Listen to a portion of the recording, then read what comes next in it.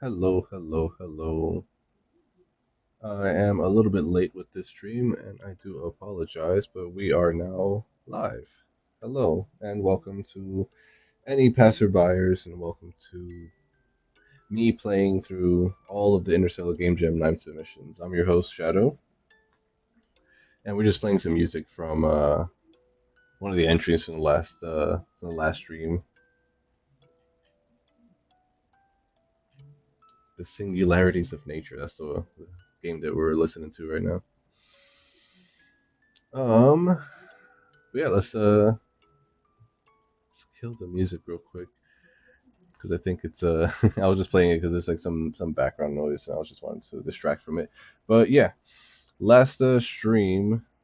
So we did two streams so far. We're now on stream number three. I don't think I introduced myself. Hello, I'm Shadow.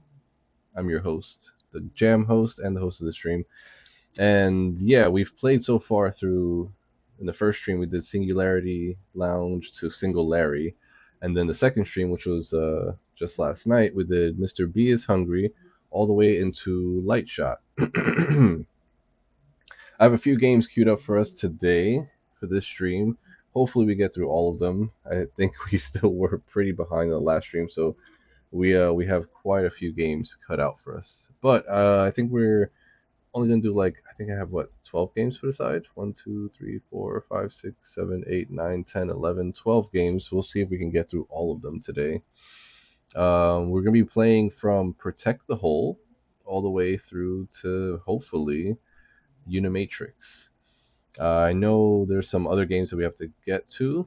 Um, on Sunday, I'm going to be hosting a bonus fourth stream because I wasn't able to get through all the games throughout the three live streams. So that one's going to start. I don't know what time. I'll probably figure something out before this stream ends. So if your game doesn't get played on this stream, stick around. I'll let you know what time. I'll figure out during the stream what time on Sunday exactly I'll be playing. But regardless, on Sunday is also the last day for reviews. I will be playing through everything, no matter what. I mean, if it qualifies. Speaking of qualifications, there has been a game I believe that I played during one of the previous streams that I may or may not have to disqualify. Um, so stick around, I guess, until the end of this stream. We're gonna try to get some viewer retention, and we'll talk about which game may or may not be disqualified. But it was one of the ones that we played in a previous stream, so it's not going to be something that we'll be playing throughout this stream. If there is a game that we play throughout this stream that is disqualification worthy, we'll just disqualify that one on the spot as we bump into that one. But yeah, no, I'm going to get on with it. The games that we have that are install only, we already have them installed. Most of these are browser-based games. We're going to start off with Protect the Hole by, how do you pronounce that name? Protect the Hole by QWUJDV. So I'm guessing this is Dev. It's probably a short for Dev. So Quooge Dev. Wow, that's a hard word to say. Protect the Hole by Quooge Dev. Like I said, it's install only, it seems. We have it installed, so we're good to go. But how does this fit the theme? Singularity is the theme closely associated with black holes. The main mechanic of the game is based on time dilation. Ooh. The closer you get to the black hole, the slower time moves, inspired by Einstein's theory of relativity. Made in Godot. This might be the first time dilation game that we played in the jam. Curious. But yeah, let's check out the game page real quick, and then we'll jump into the game. Protect the hole. You shoot with Z and move with the arrow keys. Shout out my boy Einstein. Your goal is to save the galaxy by preventing the black hole from exploding. You can accomplish this by collecting the 10 light orbs. Oh, we got another 10 light orb game.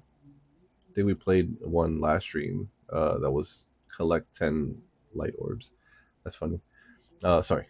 Your goal is to save the galaxy by preventing the black hole from exploding. You can accomplish this by collecting the 10 light orbs dropped by enemies. But be careful, the laws of physics behave strangely in extreme environments, and things may not always go as expected. The artwork was created by Fidraw. You can find their social media links below. Yeah, we look like we got some reviews already. Cool, cool. Should be valid. Yeah. Um, yeah. Not a lot of reviews here. Okay, so I guess we'll start off by talking about that before I launch the game. We only have 7 reviews for this game, so if you do see a game in this stream, I know like an install game you don't want to install yourself. Hopefully, you can use this review since I'm like playing through as much of it as possible. Probably gonna try to beat the game or get a high score, whatever the case is. um, Come up with your own. If you don't have like if you don't have a Windows or Linux or whatever, I know it's hard to rate it accordingly if you can't play it yourself. But hopefully you're able to form your own opinion while watching the playthrough and stuff, so we can get some of these games to get a few more ratings. But I personally will not be rating games during stream. I'll be doing it after the final live stream, so you won't know exactly what I'll be rating it. So come up with your own, judgment and stuff. Another thing too, like I mentioned with in the last couple streams, when it comes to browser games and download games, I know I keep bringing it up, but download games typically tend to get less ratings. So it is normal for this game to kind of have on the lower end of ratings.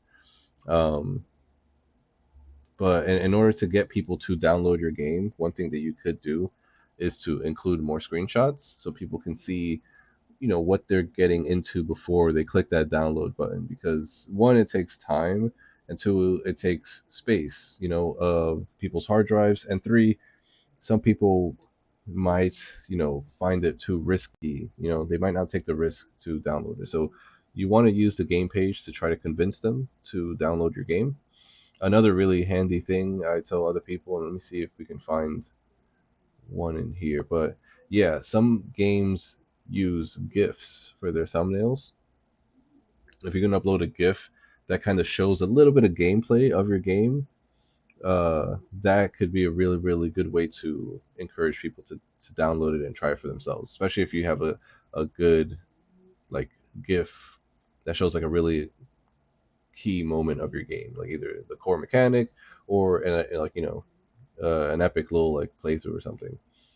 You know, but yeah, like over here, there's gifs of the gameplay mechanics, but the gif over here is, just kind of like the main menu more or less, but like the main characters of the game essentially, and it showcases the art style, it showcases some of the animations and stuff, and the vibe of the game. And then here you can see some of the gameplay of the game. That can help people, be a bit more confident in installing the game, and could lead to more ratings and more gameplay. More people playing the game is kind of what you want. But yeah, let's jump into the game right now. Let me switch over so I can launch the game. Protect the hole.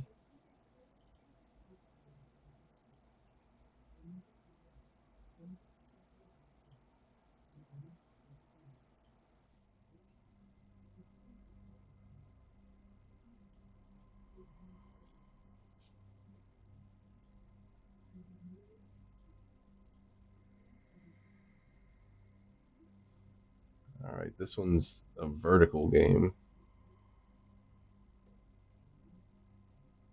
Not sure how this is gonna work.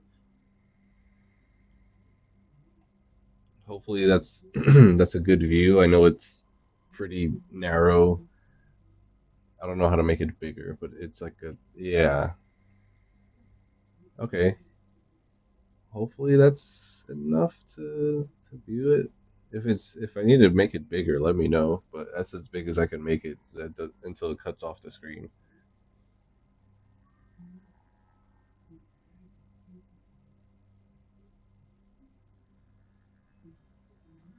Yeah, like that's about as big as I can make it. Teach you boy some manners. He pulled his tongue while taking the picture. Huh? I don't know who that is. Um, All right, let's jump into it. All right, so we got some background music, we got some sound effects. I don't know how to play. Did I miss the control somewhere? The closer you are to a massive object, the experience of time gets weirder. Things seem to be really, really slow. While piloting, be careful with your fuel. The closer to the hole, the faster the fuel will drain. You shoot with two and move with the arrow keys. To secure the hole, you need to collect 10 or. Wait, what? Two?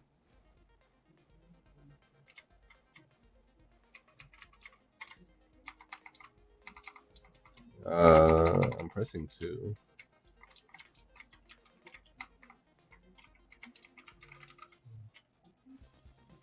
How do you shoot?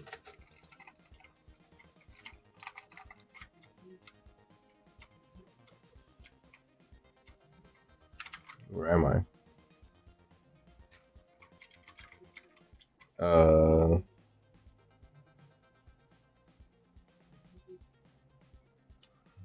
where am I? Hello?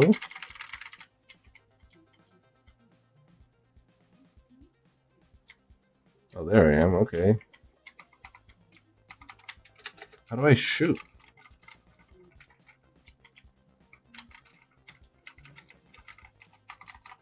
Hello?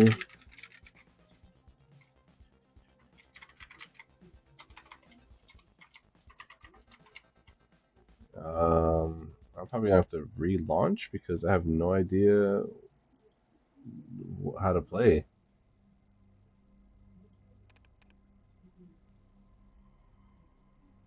Okay, let's try that again.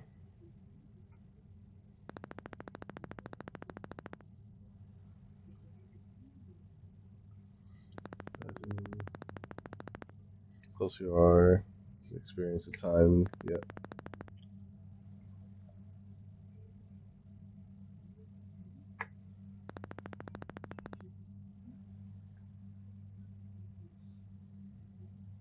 Okay, faster fuel will drain. You shoot with two, or is it Z? Oh, it's Z. It's Z, isn't it? Hold on a second. Let me look at the game page. I'm pretty sure it did say something. No, it's Z. Oh man, it's Z. I can just hold it. Okay.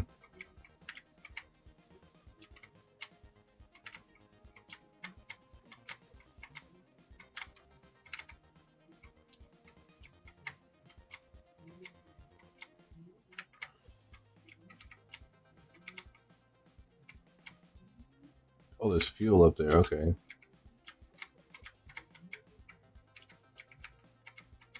Did I collect? Oh, I gotta collect the orbs. Oh, right. Collect 10 light orbs. Yeah, yeah, yeah.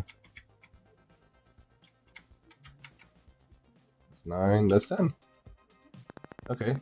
Mission completed. You secured the hole. Okay. Oh, that was it.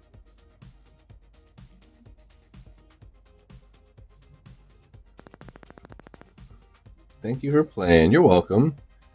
Okay, I have to play that again because I now that I understand the controls, we can try to get that done faster. You just hold down Z. I think the strat is just kind of because it doesn't seem like I have health. I thought I had health, but it kind of just like linger up here.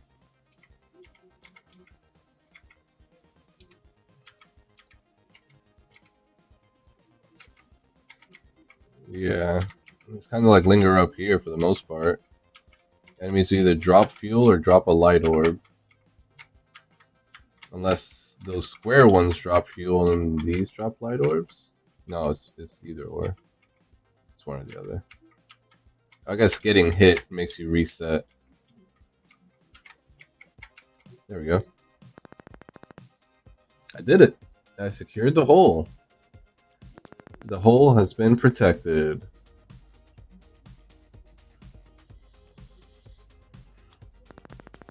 Thank you for playing. You're welcome. Um, Yeah, so I guess we could talk about the game a little bit now. The premise of the game is fine. It does definitely fit the theme. The time dilation aspect of it, I like the mechanic, but I feel like you didn't lean into it too much. Like there could have been a bit more you could have done to lean into the time dilation, and because it was like I felt like when I was further from the hole, it was a lot easier. And then when I was closer to the hole, it was a lot harder because one, like the hole, when you get into it, it resets you outside of it, and you kind of could potentially get stuck in a loop of just getting sucked back into the hole over and over again. But that's like if the player's reversing or just like not aware of their position. Um, it seemed like I personally, like my ship, didn't have any health. It was just if I got hit by a particular object, I took damage. Um, and then I would just reset. So I had like one hit point, and then I would reset. There was no like real like severe consequence for taking damage. Like the bullets weren't really doing anything to me. I guess they were attacking the hole that I was protecting, but they weren't, I guess, doing damage to the hole. Like I didn't see a health bar anywhere for either myself or the hole. You could try it again, but yeah, I don't see a health bar for myself or a health bar for the hole.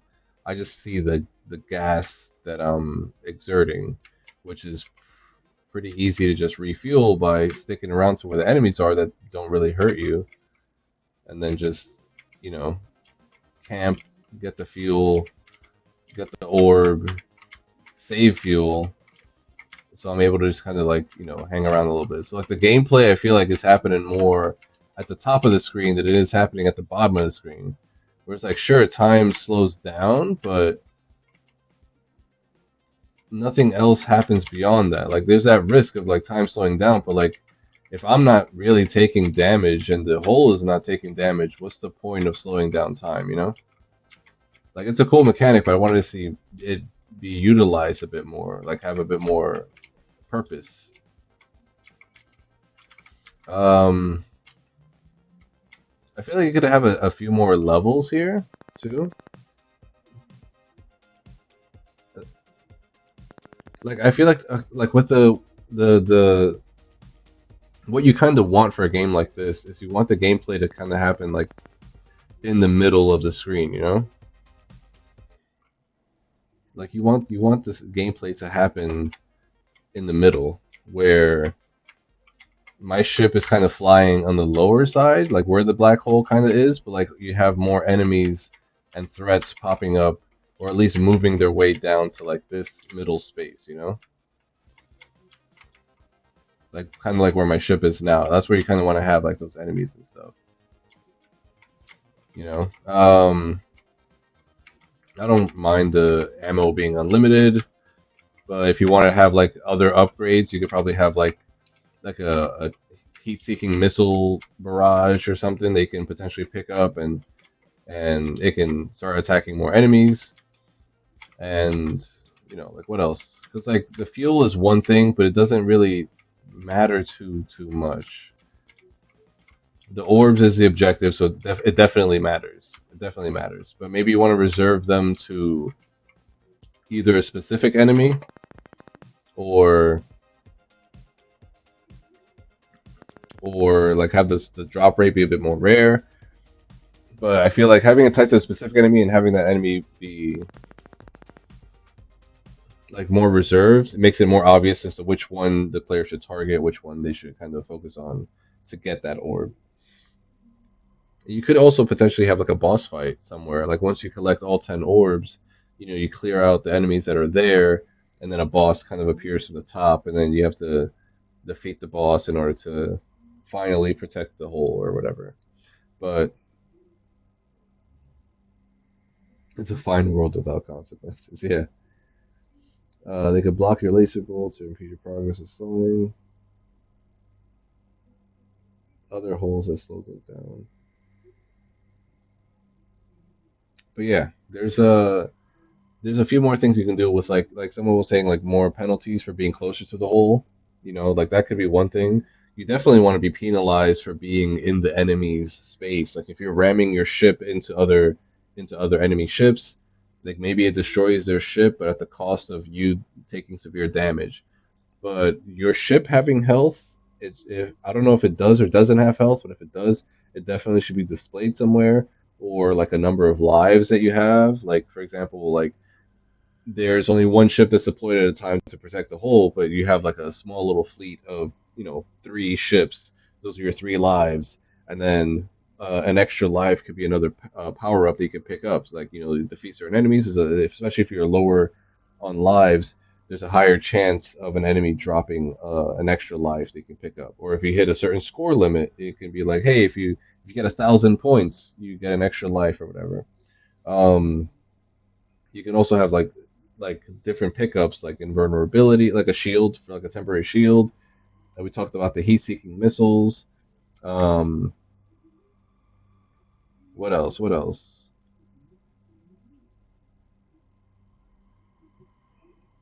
But yeah.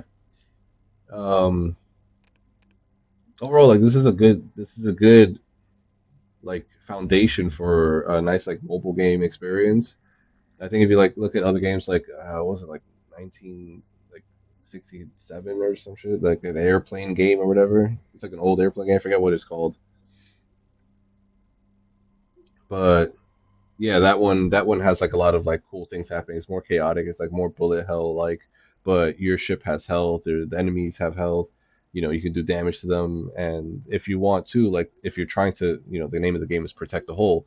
If the black hole itself had a health bar, having that be displayed somewhere too, or at least have the black hole change size, shape, color, whatever, to indicate that it's taking damage. Um, and also too like adding a few more sound effects too for picking up certain pickups, for taking damage if you reset, if the black hole takes too much damage, or if you hit an enemy ship and the enemy ship blows up. There's a lot of like more sound effects you can add in there to create more juice for the game, and some screen shake, if you take damage or whatever, or if enemy ships take damage. And yeah, there's a lot of cool stuff you can do if you keep on pushing forward with this. But yeah, that was uh that was protect the hole.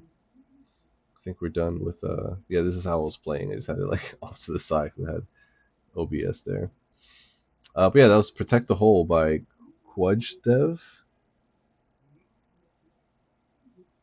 But yeah, if you want to check it out for yourself, it is like a nice little fun game. Also, yeah, like another thing too is like a little high score system or whatever. Like if you are adding more like things to the game and stuff, having like a point system. So when the person is shooting, ships and stuff and collecting pickups and stuff, there's you can get like a high score, and then when you defeat the boss, maybe it's like a little personal high score system that you can try to, you know it would allow for more replayability, so the player can, try to beat their score and want to play the game some more too. But yeah, next up we have Slime Game by Coco Jambo 1. It's a fun name to say, Coco Jambo. um Doing pretty good for rating so far. Definitely check the game out too. Same with the last one. It says, how does your game fit the theme? Some. Yeah. Okay. Let's see how many of those sums will be how you fit the theme. It's made in Game Maker. Heck yeah. Check out the jam page real quick. Oh, there's nothing here. Also very bright. Check the comments real quick. Yeah, it was a nice find. Black hole. It says maybe a time limit where you're close to the pole. Hang around too long could get sucked in. Rapidly take damage or lose some ability. Yeah.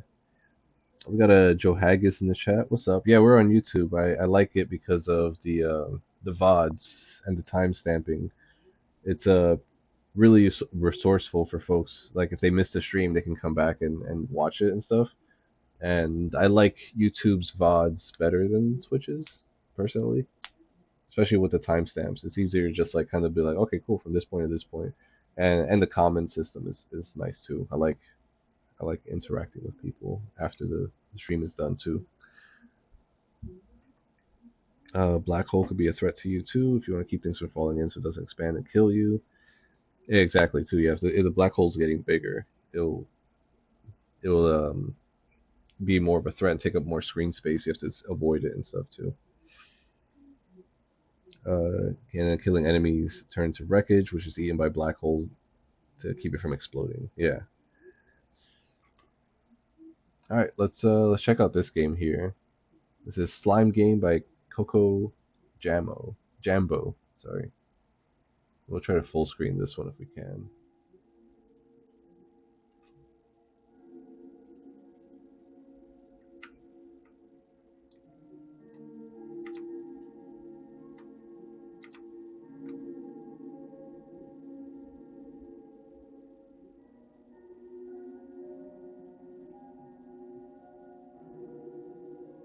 That's loud.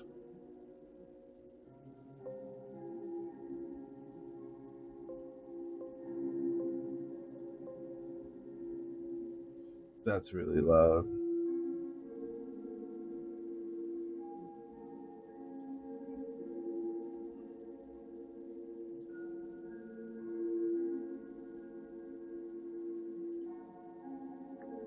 Oh dang.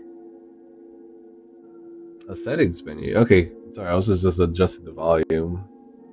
Music probably off. Sorry, that is really really loud.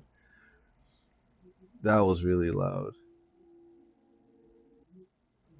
I had to lower my volume drastically just to kind of hear myself there. That's better. All right. There is a settings menu, but it's just for music on or off. I would have preferred a music volume slider. One, because the music is hella loud. It was making my headphones like vibrate.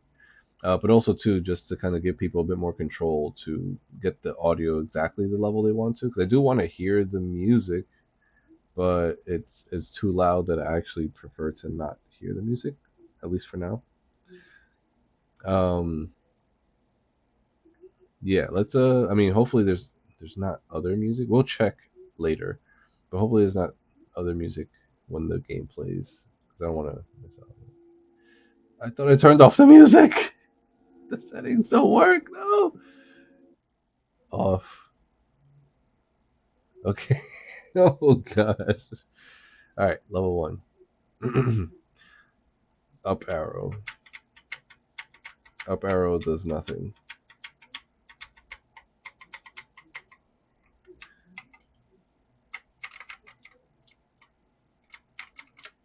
Okay, so first off, there's no controls listed anywhere. Um, I have to figure out how to play the game myself. Seems sounds right. Left arrow, right arrow for those playing at home, and then you press spacebar to jump.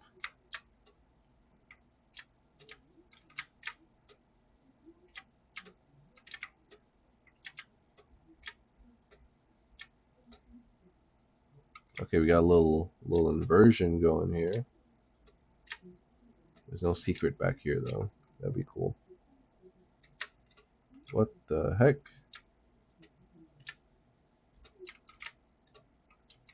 So I guess while I have the ability to talk, since the audio's not too loud, I will say like adding some sound effects for moving around, for jumping around, for taking damage and resetting. I think that would be really useful, really important. You have the settings menu, which only had the music on off option, but again, with sliders, having those sound effects in there, being able to adjust the volume of the, there we go, being able to adjust the volume of the sound effects volume as well. Okay. All right. Tap out of it. Interesting. For the first level, you introduced the up arrow mechanic to flip the screen, but for this level, oh, I failed. For this level, you opted to just do a simple platforming section.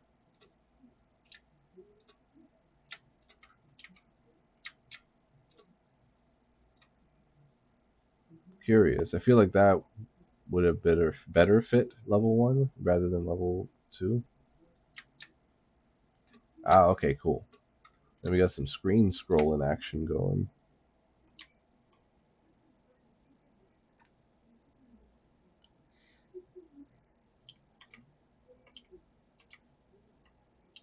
Okay, okay, okay.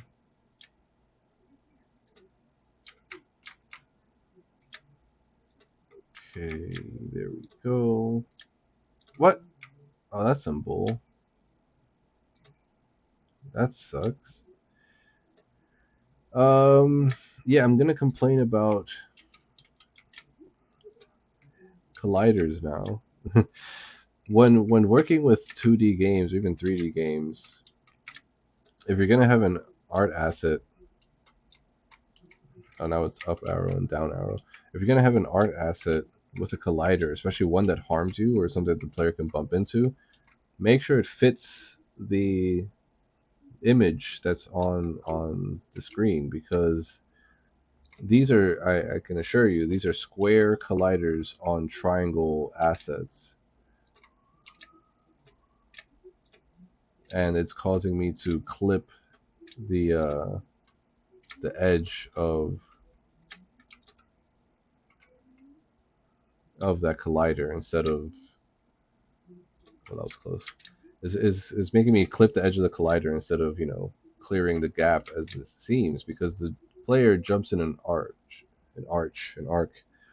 They don't jump, in a square pattern. So there's a pretty high chance that when the player is descending or ascending, that they'll clip that corner of the collider and then trigger that fail condition.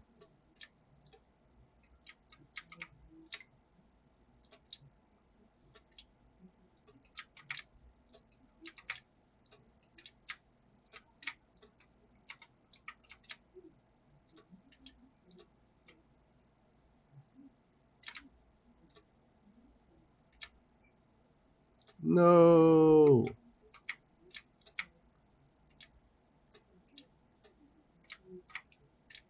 See, like right there, exactly what I was talking about.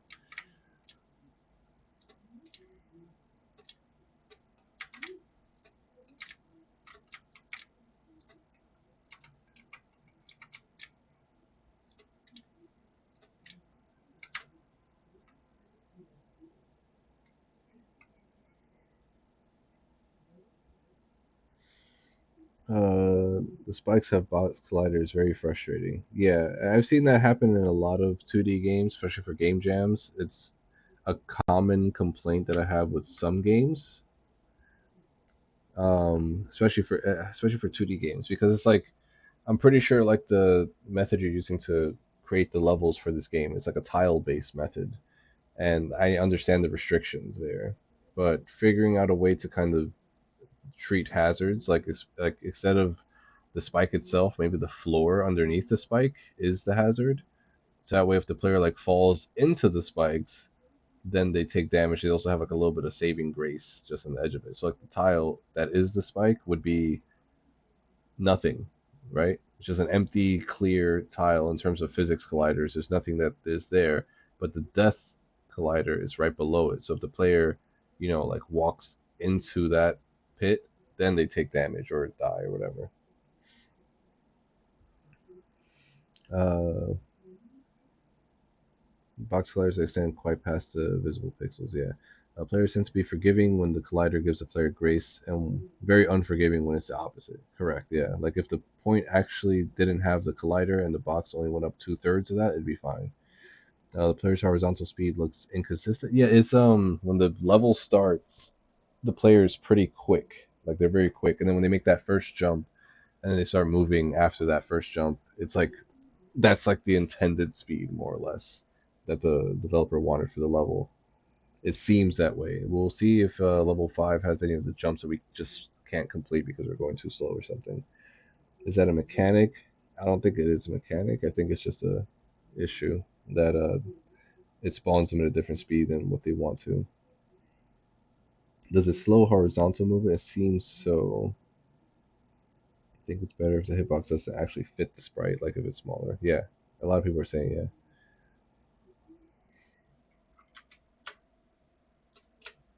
Let's try to complete this level. Okay. Yeah, like what the heck? I was going super fast right there too. Yeah, the player speed does seem a little inconsistent. Like that, like that.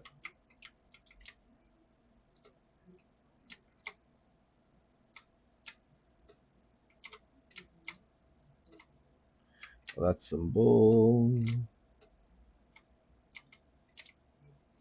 There we go.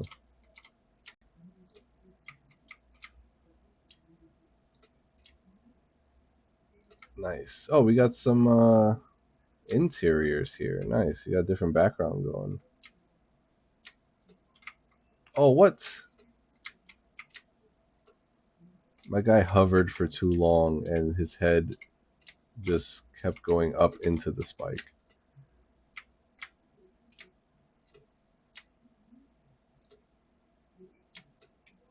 Mother fluffer.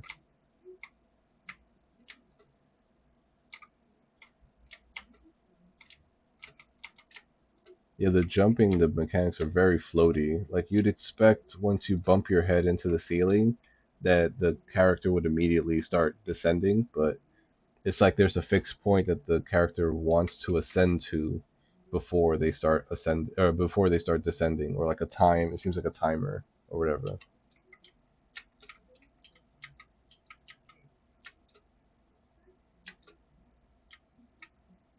How the heck am I supposed to complete that one?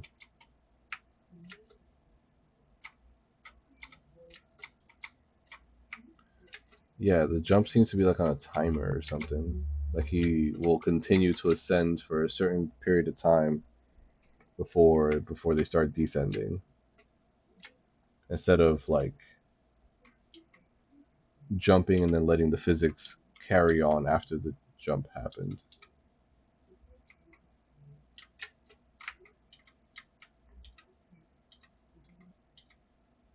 Like how do I approach this one? Because if I go to the edge, I am safe from the spike because I'm hovering over it. We established that the collider is a square that if I fall into, I take damage. So I have like two squares of space to move and jump. But okay, there we go. And of course, I don't know if I'll be able to finish this level. I might call it after a couple more attempts here because this is starting to get frustrating.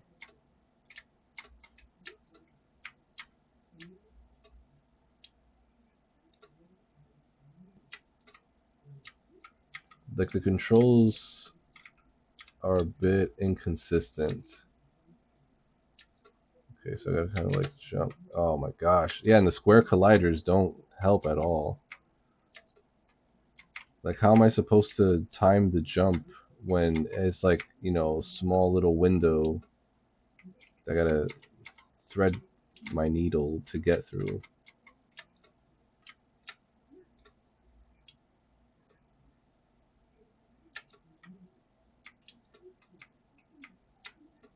Hold on a second.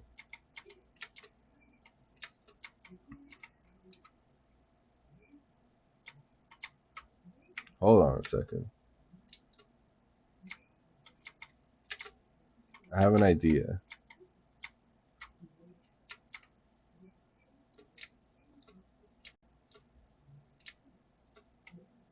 Never mind. That was my idea.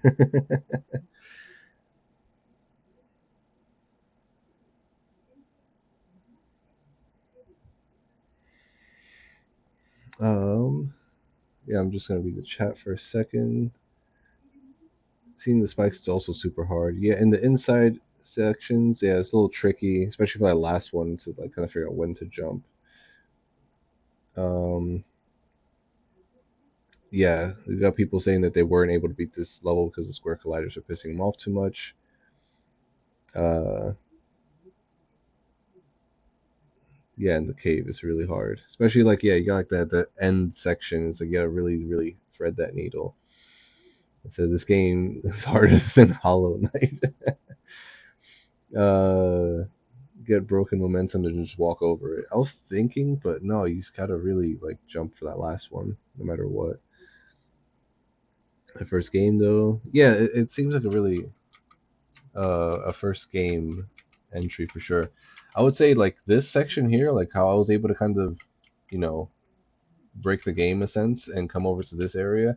I would feel like really like if I had a aha moment, if there was some sort of extra path here, like another arrow to the right that could just go from here all the way to like down here or something. Like that'd be really cool if I can bypass the cave by going around it, by creating like branching paths for the player to explore and experiment with. I think that would be really sick. Like that's one thing I feel like it's a missed opportunity for this game jam entry is you introduce the arrow mechanics and it's like, all right, cool, like you're pointing here, you're like, all right, telling the player, cool, jump here so you can go there, and then there's an obvious path for the player. But then over here you have like this not obvious path where like I can tell now you didn't intend for the players to go over there. You figured, oh, if the player's gonna go over here, they're gonna jump and die, and that's the point, right? But I feel like if you leaned into that a little bit more and created a secondary path up here, uh, because I see spikes up here, and I'm just like, why are there spikes up there? Like I feel like over there is like where you would want there to be. It doesn't matter what's up there. You wouldn't set dress it like this because it has no purpose. So I was going through there. I'm just like, that's interesting that there's spikes up there, and then that's what led me to kind of experiment with this alternate route to try to see if there's a way to get up there. But there was nothing for me. So I feel like leading into certain things like that, especially since this is the last level, going all out and just like having fun with your mechanics and just like really just forcing the player to kind of experiment with it in different ways, unique ways, especially for a game jam entry, you kind of want them to, uh, like not just stress test the game itself and be like, look, this is the game, check it out, but also like, oh damn, but also like being able to test your mechanics in really interesting ways and seeing if the player can, try to overcome certain obstacles. I can't get through the cave. It's too hard.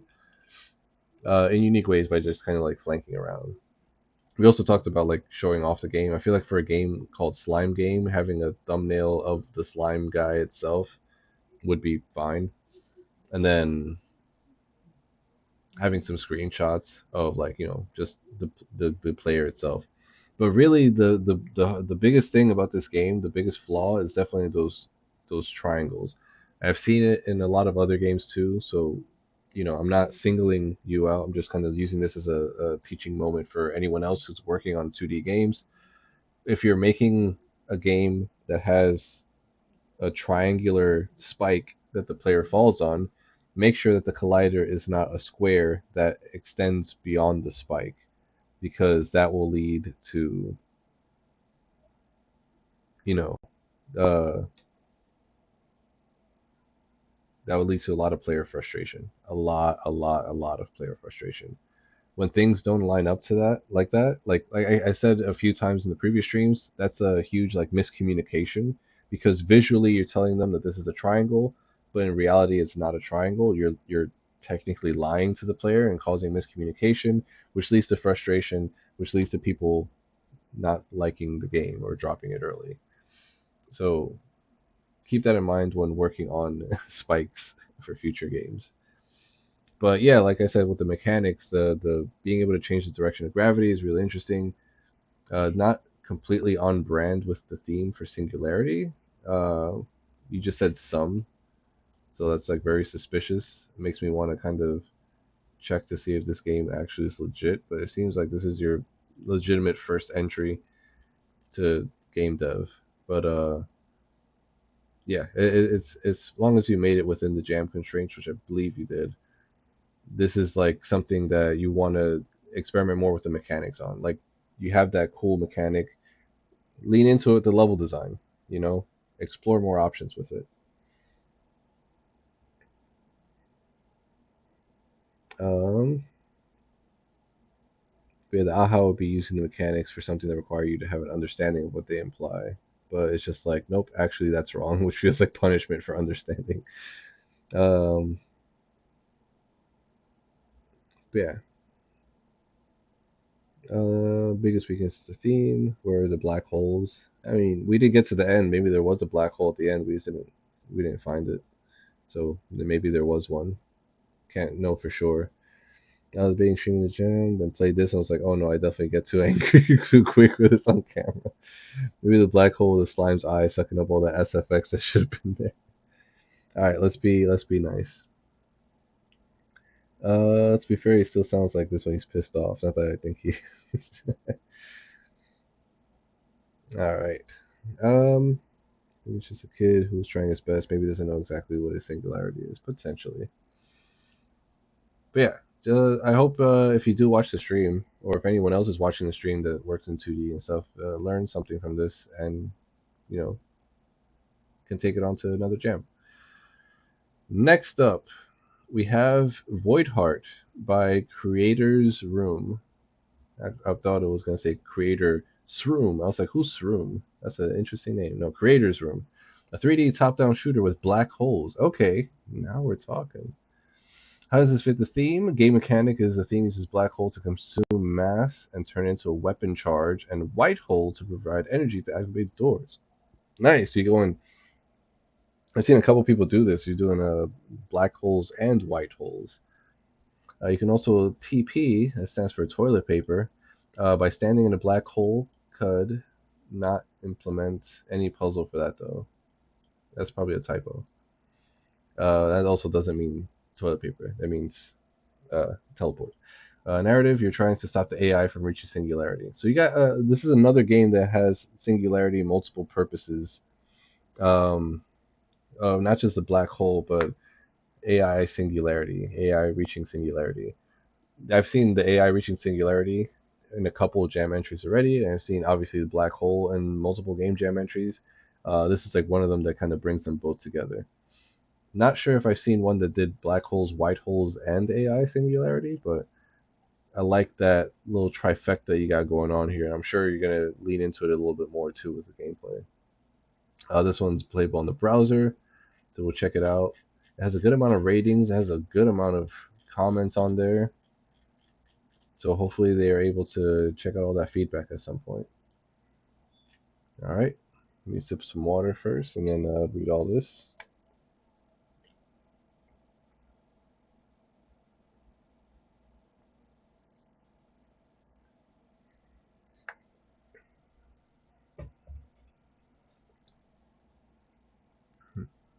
All right. I got a volume warning in the comments. Let's do this for now. And then we'll then we'll fix it if we can. All right. Void Heart. You have successfully located and infiltrated the lab where some shady business is taking place. But before you can relay this info to your captain, you lose your contact and learn about a captive. Fight your way through to save the world. Main mechanic, you can shoot black hole, which can consume the boxes, as well as some dead enemies to recharge your weapon. Health is the green, okay, and then weapon charge is the little number in the blast. I feel like we haven't jumped into the game yet, but based off of these screenshots, there probably could be a better UI element for the weapon charge. One, so it could be like more on par with the health for your character, but also by itself, it looks like it kind of like is hard to read with different background elements. So that's why, like with the health, you kind of have it within its own UI, so it's easier to read in that regard. Um, Maybe not for the green health, but definitely for the red health. But that being said, yeah, for the weapon charge, having it have its own UI element, and on par with this one, so it's easier to read. Like you'll have like its own like personal background, so you can read the percentage number a little bit better. And also you have like that meter filling up for the health. It'd be cool to see a similar meter for like a weapon charge. You could probably do like a if you're using like the same red as a nothing for the weapon charge, you could probably have like a red background with like a blue meter filling up as like the energy weapons charge or something. Just some thoughts. I know we haven't jumped in yet, but just some initial thoughts since we're looking at all this right now. Controls WAC to move, heck yeah. LMB to shoot. Hold RMB plus LMB for 3 seconds to shoot black hole slash white hole. Scroll change between black hole and white hole. Alphanumeric 1 or 2 to change to choose black hole, white hole, respectively. Okay, so scroll wheel. You got some options there: scroll wheel or 1 and 2. That's good. This is kind of giving me Portal vibes. I know we haven't jumped in yet, but it's what it kind of feels like to me. We'll see if that's true or not. Press E to talk while standing close to the door. Okay. Place white hole on rings to activate the door. Tip: you can teleport to white hole by standing in black. Hey, I knew it. Yeah, portal. You can teleport to the white hole by standing in black hole. If you get stuck, restart the game. All the assets were made during the jam, except for the fire particles, which is Kenny's, which is fine. Known bugs: the game gets more lag with time due to a bug. If you click right mouse button, left mouse button instead of holding, you won't be able to shoot the black hole. Okay. I mean, I feel like that's you explained it here, so I think that's okay. And the PS, the bugs are resolved. We'll update the game once the voting is over. And like we mentioned in the last stream, I haven't mentioned it yet. There's also the Post Jam Productions Post Jam Game Jam. So if y'all are working on updates for your games, your entries for this game jam, you can also submit it to the Post Jam Productions Game Jam and show off those updates to your jam projects. This game jam is all about updated game jam projects. So if you want to submit to that, feel free.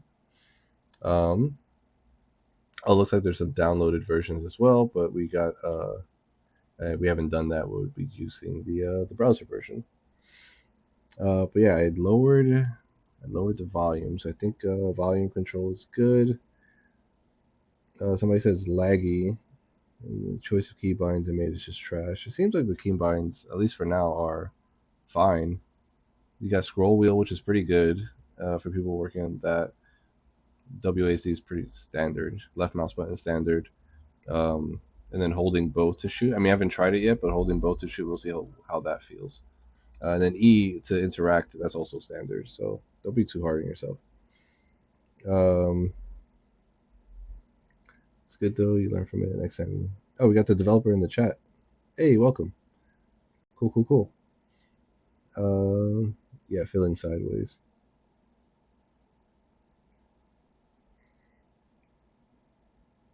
Yeah, exactly. Having like a gun color. I didn't realize you're in the chat. Would have looked at I would have looked at chat while talking about all that.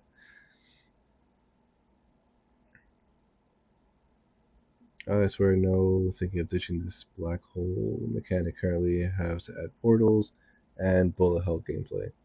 We'll see how it all plays out. I'm curious because it looks interesting from the screenshots. So, like, I am interested in playing this game just based off the screenshots. So he did something right by showing us some of that there and showing us some of that here. For this page, however, I would say maybe 1 or 2 more screenshots, especially. I guess it does show off the UI elements. Um, yeah, like maybe 1 or 2 more screenshots just to, like show off like the main menu and maybe like something else too. But like I'm already just off this like the way you have the page designed too. That's another thing too. A lot of other people like we seen with the last game, it's just like a bright white page with like no decorations whatsoever. Like you have some UI elements here explaining the game too. Like before I even get in, I know how to play. So that's really good. So good job on like the description there and the background as well. It looks like that's like one of the textures you use for the floor in the game. That's really clever as well and makes me feel like it makes me a bit more immersed in the game. But yeah, let's check it out and we'll full screen this. Hopefully it doesn't stretch out too much.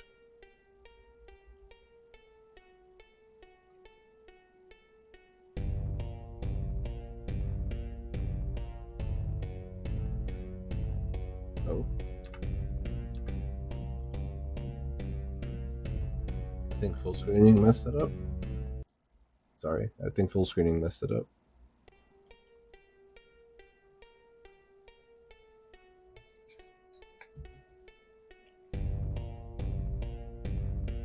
There we go.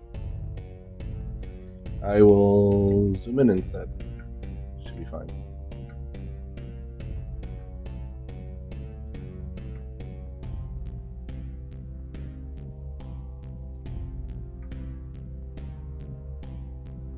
Unless it's fine now. Let me see. Okay, seems like it's good. Alright. Right click, enter, or space to continue. Oh, I was reading in the bottom. I successfully infiltrated the lab. Commander. Come in, Commander. Static noise. Hello, help. Can someone hear me? Help, please. Who is it? I I don't know. I was captured. I can't remember anything after that. Can you tell me where you are? I think it's a big space. Some kind of lab, I think. Don't worry, I'll save you. Hang tight. Thank you. I better find her fast and figure out a way to end this before the AI reaches singularity. Oh. Okay, okay. I can see the I can see the collider through the shader here. That's interesting. And I think because I'm playing widescreen, I'm able to see things from outside the map. No, I think that's just there. I do see that over there though. And I think I broke the game again. I think I broke the game again. I'm sorry. I'll just stick to full screen once it happens.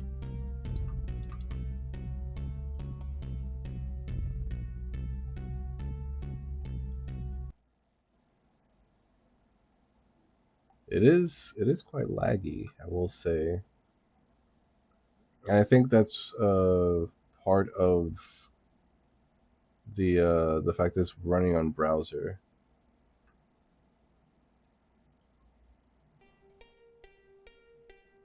Okay, we'll wait for this to play out. We'll full screen it just one time.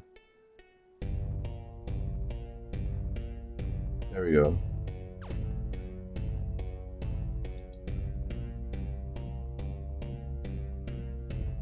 And we already got the dialogue. Okay. Left click to shoot. Shoot the violet door to open it. I think I shot it by accident. Oh shit!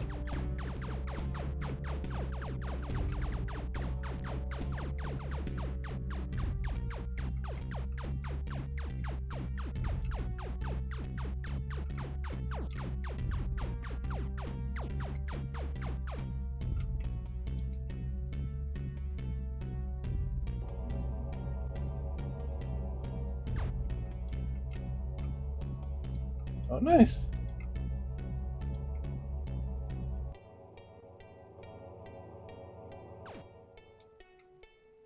There we go. Okay, now we got some ammo.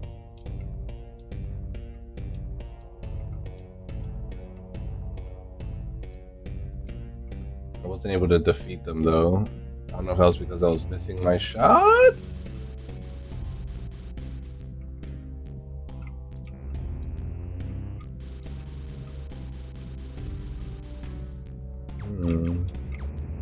Oh.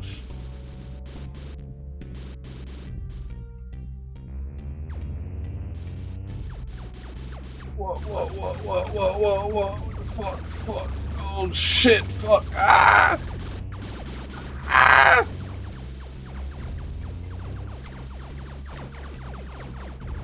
Run! Run! Fuck!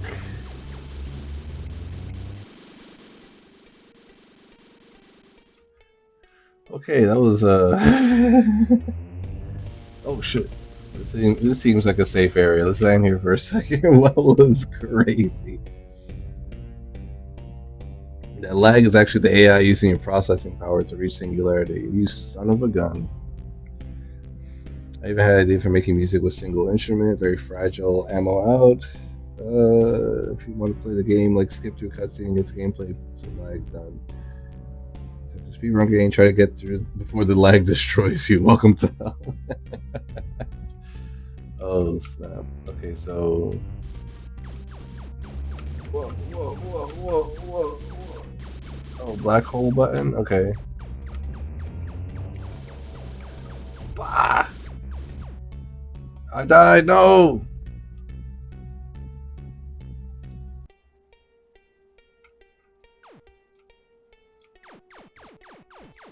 Run!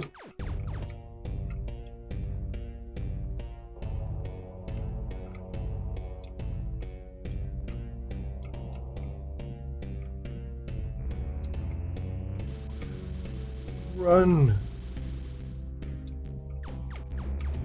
Ouch, ouch, ouch, ouch.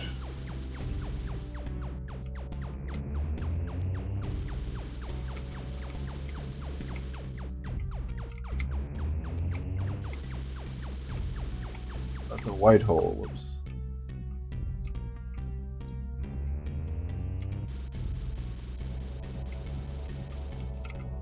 I wonder, can I... Locked. Hey, help, please. You're the one I talk with on the radio. The door is locked, can't seem to open it. Hang tight, I'll find a way. Oh, chill, chill. I thought I could enter portals. I guess you said that mechanic doesn't work yet. Oh, space. Oh, fuck. Oh, space. Okay.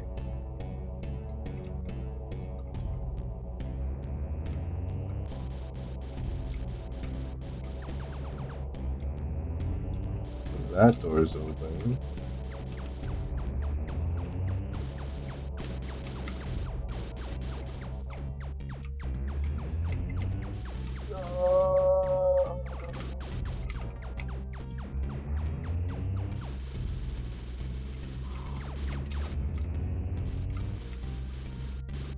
I'm about to die.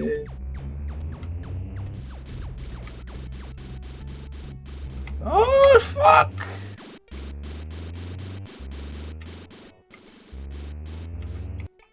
Fuck. This computer seems to be handling way better than mine.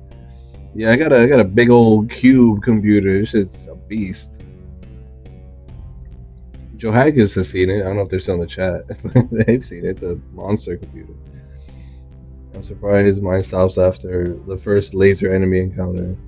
I killed the first baddies and couldn't progress because of my trackpad. Something a lot of the older games did before mice were common. Instead of alternate fire controls on the keyboard. Alternate control being left click, alt being right click, keep that in mind. Explaining the time before mice were common makes me feel fucking ancient. LMAO. Dummy thick. Yeah, my computer is a big boy. Alright, we'll try to beat this. No guarantees because I kind of know what I got to do, but getting hit is a problem.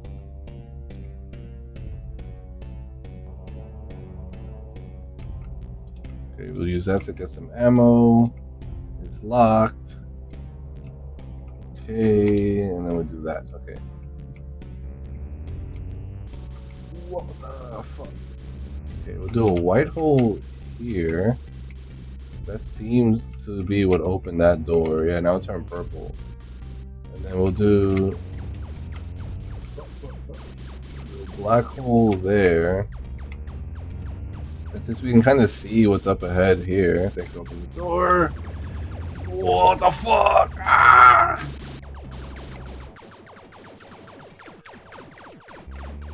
Fuck!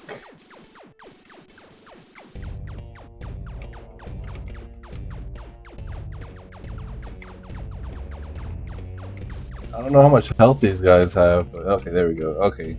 I should probably just start shooting these things, huh? Okay. Maybe not these guys.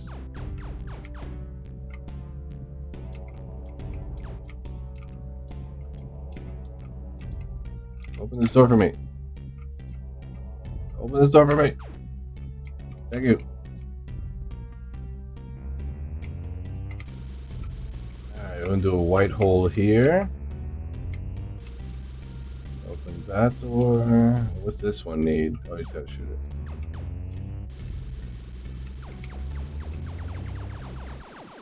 What does this door need besides me not getting shot the fuck up? God damn. Okay, that one's another black hole.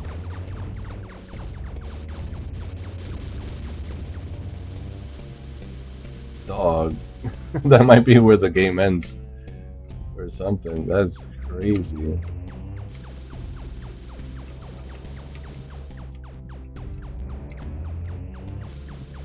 Okay, I'm gonna just die real quick. Okay. We gotta fight some of these enemies. I'll try to fight that turret first before I do anything, just because I wanna know. Come on, come on, come on, come on, come on, open that door too. Thank you. I wanna know how many shots it takes to take them out, so I can know if I should prioritize other enemies or not. 4, 5 shots. Okay, not bad, not bad. 5 shots.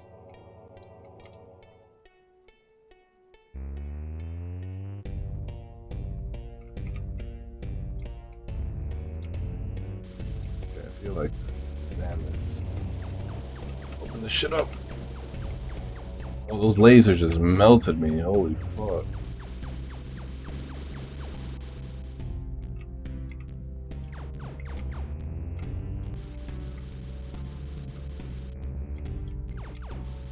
Why is this one not opening up all of a sudden?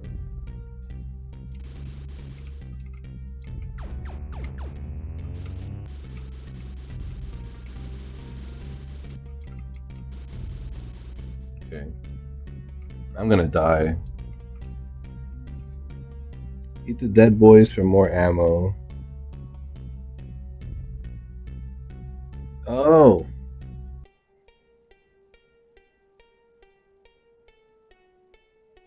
Can the black holes eat the red boys? When dead, yes. Oh, okay, okay, okay. Hmm. I'm gonna die here.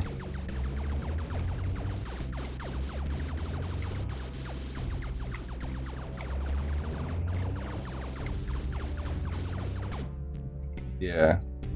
There's too many baddies.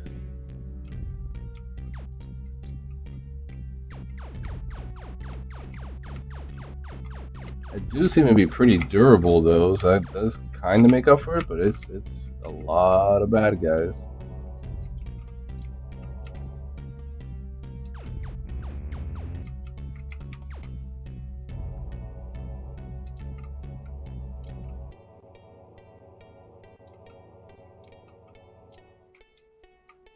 That doesn't work.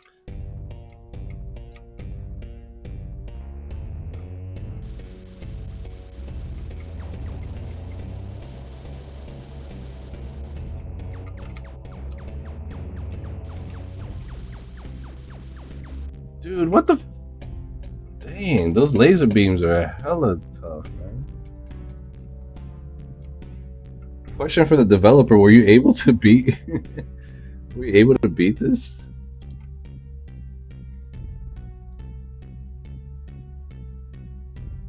Oh, you added full top down. Okay, cool. Yeah, because I was gonna say for like this camera angle, like if you had it so I could at least rotate the camera. I know it's a twin stick, but being able to kind of see the other directions with like the same like perception would be helpful. But if it is just full top down, then I guess that works too.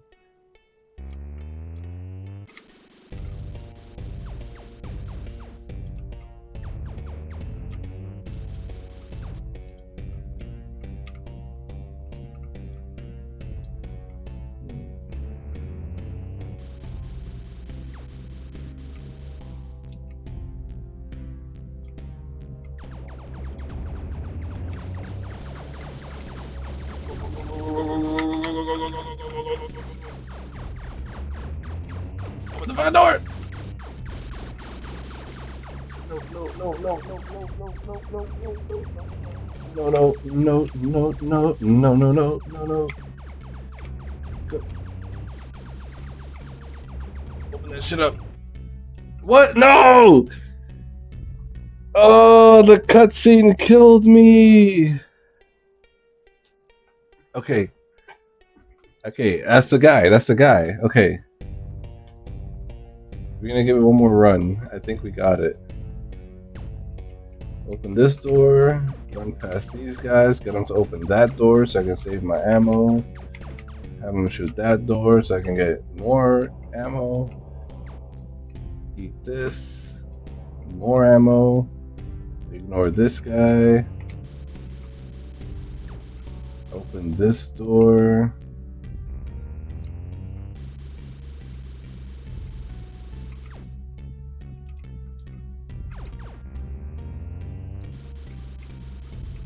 Go.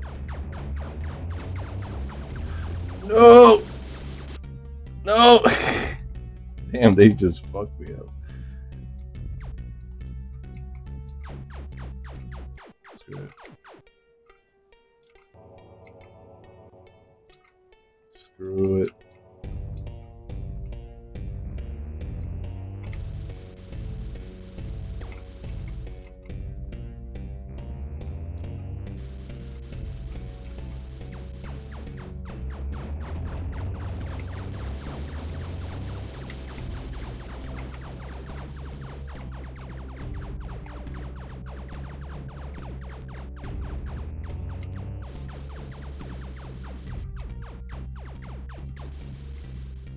Ooh.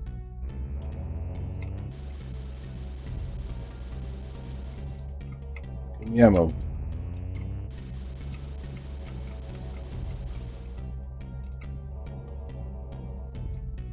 Okay.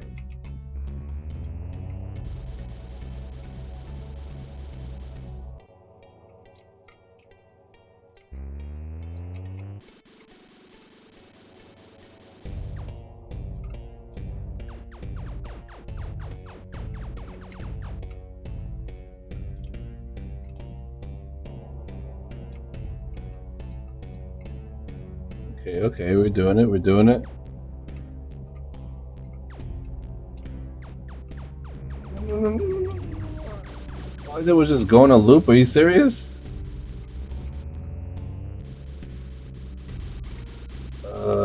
Yeah.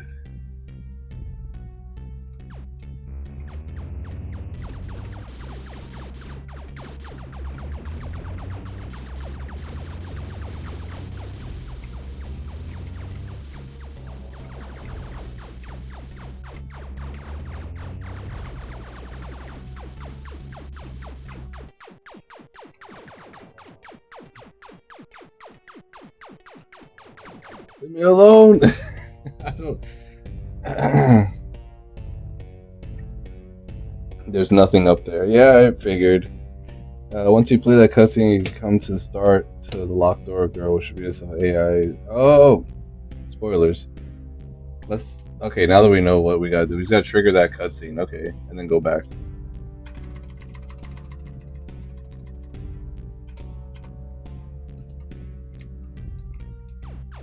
Pew! Pew! We need this just so we can kill those two guys to trigger the cutscene. We get this. We go here. We do bop. We do that, and now we charge. Charge! You open the door. Ah!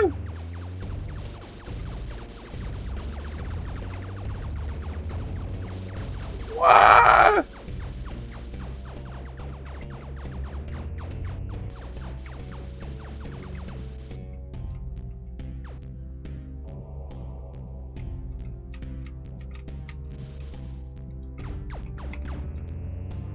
Oh, wait, I don't even have to open the door. I just trigger the cutscene.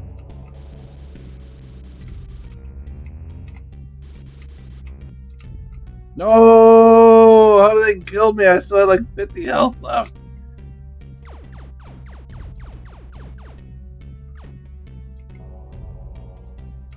That sucks.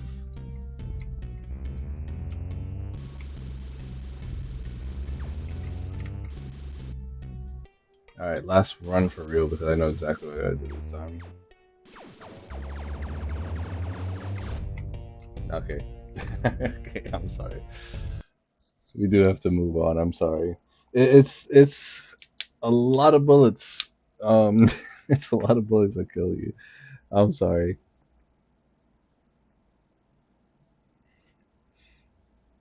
It says salute. I quit it after a few tries this version. Gotcha. Sorry, I really we were close, but the amount of damage you take is crazy. How fast you take damage. I will give you some tips too if you want to continue working on this as well. Um, Having some iframes when the player takes damage, so it's like a little bit of invulnerability. So that way, when there's like a whole bullet barrage or like a beam doing a whole lot of damage over time, they don't take too much damage immediately. Like they're able to take some damage, wait a second, then take some more damage. And it's easier for the player to kind of calculate how many more, how much time they got left, while under fire or whatever. Um, Having there be some visual feedback in terms of like some screen shake and some audio feedback, getting hit. So that way when you take damage, uh, the player knows that they've taken damage. Because there were some instances where I had like a good amount of health, and I went into an area and then I just died randomly, or at least it felt like that because I wasn't aware that I was taking damage. Um, and also when the enemy takes damage too. And then when the enemy's destroyed, because the enemy seems like they have health. You don't have to display their health. I know there are a lot of games that like doing that. I don't think you need to here, but at least letting me know that I've hit the enemy, uh, you know, could be very, very informative. So that way I know how I should manage my ammo and stuff like that. That being said, yeah, and then also an enemy destroyed sound effect too. Maybe add in some footsteps sound effects. It seems like you already have like door opening sound effects and stuff. um but yeah, there was like that one area off to the right. They had enemies behind the wall. It did feel like that was a little bit unfair to the player. I don't know if they were able to destroy them. They might be able to, but not being able to see them clearly is a little bit a little bit misleading to the player, just like not being able to see them. You can see the bullets and you can take damage. I'm assuming you can shoot them back. But that like little visual like distinction, it kind of goes against what you've shown off throughout the rest of the level, where the entire level is like you're using it as a wall, but in that section on the right, you're kind of using it as a window in a way. Um, Being able to break the glass, if that is your intention, being able to break the glass when either you or an enemy shoots through it to reveal the enemy, I think could go a long way with the visuals too. I did see some typos and some grammatical errors in the dialogue. Uh, I would say definitely check those out and fix those grammatical errors. I don't have. I'm not going to go through all of it because it seems like I haven't discovered all the dialogue either, so I don't know how much of it is or isn't grammatically correct. But from the intro dialogue, it could go a long way of using some extra periods and commas uh, to kind of space out the sentences a little bit better in the flow. Um, but yeah, no, I did like the black hole mechanics of like shooting the black hole, it's sucking in the boxes and kind of refueling your gun. I did like that. I liked also the teleportation mechanic too.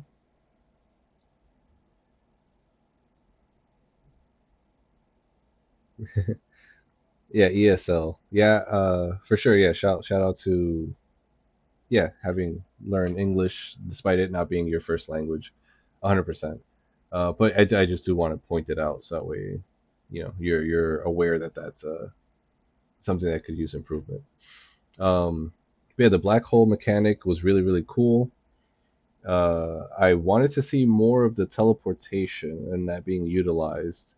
Uh, like maybe having to shoot a black hole or a white hole through a glass or whatever, through a window that you can't walk through, in order to be able to kind of like teleport through it, to kind of like you can tutorialize it that way, like lock the player in a room and then force them to use that to get out of the room. um and it also would be really cool to fully be utilized in combat. I probably myself, I probably could have done better to utilize it in combat, but there was just way too many bullets that I feel like my efforts are best spent avoiding the bullets rather than trying some unique ways to combat them. Because each enemy takes what was it, like 5 shots to defeat. At least the turrets did, and I wasn't too sure how many how much percentage my gun was draining per bullet shot.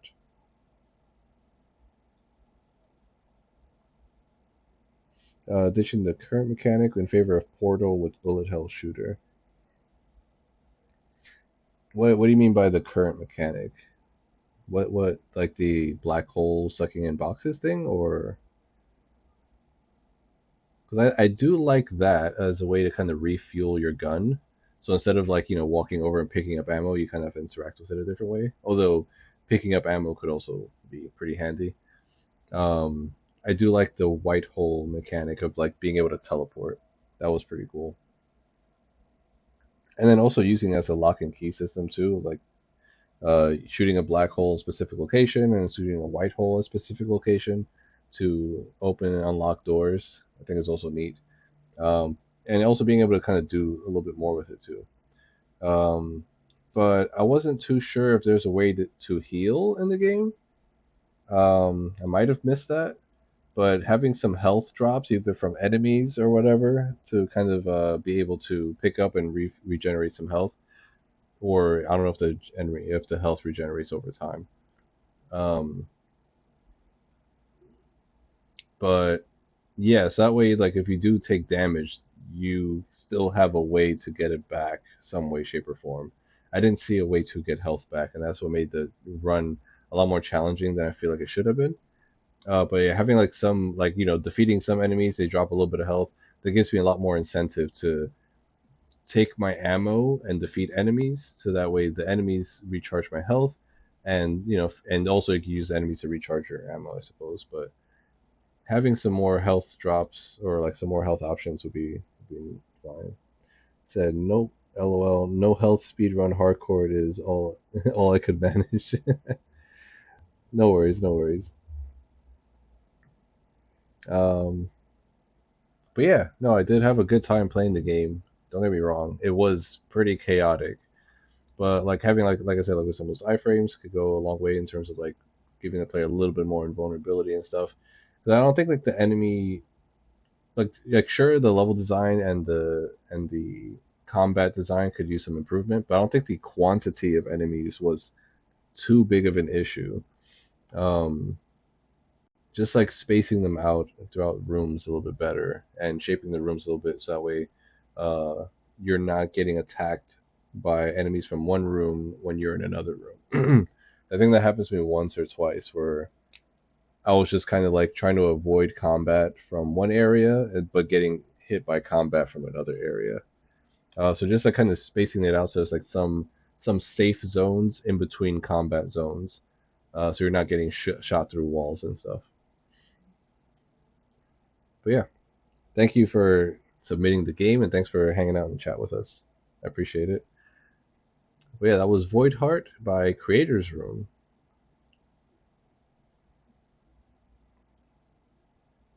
Sip some water real quick.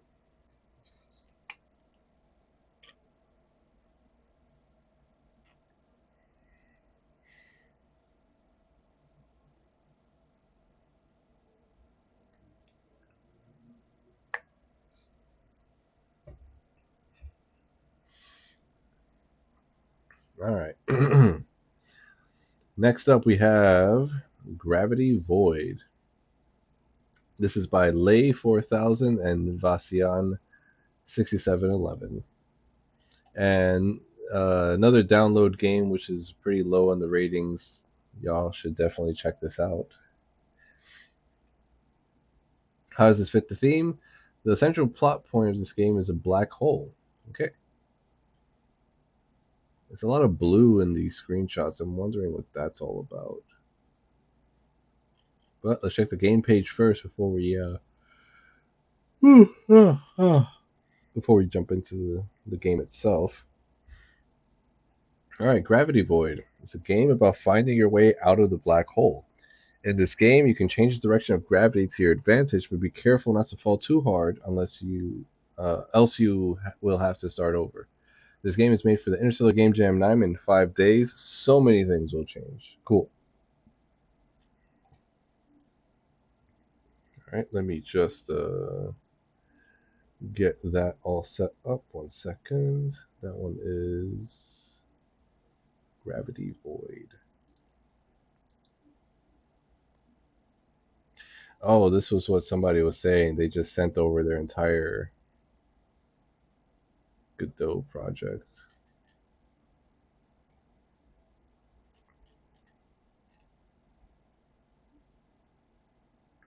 Whoops.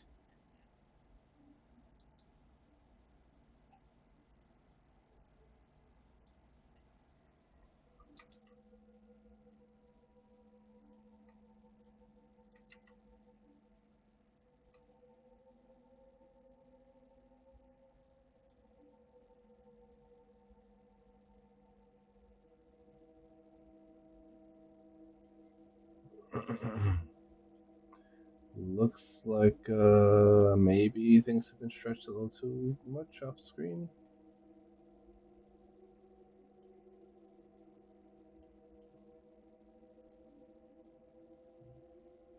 No, I think it's fine. I think I think it's fine. We'll see. If it is displaying the name somewhere up top, I don't see it, but it looks like the bottom is perfectly in line here. But yeah, that's a nice black hole shader going on there for real. It doesn't loop properly, but it looks like it's a GIF of some kind. I thought it was a render. Got the accretion disk, all that. Nice.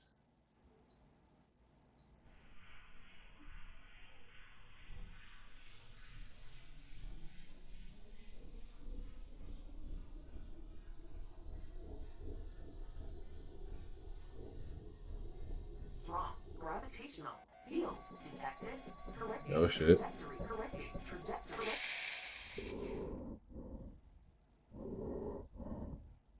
Oh shit. And then you turn into spaghetti.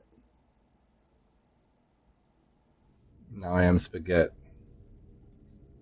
Welcome to spaghetti. Controls WASD movement, LMB is to attract, space is to jump. Oh, space is to jump, shift is to sprint, R is to restart, escape is to exit. You need to get to the black hole's center. You have a limited number of attractions. Try to use as little as possible of them. Have fun. Oh, and there's my gravity charges at the top left. Okay. Attract. What does that mean, attract?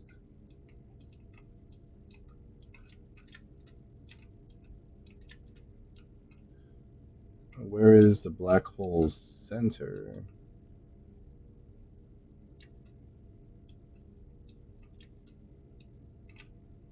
Oh,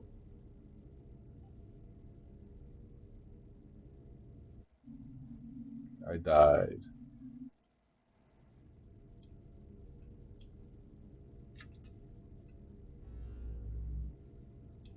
Okay, look in the direction and I'm able to do that. I wonder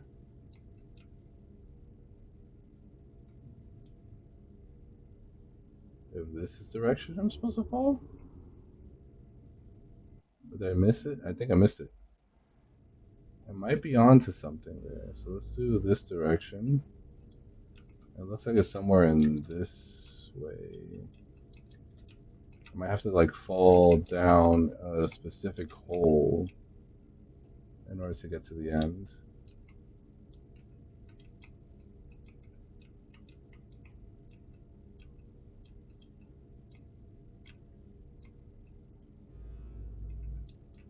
Okay. Oh, oh, oh.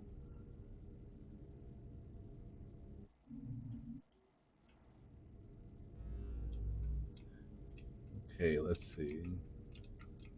So not there. This is confusing because I don't know like where I should be going. There's no like indicator of what the end is here.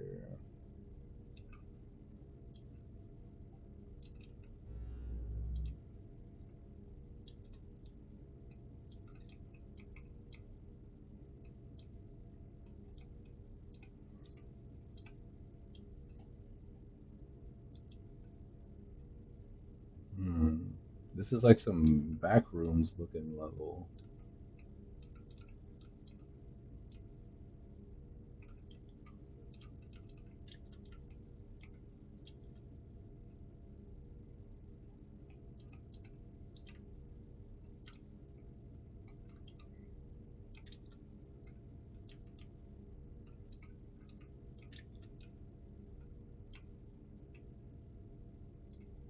Ouch. There's no sound effect for when I fall and take damage, I will say.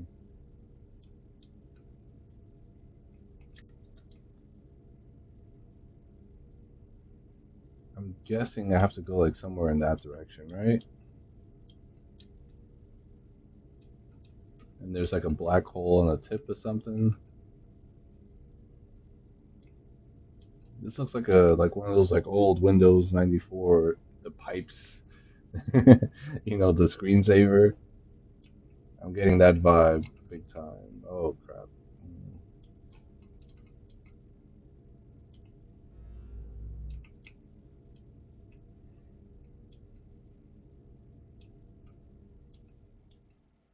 I'm sure I can speed run to the end here by just changing gravity and falling in the right spot, but I don't know what that spot could be. Can't crouch. That's no bueno. I missed. No.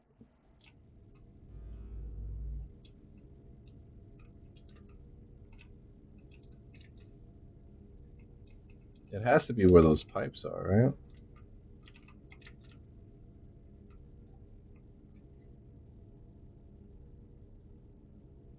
The shiny cyan place.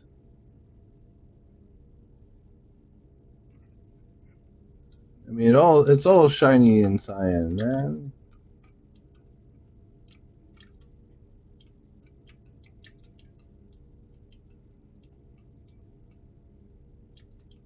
This is probably like triggering some people's like fear of heights or something.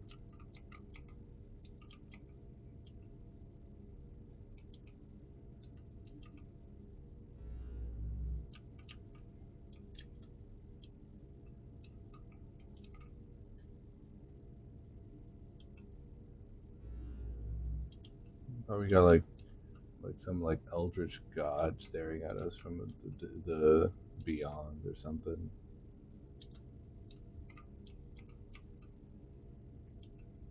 It has to be that direction, right? Like it has to be.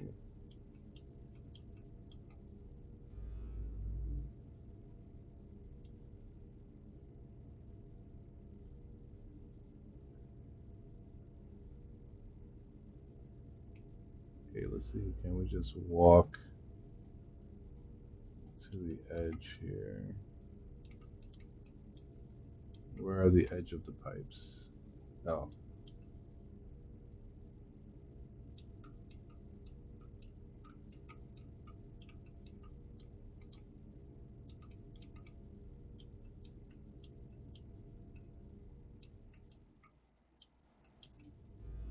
I think this is a good spot. I do like the changing gravity direction thing. I actually worked on a game like that before, but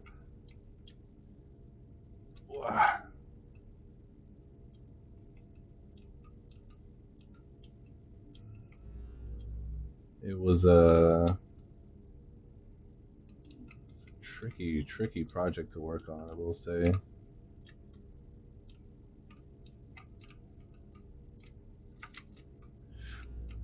Nope. Oh, that was crazy. That was crazy. I did not mean to do that. Okay.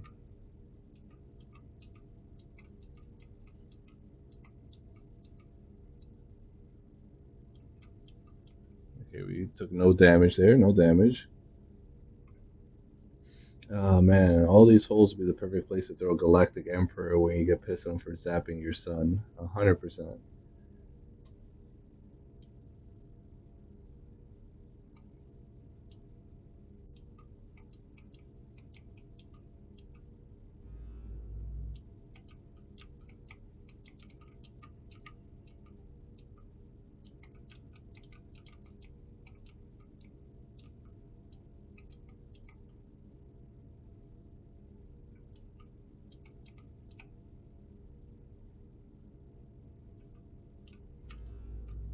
Whew, that was close.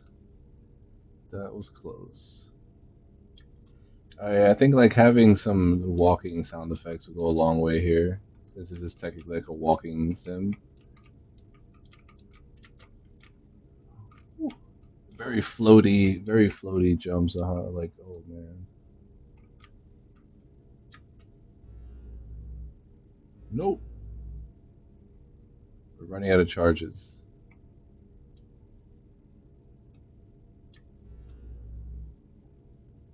Motherfucker.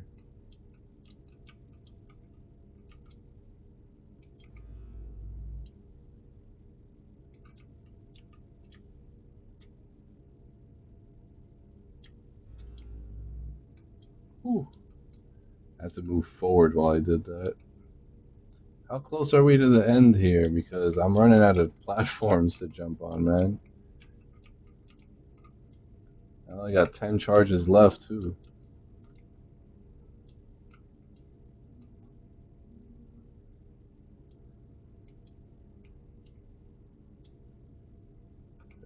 This is tense.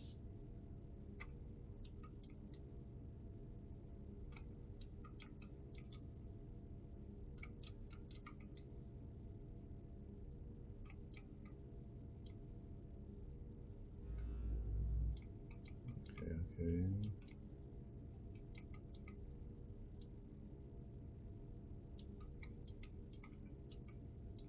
We got a good amount of health, so we can take some fall damage. I'm hearing some. Is that the black hole? I think that's a black hole. Yeah, I swear, if I get fucking jump scared here, man, I'm gonna be pissed.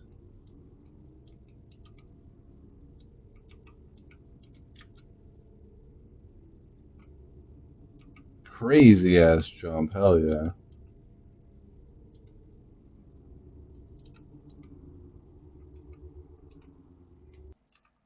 Hold on a second, sorry, the audio is pretty loud, and I'm worried I'm about to get jump scared, dog. I'm not gonna lie.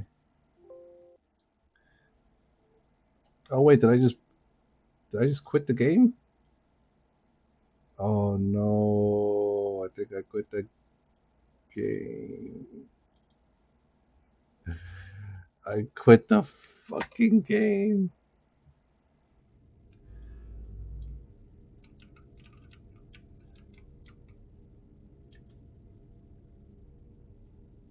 We're running it back. We know what to do.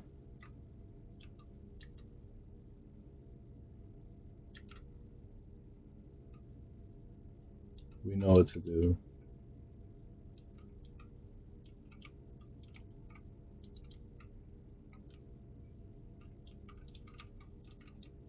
We know what to do. There's a white hole and there's a black hole. I died. We go upside down first. That's the trick. And you see all those pipes over there? That's where we go.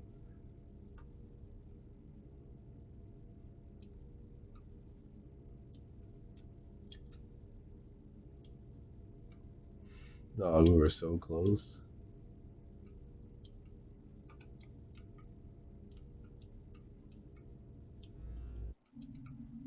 Oh damn, that doesn't like break your fall by doing that.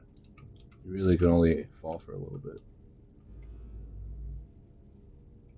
Oh, I almost fucking fell.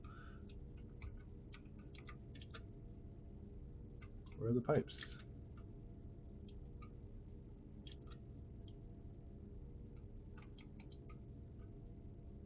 Oh fuck. Oh fuck.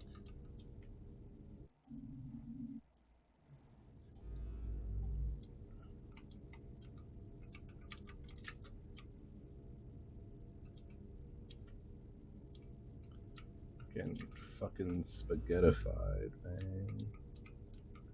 Spaghetti about it.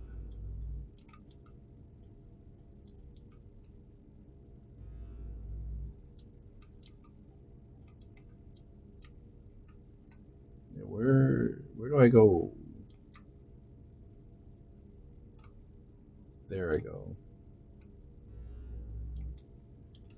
All right, for real this time. We got this. We got this.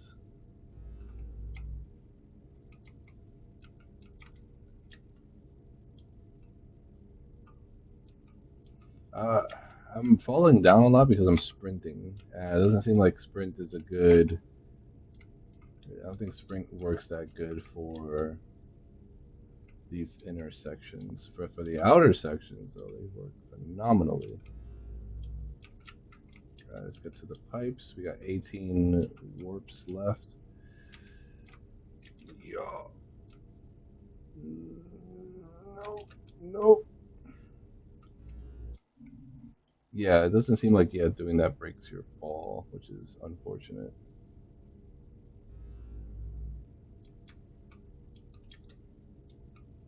Pipes are below us. Let's try to get to a more central area before we try to go there. Oof. Yeah, this seems like a good spot. Yeah. Can we like inch our way down there? No.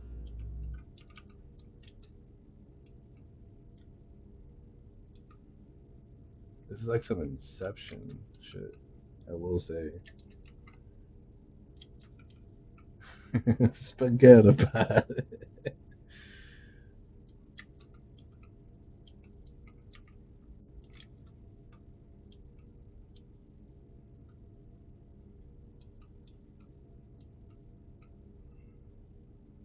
Okay, okay.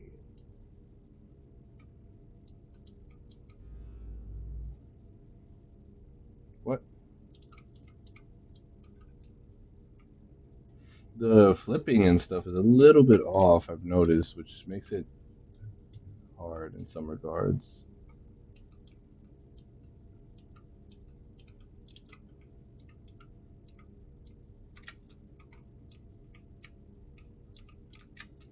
Nope.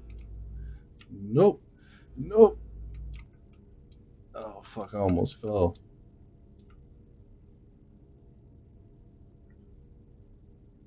I almost fell. Can't be having that.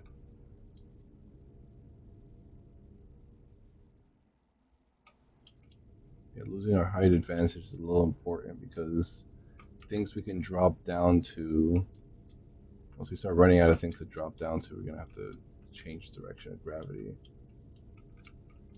Also, there should be a crouch button.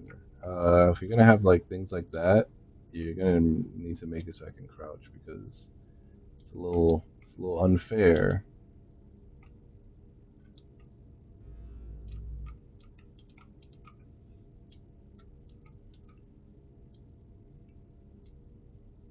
Okay, let's go this way. I want to see if I can be able to kind of jump on top of stuff. No, my jump's not that high. Got 17 charges left. That's a good amount of charges. We're making good progress right here. Look at this.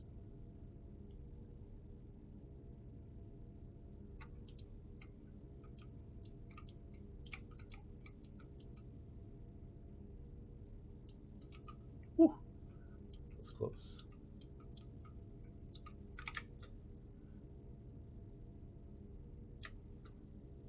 Okay, yeah, we got a little height right there. Nice, nice, nice.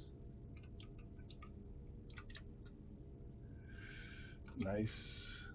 I know we're getting close. I think I can hear the black hole being menacing. There it is. There it is. How do we get to it?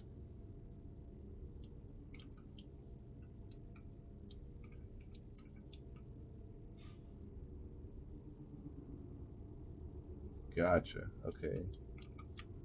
We could do this in like one more rotation, I think. Looks like we just gotta walk off the plank here and then just fall to our death there.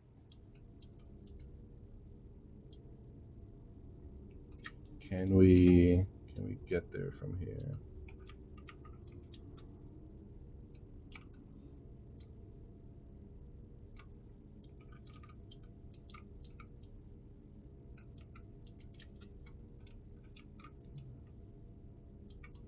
Potentially.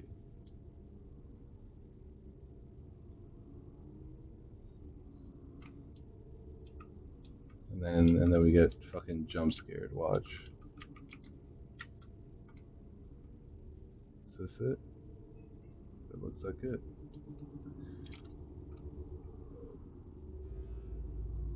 Okie dokie, buddy. There's a black hole. I did it! No jump scare. The screen might be replaced by a cool render. Hell yeah. Oh, we did it. Oh, that was creepy. That was creepy. You won a game by Vasyan 611 and Lay 3000. All right. I can't exit or restart. This none of these buttons work. But I can press Alt F4, right? And get out of the game. Oh man, that was creepy. That was really like eerie and spooky and scary. Um, yeah, the vibes are definitely there. The vibes are definitely there. Uh, very eerie, very spooky, very weird. I didn't know where to go exactly, but eventually I figured it out because it's like you kind of have like this one environment that's drastically different than the beginning environment. So you do have like that sense of progression there, which I do appreciate. One of the problems with the level's design, however, is the fact that you're using a solid color throughout the entire level.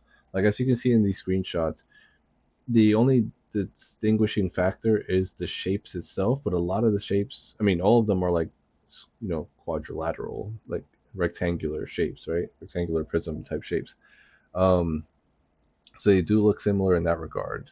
But them all being the same color and all having like the same lighting and stuff, like sure, there's like some lighting to kind of distinguish it a bit, but I think by having different colors, like putting a little bit more detail in these models, like adding a texture, even if it's not just one solid color, like the texture could be like a couple different colors, whatever, could add a little bit more depth in the visuals because a lot of these environments, I mean, the entire environment looks the same because of the same color.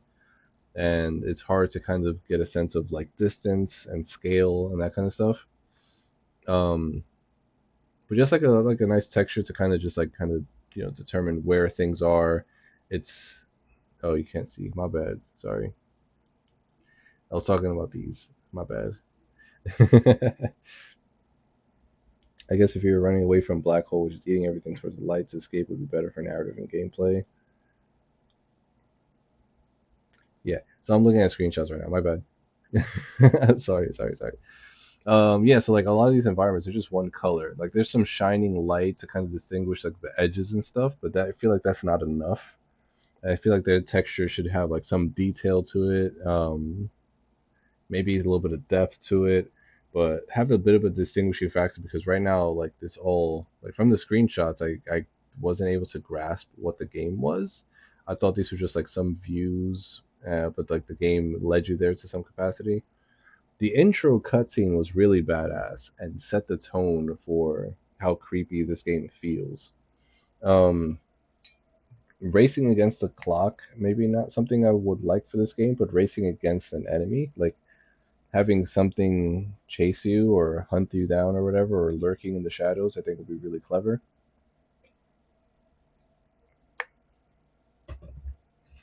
Um, in terms of audio, I will say like a lacking of footsteps and like a jump sound effect, a damage sound effect, a little bit of screen shake, a little bit of a like a little glare that comes on the screen when you take damage. I think that'll go a long way. Um, but this game, it feels very creepy, very eerie. I I I personally don't like that vibe because I don't like scary games. But for those people that do like scary games, I feel like that type of like essence is like right up their alley for sure. And in that regard, if you wanted to lean in more into the horror aspect, I think by having something lurking throughout the level that is kind of like hunting you down in some way, shape, or form, or like slowly making its way towards you, I think would be really interesting. Uh, and kind of add like a little bit more of a threat to the level design, and maybe also can help guide the player to where they need to go. Like like at first, yeah, the first few corridors are pretty straightforward, but once they make enough progress, you can start introducing some of those characters or whatever. Somebody in the chat says if you're like running away from like a black hole, which is eating everything, and towards the light to escape would be better for narrative and gameplay. Because yeah, like we have to get out of the black hole. So maybe in order to get out of the black hole, we have to get to the white hole or something. And a white hole is a lot easier to see in the background versus a black hole. Like the only reason I was able to tell that's where I needed to go, I was barely able to see it when I got close. The sound effect of it being there definitely helped, but it also felt very, very eerie. That's why I kind of backed out and went to went to lower the volume and then had to restart the entire game. That was my bad. But yeah, adding like a lot more like eerie elements. It sounded like something was going to happen once I went through the black hole, though nothing did happen. So like yeah, having like something happen there would be pretty cool too.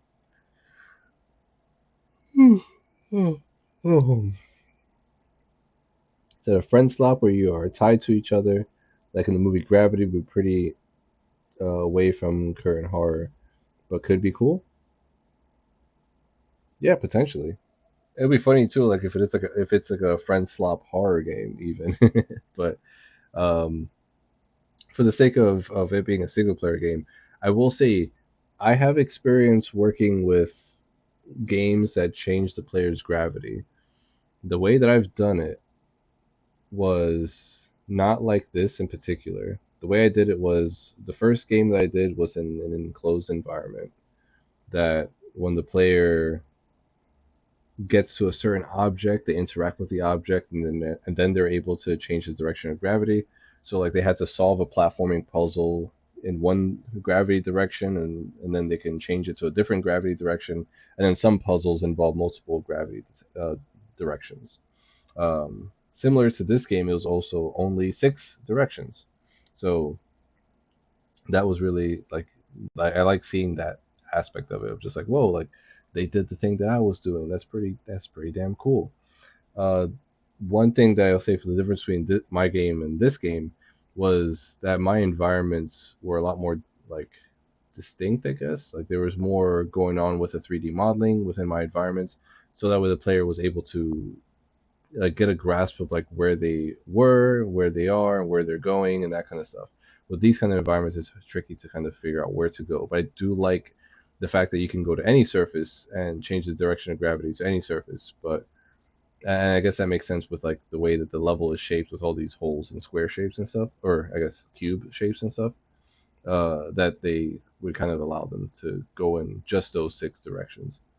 Um, but yeah, like having the art lean into that a bit more as well. You even have like some staircases, I guess, could work potentially. Hello, Selden. Welcome to the chat. Um, and then the other game that I did had gravity change to technically any direction.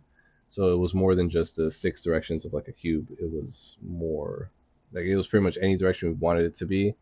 But it was also distinguished by a gravity pad that you can walk onto that would then change the direction of gravity when you stepped on it. But seeing the direction change like this, I always wanted to do as well to kind of set it to like any direction. But there are limitations to the gameplay by doing that. But you kind of solve that with there being like an abyss that the player can, fall into and then they'll die.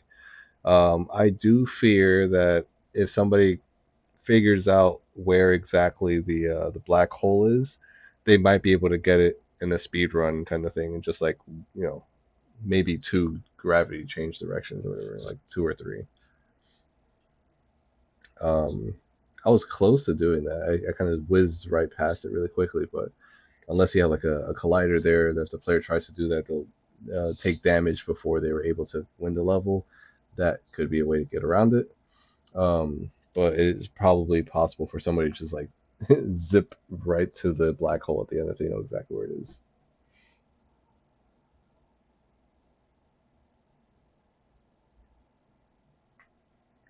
Has there been a disqualified game?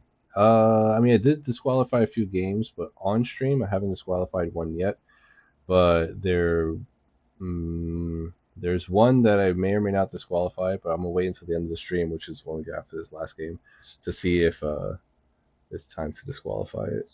I'll let y'all be the judge, I suppose, if y'all are on the stream. But I think I've made up my mind. I probably am going to disqualify. Not this entry, not this entry, a different entry. But yeah, yeah. Anyways, we'll get back to that later. For now, let's start playing some more games. How many we got so far? We got a few of them down. Yeah, we got three down so far.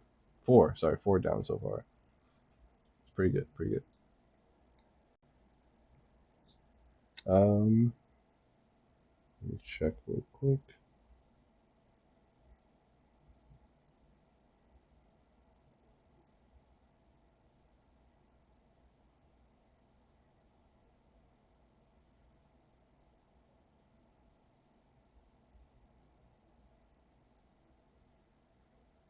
Sorry, just checking messages real quick.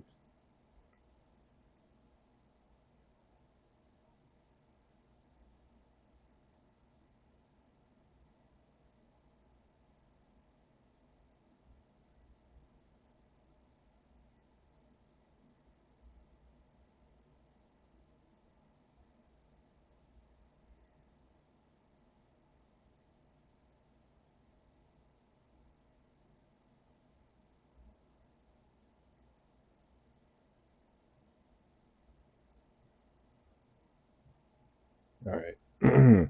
Sip some water. Continue. Oops. And now for Helios, best player animation of the jam. I think. Whoa. Really?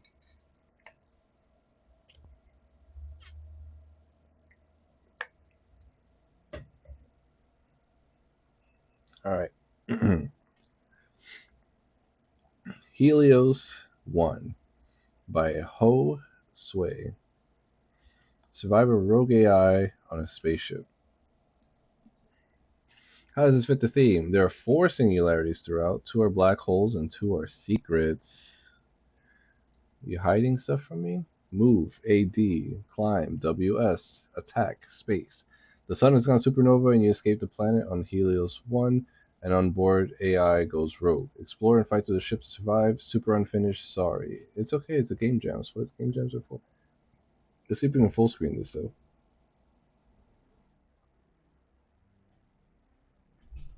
Yeah, we can sweep full screen. Nice. Not like instead of play and exit, you got lift off and abort.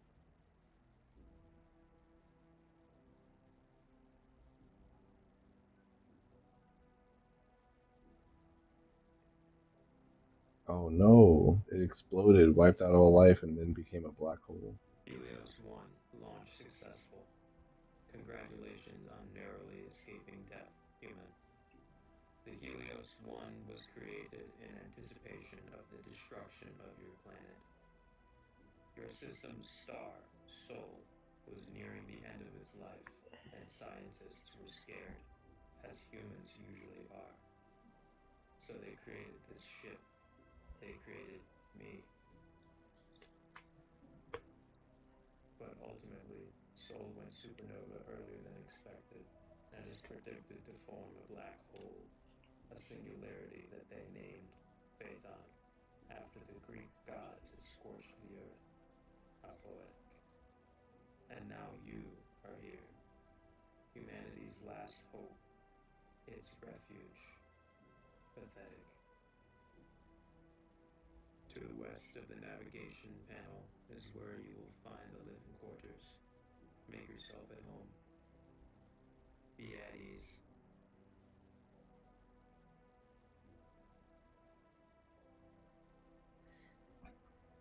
I might. No, I think we're good. Oh, that's me. Okay, whoops. I didn't realize the game started. Interesting. Oh shoot! I should have checked the other side first. I didn't think it'd be locked down in here.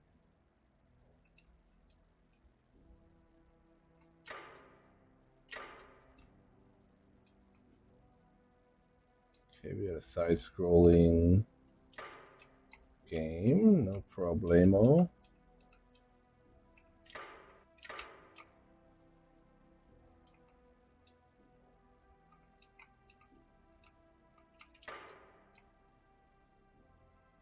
Can't let those robots hurt me.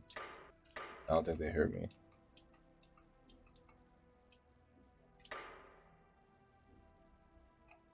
Hello. Is that it?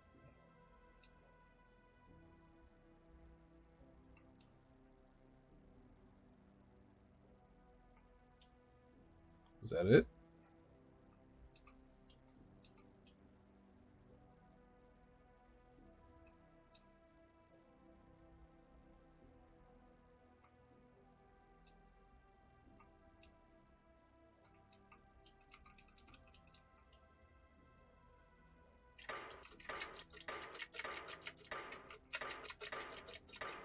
Kill the robot.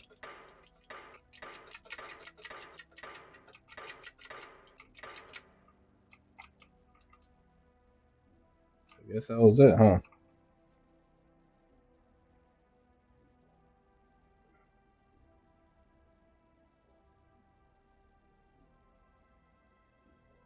That was pretty short. Yeah, it was. That's it. That's done.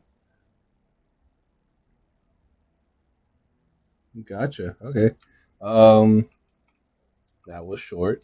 I will say that that was a little underwhelming in the sense that the game just ends after you kill everybody, I suppose. So super unfinished, sorry. Okay, so I'm guessing that's what you meant by super unfinished. I will say, okay, strong start with the voice acting narration. Maybe add some subtitles for people that are trying to read along as the thing is talking. Um, I think the enemies don't really do damage to me. So, like, if I took damage, having a health UI system somewhere, so that way when I take damage, you can see the health go down. It looks like I got an oxygen tank and an axe. I'm not too sure what the oxygen tank is for, but it makes me seem like I need to go somewhere with this. And I just also happen to get an axe. So it's like, here's your loadout. It's like, cool. So, like, what's the difference between, like not having the oxygen tank and having the oxygen tank? People would think that it would allow them to go to an area that is lacking of oxygen so you can go explore it. In which case, once you acquire that, maybe you should have an oxygen meter somewhere. Like, hey, this is how much oxygen you have left, and you can refill it at an oxygen station or something. So, a health system, an oxygen system, you have attacks already. Um, Having some feedback. I don't know if there was a sound effect for when you attack the robot, but having some feedback there, both audibly and visually, so you can see the impact frame or something. Being able to like press E to talk as well could be handy, especially for like if you need more information from the computer as to like what the objective is, because I wasn't really told there was an objective.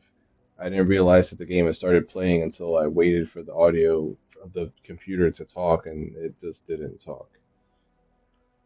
Uh,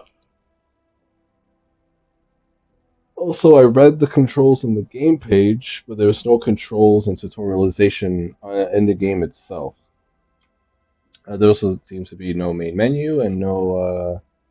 I guess there was a main menu. Sorry. No credit screen or no end screen or whatever.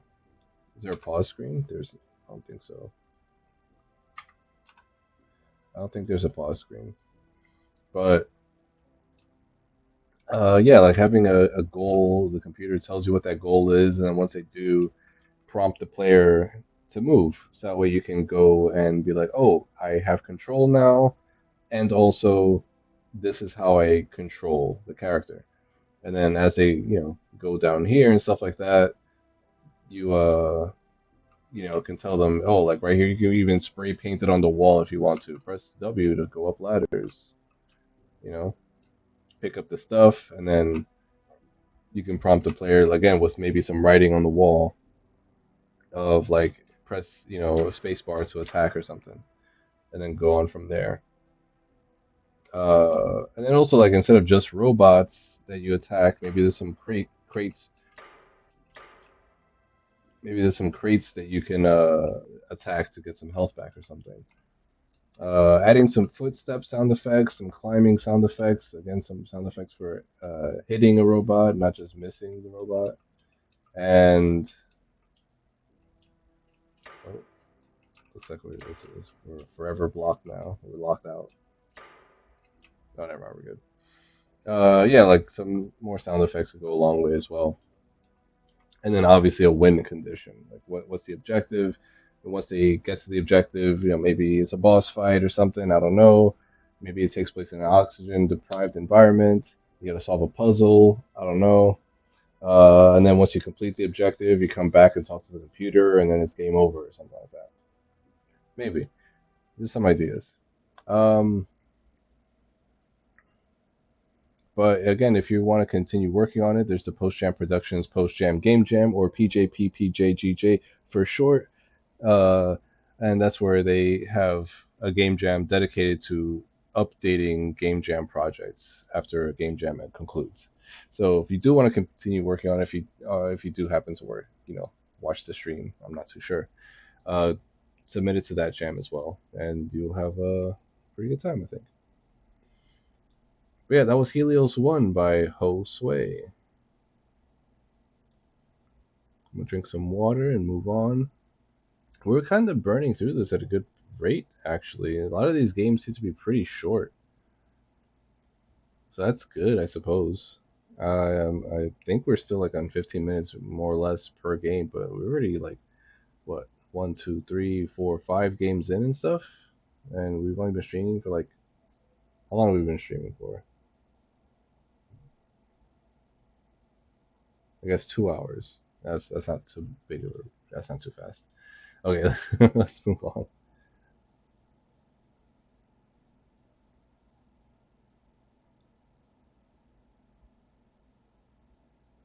Gotcha, gotcha. All right, sip some water. We'll move on.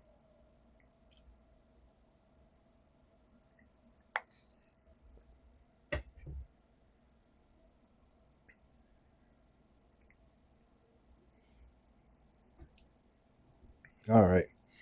Um, Yeah, next up we have The Sightseeing of Clara, submitted by Someone's Shadow. I think they're Silhouette or something like that in the Discord. Rated by 15 people so far. That's a pretty healthy review rate right there. Um, Someone says Sightseeing of Clara probably has the best movement system now. Interesting. No tagline underneath the game. How does it fit the theme? It says you platform through singularities, black holes, and work with it to get to the main goal. Uh, Also, the main character is a singularity. I see. GG on completing those games. Thank you. Yeah, no, it's some of these are hard. I will say. All right, looks like I'm just checking the Discord real quick in the meantime.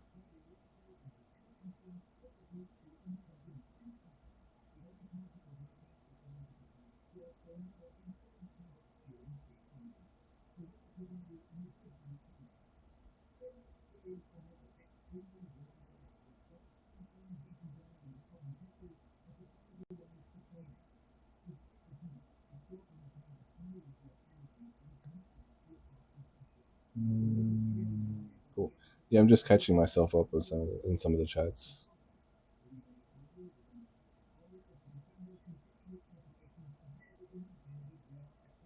All right.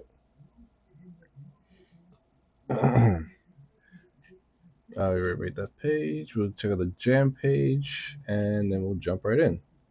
I'm hearing good things about the game, and well, I guess before we do that, it's looking like it's got some good comments so far. Wow, and the person's responsive. Look at that, responding to every single. Oh my god, a little back and forth going on there too. All right. Description: a game where you take platforming exposition with Clara. Controls: WSD or arrow keys for movement, shift to boost, and space to slow. Whoa, what? Space to slow? Uh, shift to boost and space to slow. Left mouse button is to hold to aim, then release to fire your own black hole at specific areas. All art and music was made by me. Music made by LMMS with some VSTs. Made 3 days. Joined late. Yeah, that's right. Some people kind of joined in late, unfortunately.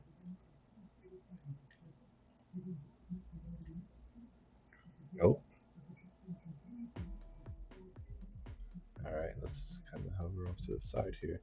All right. Press A or D to move left or right, and press W to jump. Well, I will say people normally have space be the jump button. I know W and up arrow is associated with up, and that's why people do it. But I don't know because I use like you play first person shooters and stuff. I do a space bar is to jump for me. Don't get mad at me. I'm sorry. S is to move down quickly. Red means danger. Press S. Uh oh.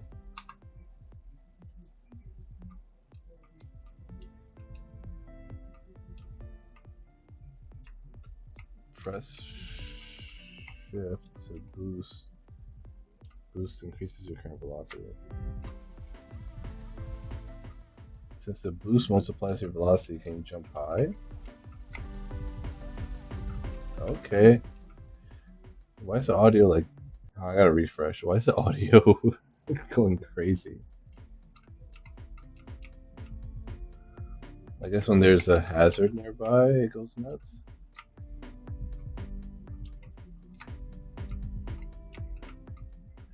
You will need some control. Pressing space will also reduce your current speed. You'll need it.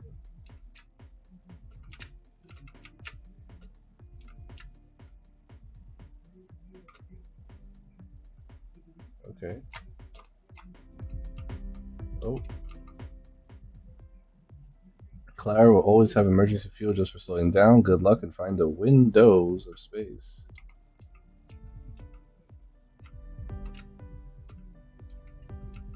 No, no, there's no checkpoint system. No,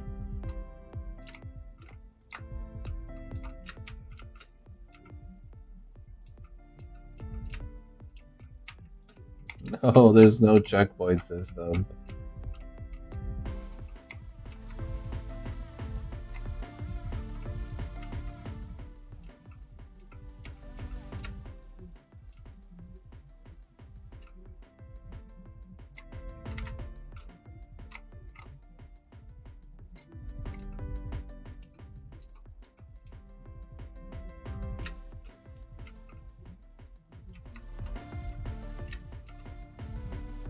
Oh, it's because there's levels. The levels about to finish. The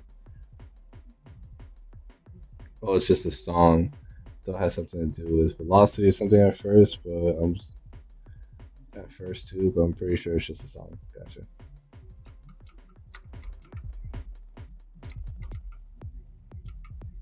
Conserve and space out your boost. You're in space. You don't lose speed.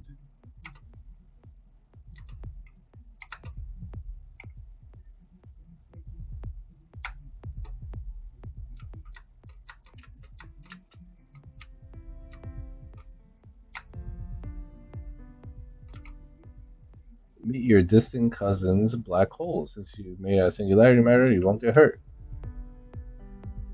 Nice.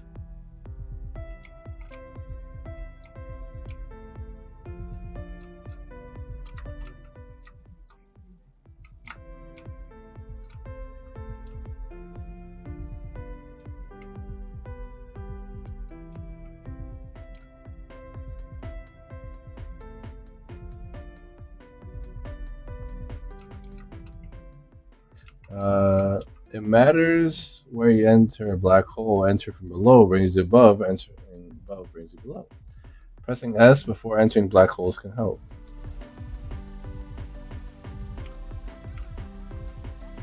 Uh huh.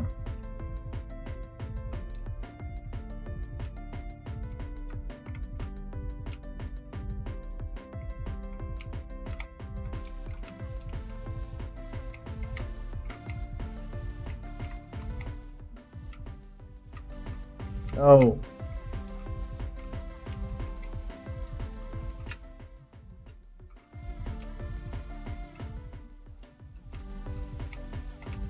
There we go.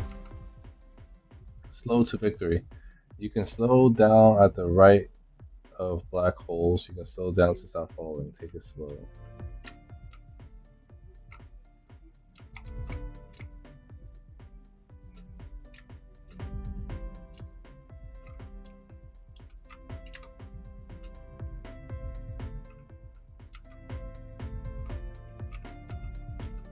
Okay. Okay.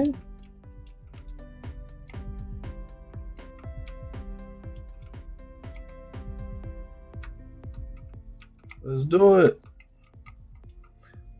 All right. You can start making your own black holes. Hold left click to aim at a placeable blue field and release a spawn spy. Spawn and release to spawn Cena. There can only be one at a time. There can only be one Cena.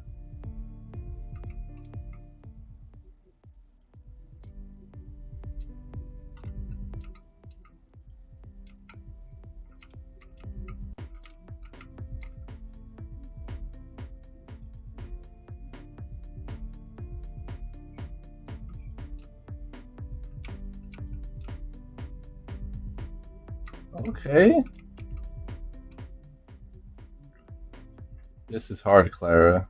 She's right. Get ready. As always, since press space to slow down your descent, me and the whole lads added some safety nets.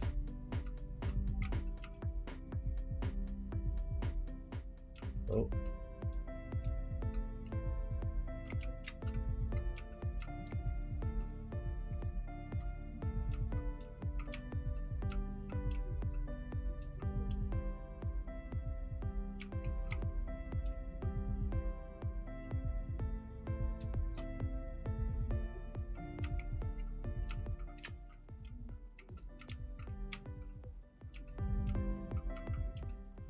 this is the safety net below. Just make sure to slow down.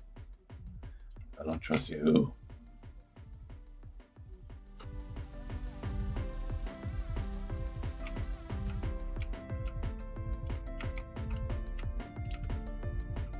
No.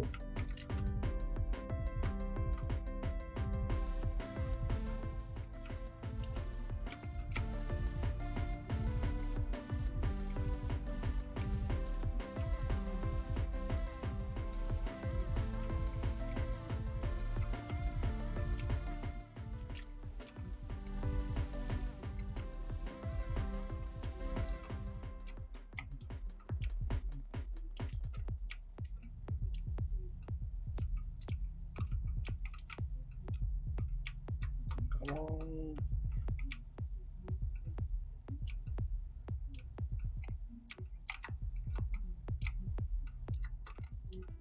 Okay.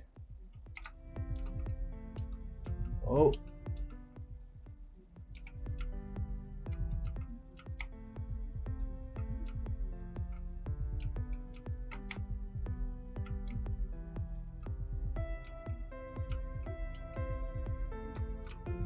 No.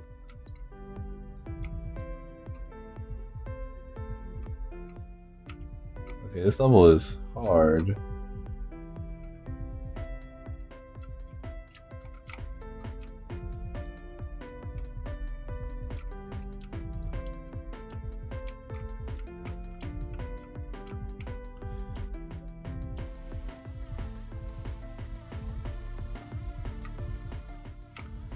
The heck, man.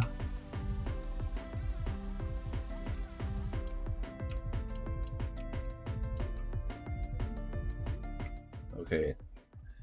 I feel like this is where you could put a checkpoint, essentially.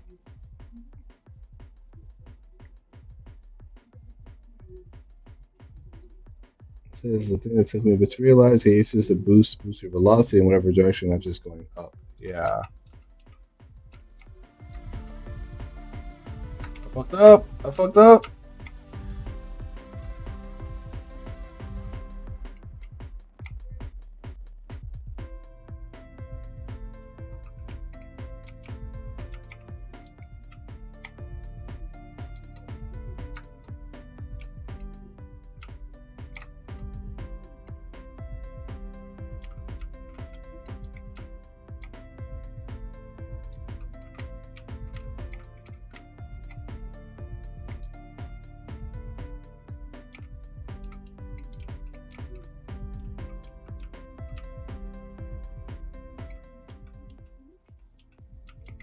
No, no, no, no, no.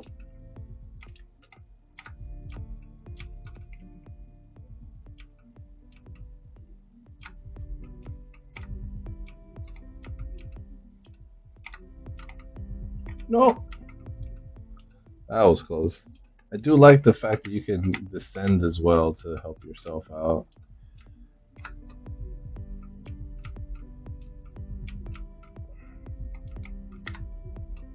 No.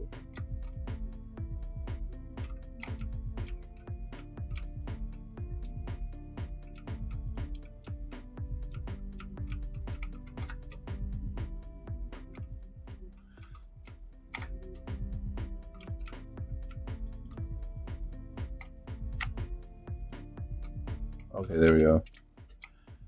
All right, let's see here. We gotta go top left. Okay. In that case, if we go down here, no.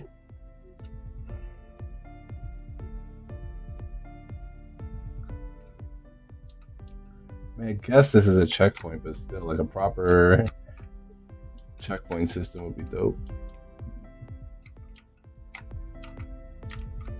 She.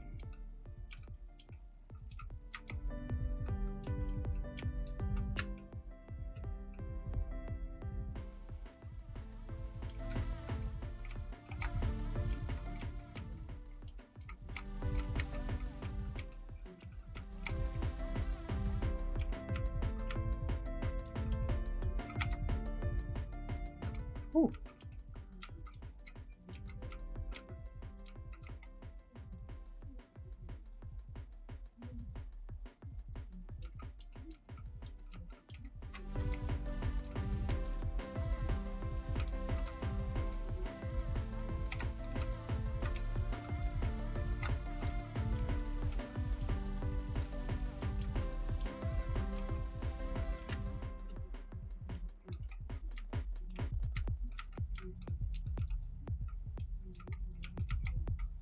Oh no. I don't know if I'll be able to finish this one.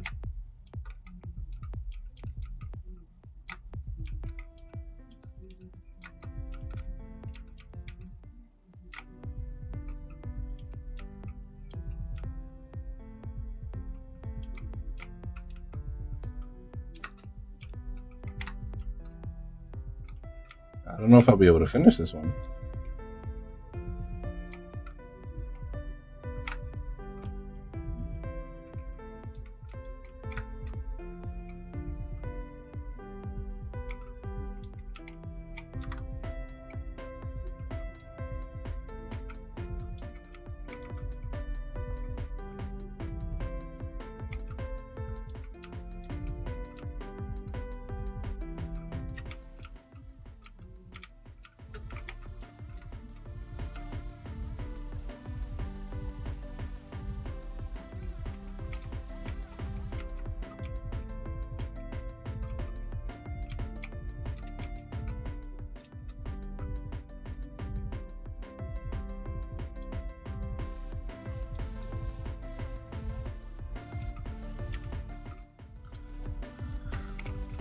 No.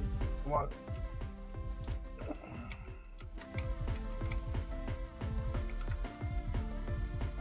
No. have to get the hang of like slowing down time and stuff.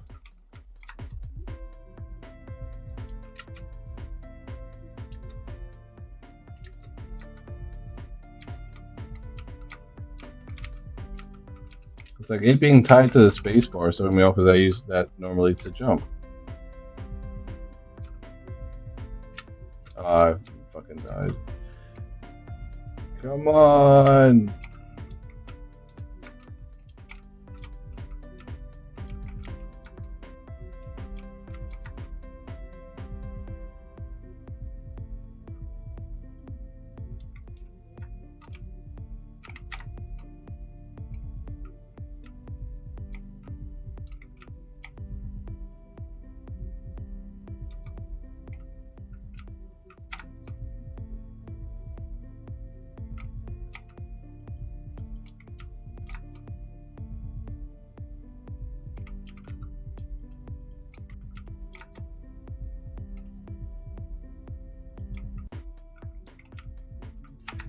Oh man, I'm messing up now.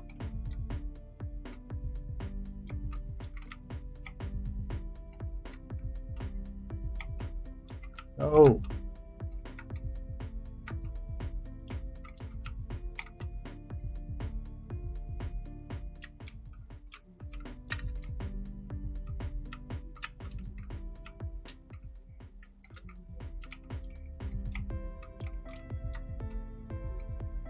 okay, there we go. I'm getting over it with Claire. Oh, the red zone after the second black hole. Yeah, it's the mechanics are really good. Don't get me wrong; they're phenomenal. But this is a hard level.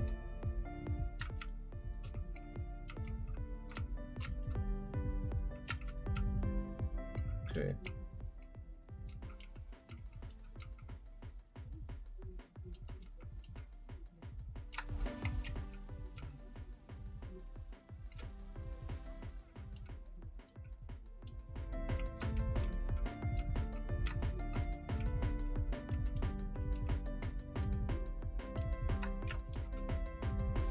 Woo! There we go. All right, we gotta go that way.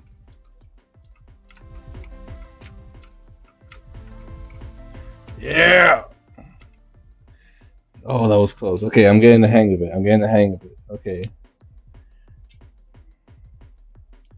We got two people in the chat saying they couldn't beat that level. Oh man. I can feel the end. Ride the space wind, Clara. Ride the space wind. Is this the space wind?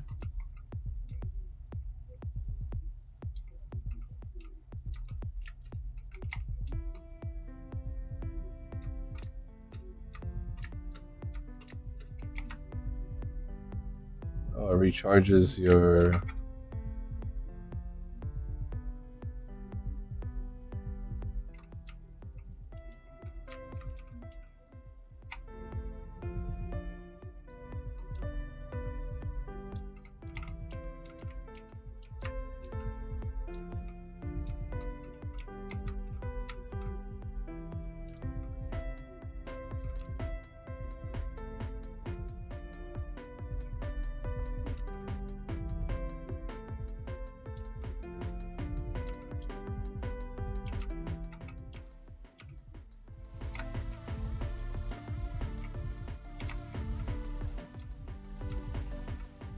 How tall is this level?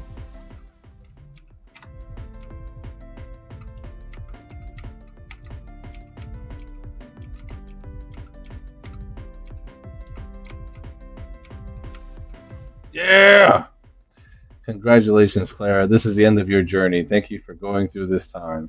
You could explore a bit with the structure if you want. The space here isn't interesting, only a high vantage point, but it's not necessary.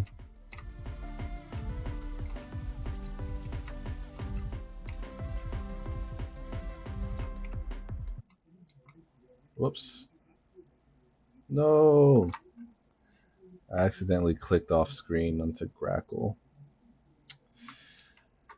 Man.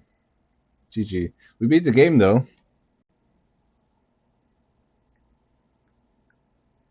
I'm breaking all the records this stream. Damn right I am. Okay, the mechanics here are fucking phenomenal. I love the black hole and the kind of like Spider-Maning your way through certain areas. It's pretty cool. I do wish there would be a way to kind of. I think I mentioned this with other 2D games, 2D platformers that have like some difficulty to them of seeing what's up ahead by like right clicking and dragging to a certain direction or something. Um, just to kind of see like how to approach certain obstacles. Like I didn't immediately know which direction I had to go for some of these areas, so I had to kind of like jump up, hit my head on the ceiling, and then I'll be able to see like what's coming up ahead or something. Oh man,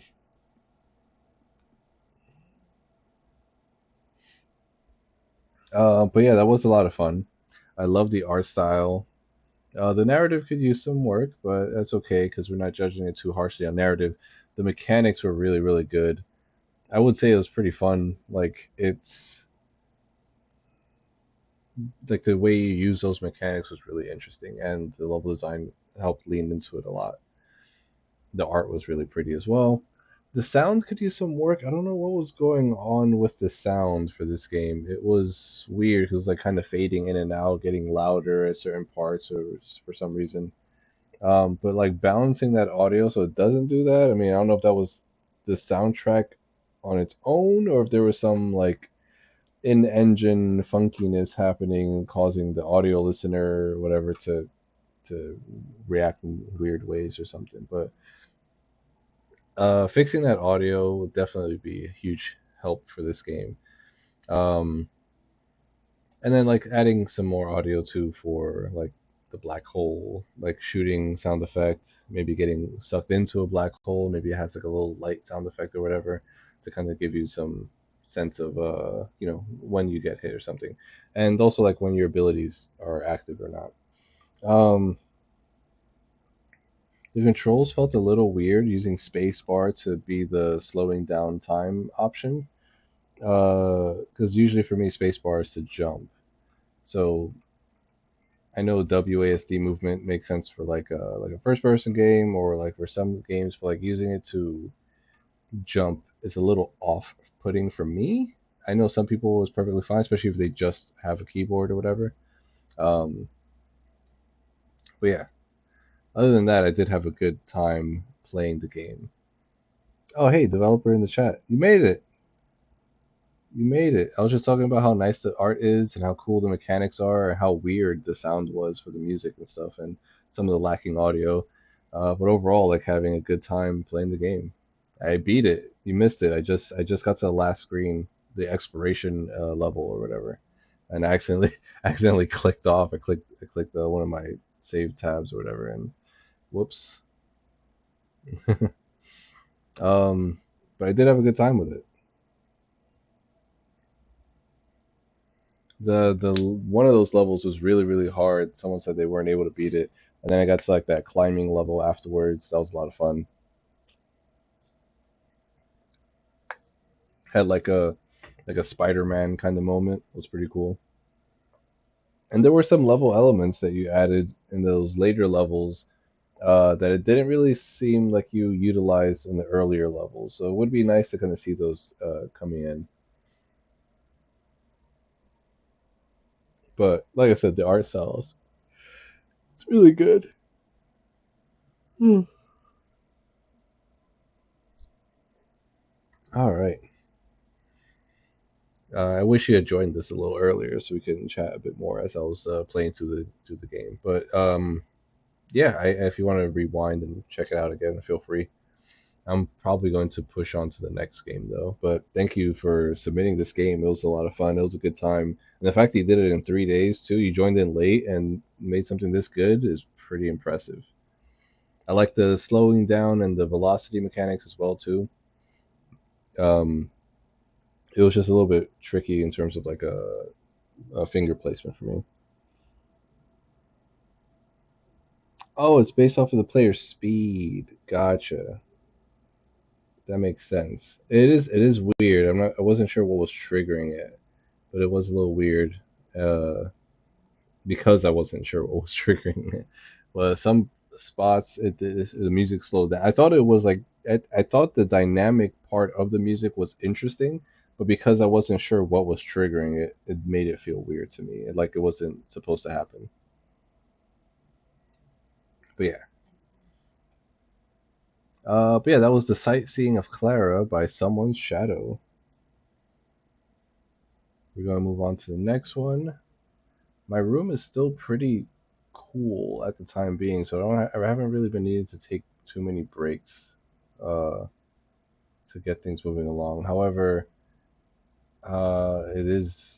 time has been progressing. I do want to make sure that I play a few more games before I call it for this stream. What did we play so far? One, two, three, four, five, 6 games. Not bad. I want to try to get to Unimatrix, but I'm not too sure if we will or not. At the very least, I want to see if we can get to Escape the Black Hole. If we can get there, I think, if we get beyond that, that's even better. But 4 more entries at the bare minimum. Let me sip some water and then we'll move on.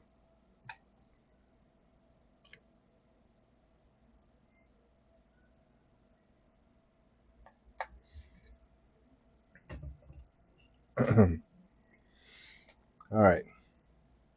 After the Last Light by Lynn. Nice. That's a pretty cool short name. The fact that you're able to snag that is pretty impressive. Anyways, drift towards the last lights. How does this fit the theme? Well, you fall through a dying universe towards a singularity at the bottom. It's the point everything collapses into where all the separate lights finally become one. This was made in Godot 4. Some nice screenshots. Even got some gifs to kind of show off some of the game there. Check out the game page. Rated by 13 people so far. It's pretty impressive. And uh oh, accidentally deleted my build during the jam. Oh.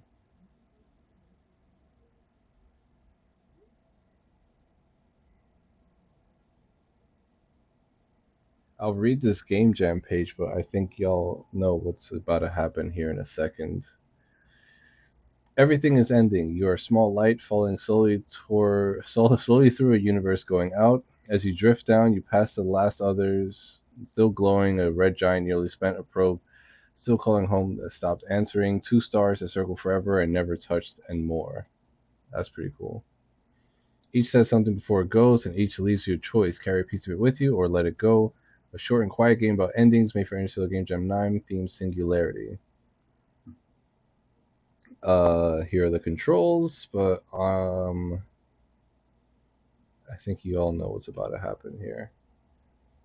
Before we do what we are all knowing is about to happen,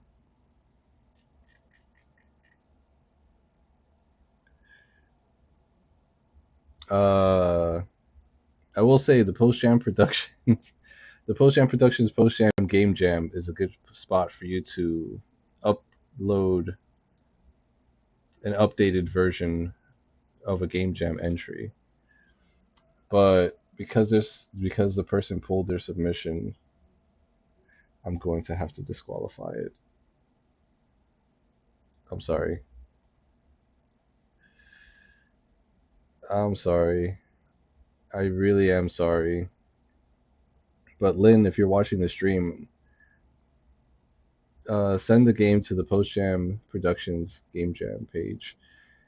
For those that are participating in game jams going forward,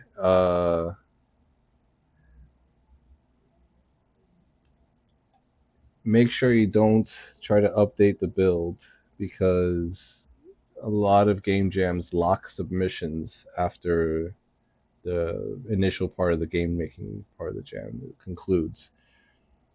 So if you had like any changes or if you did something, to the file, whatever, just do your best to not touch that submission whatsoever because it seems like a lot of people played the game already and a lot of people rated the game already or at least checked it out on the other link. But the problem with that other link is that it could be an updated version of the game that wasn't created in the 5 days alone. It could have been updated on day 6 or day 7. And I'm sure there's a way to check on there, but there's no way to properly, ensure that all people that have played that build, like played the one that was only the 5 days created build. So I do apologize. I really do.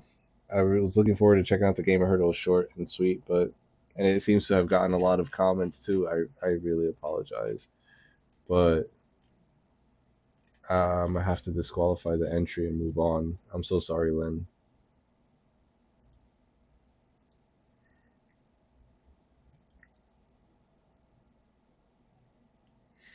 That being said, next game up is the History of Spaceships by Didsis Pro Games. Find and read to find out about spaceships history. Cool. How does it fit the theme? The game is about a single spaceship that's trying to find out about the story. I guess it's us. Made in Unity. All right, seems to be a browser game, so we'll check it out. Rated by 10 people so far. It's pretty good. The history of spaceships. The goal: find all notes and find out about the story behind it. Features: explore rooms, find clues. When you find all clues, explore, put it together, make a full story about it. Uh, I'm guessing this is stuff that you will be adding to the game afterwards in terms of polish. It's a lot of text here. All the code, assets, animations, music, and sound effects are all made by me. Did Ziz Pro Games. Game Jam. This was made for the Interstellar Game Jam 9, or I guess the ninth Interstellar Game Jam, which is accurate. It is the ninth Interstellar Game Jam.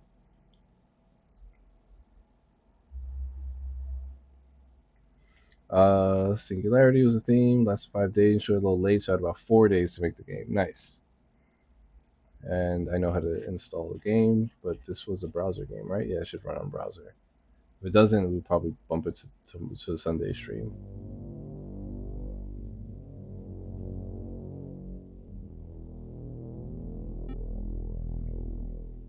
Velocity to move, E to open doors, R to read notes.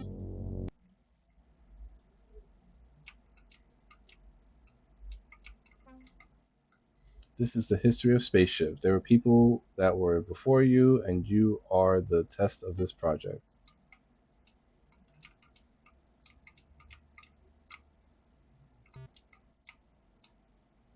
Okay. The first spaceship was the first project of this. You are the 80th spaceship. The 10th spaceship was the first to found the truth.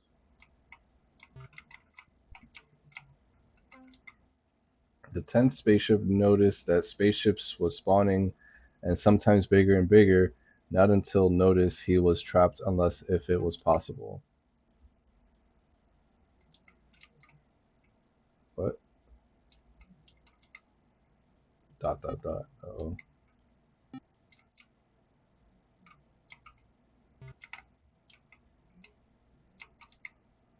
Get out, get out, get out, get out, get out, get out.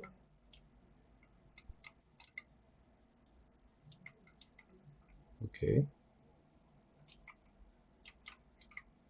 The 10th spaceship has left and trying to help. You need to kill and be smart. Okay. If you keep playing and playing the spaceship game, you realize that it keeps going because why didn't it just end like a story? Ready? I guess. Oh, that was it. Okay. I do like that it looks like it was like hand drawn or like drawn in like MS Paint or something. That's always nice to see. I was hoping for more like linear progression. Like I saw like there's 3 different rooms, but there were no enemies. Ah, hold on a second, my throat's drying up.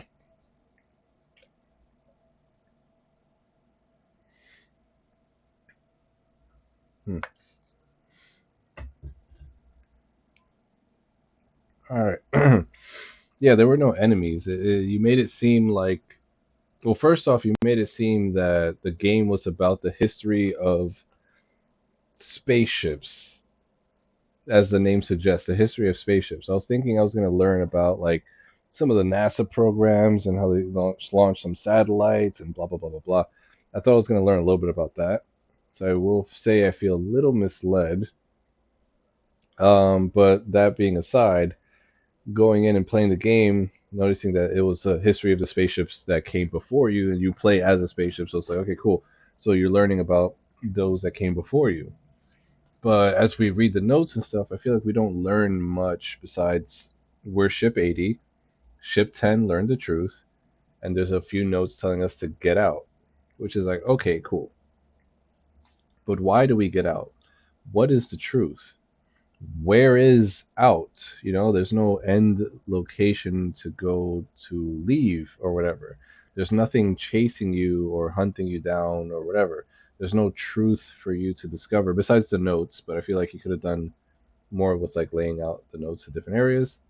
Um, I noticed like the ship is pretty big compared to like the size of the level. So I feel like maybe making the ship smaller would allow you to have more space to play around with within each level. So you could have created more intricate puzzles and stuff like that. Um, but yeah, 3 levels with 3 rooms each. Wasn't too sure what exactly the progression was there. Wasn't too sure what the connection to the theme was. I know it is sci-fi. This is the Interstellar Game Jam, so people tend to make sci-fi games for the Game Jam, but I'm not too sure what the connection to Singularity was. Um, yeah, like this doesn't really tell me much about that. Yeah, people were talking about the atmosphere and stuff,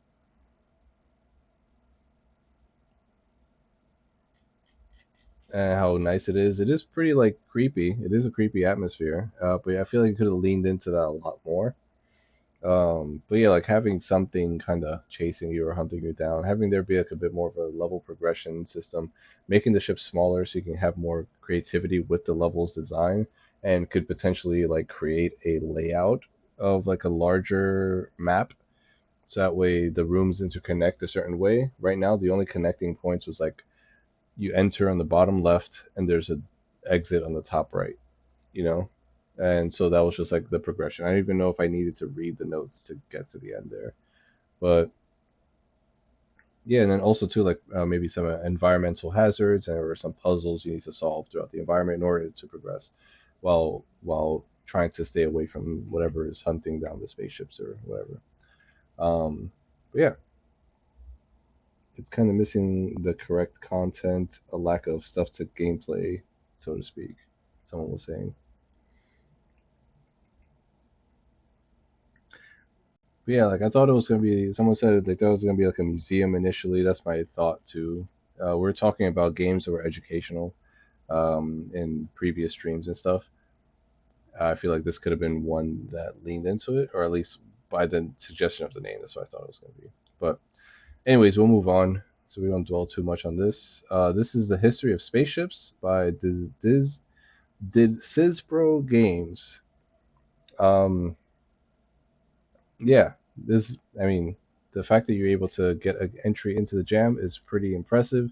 There's a lot of people that made lesser games, or people that have made no games, or try to make a game and weren't able to get it across the finish line. So, congrats on being able to get in, and hope the feedback I gave you was helpful in some way, shape, or form. If you are watching the stream, or if anyone else is watching the stream, that they can learn something from it. Anyways, next up, A Short Journey by Monkey Mind Labs. This is a Singularity Game Jam project, is what they said here. And then I asked them, how does it fit the theme? They said, it's a short journey to a singularity. I asked them, what game engine did you use to make this game? They said, Godot. I said, let's check out the game page. 10 ratings so far, pretty good. I think the one before also had a good amount of ratings too, so that's good, especially the fact that you're able to make it run on browser is good. A Short Journey is the first game ever made. Congrats! I'm so happy that this game jam is the first one, uh, to help you get to get a game across the finish line. Heck yeah, proud of you. Use WASD to move or arrows to control the character, E or space to interact. Okay. List of things I learned is quite long, and if that's not progress, I don't know what is. I wrote about it here. Oh, look, they made a little like blog post. That's pretty cool. Um, they updated a day ago. I think that's just like the page itself. So I think we're all good here.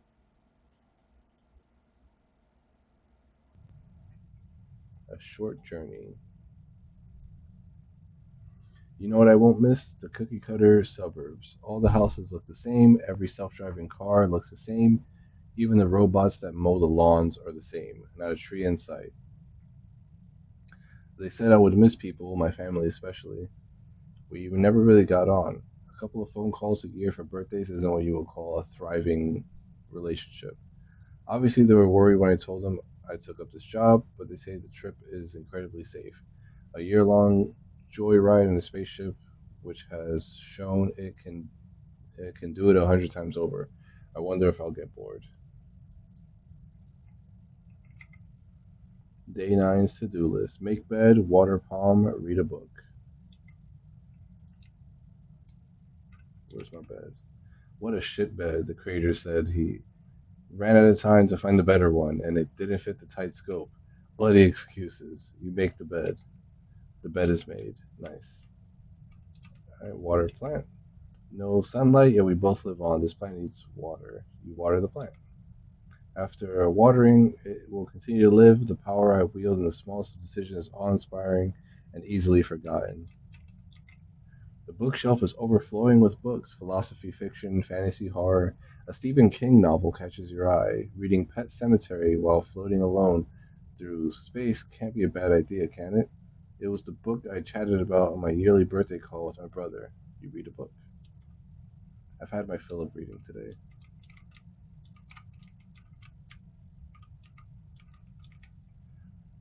Read a book, water palm, make bed. We did it. All done for today. Time for bed. I miss the wind on my face, the sound of rain. The ship is a technological marvel, but it's all sterile. The nature track I can play on the system initially fills a hole that being outside is left, but when I realized it was a loop, I couldn't unrealize it. The organizers emailed me to say the ship is taking a detour, getting closer to something called a singularity to record data. They reassured me it's completely safe and that the contract I signed let them do this whether I liked it or not. Cool. I've grown quite fond of my shitty bed. It needs to be made. You make the bed. The bed sheets are clay colored. They remind me of a time my mom and me made a tent in my small bedroom when I was 8. I wonder what she's doing right now.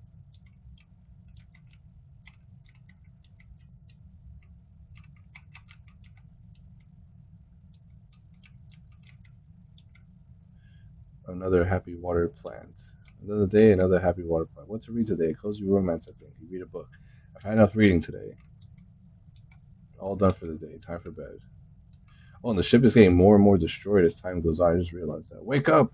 You see 2394, 2376. I'm guessing that means numbers.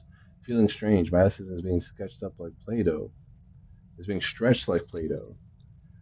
My mind, I want to go home. When I get home, first thing I'm going to do is going to hug my robot. Make bed, water plant, read book. Oh, these are just blocking me now. Okay. Why arrange cloth when space itself is folding in on us? The mattress is collapsing into a zero-dimensional point. There's no way to rest. It isn't a plant anymore. The leaves are a sharp vector, lines bending towards the center of the room. You pour water, but the droplets float upward into the ceiling. The soil is dry. The soil is gone. Every page of this book has condensed to a singular repeated line. There is no destination. 1 0 1 0 1 0 1 1 1. Oh God, what's 1 2 3 4 5 6? I don't know what six-letter word this is, but it's probably screaming for help. I feel funny. I miss my mom. I should call her. Oh, I've been spaghettified. The routine collapses. There's nothing left. Thank you for playing. We did it.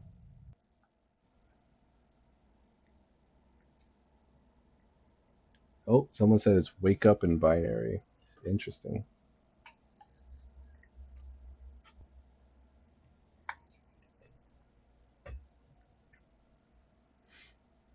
Nice, nice, nice.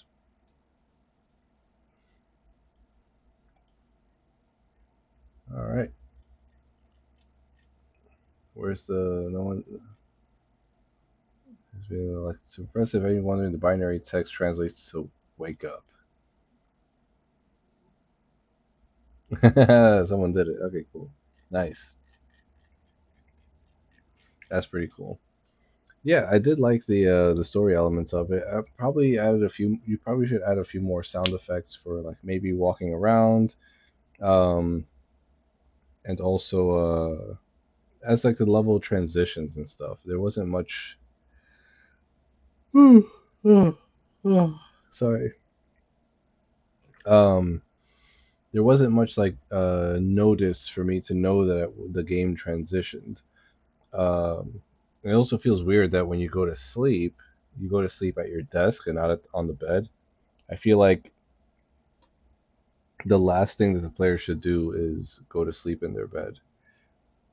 And then when the player transitions into a new scene, like maybe it fades to black. Like you go to bed, game fades to black, and then there's like a loud noise that happens, and then you wake up, and then it's the next day, and like some distinction to allow the player to know that they've transitioned to the next screen or the next day or whatever, and then they could check their to-do list and see what else they have to do. There's a few other things there that we didn't get to interact with, like the man, I'm sleepy. Like the wardrobe by the bed and the other like dresser by the bookshelf. There was a TV. I didn't interact with as much as I could. I did a little bit, but like the rug, I thought it was a door at first. This is why I was trying to like leave the room. I was wishing there was more spaceship to explore. Like other people to talk to, um, things to do to like pass the time a little bit more in terms of like from day one to day two or day three, um, and potentially like there being like another plot line besides just kind of watering your plants and reading books. Like, you know, maybe people in the ship go missing. Uh, what else? Like there could be like another like secret mystery happening within the ship. Whatever the reason that they're going to the Singularity for, like something like that. Trying to figure out like what exactly the pilot's up to or the corporation's up to. Um, but yeah, for a first entry, this is really good. I like the art style.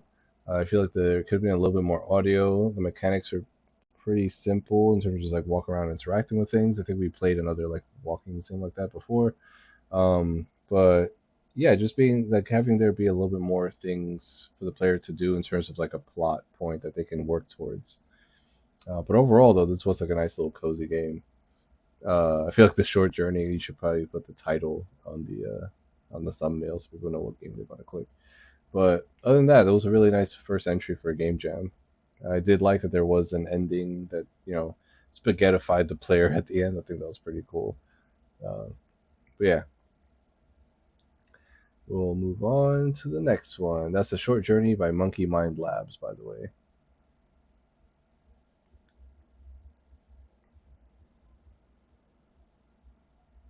All right, sip some more water.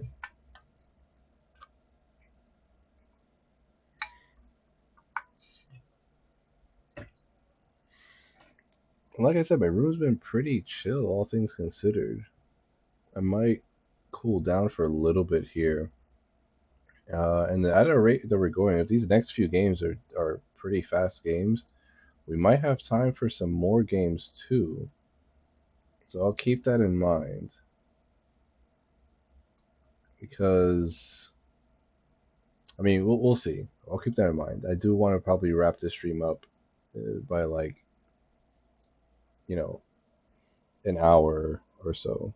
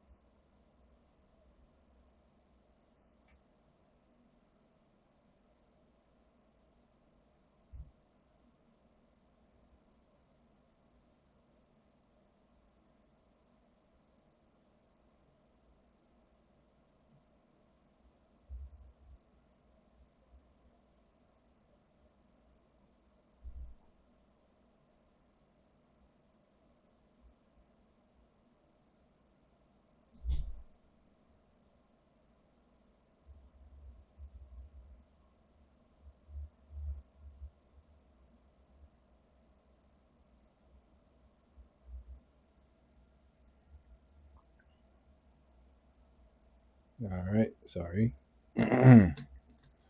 Next up, we have, I'm pretty sure it's Escape the Black Hole, right? Yeah. This is what should have been the last game for yesterday's stream, but I was kind of hung up on a lot of these other games that were pretty lengthy, or I just spent a lot of time in them. But yeah, next up is Escape the Black Hole by Wassersoft.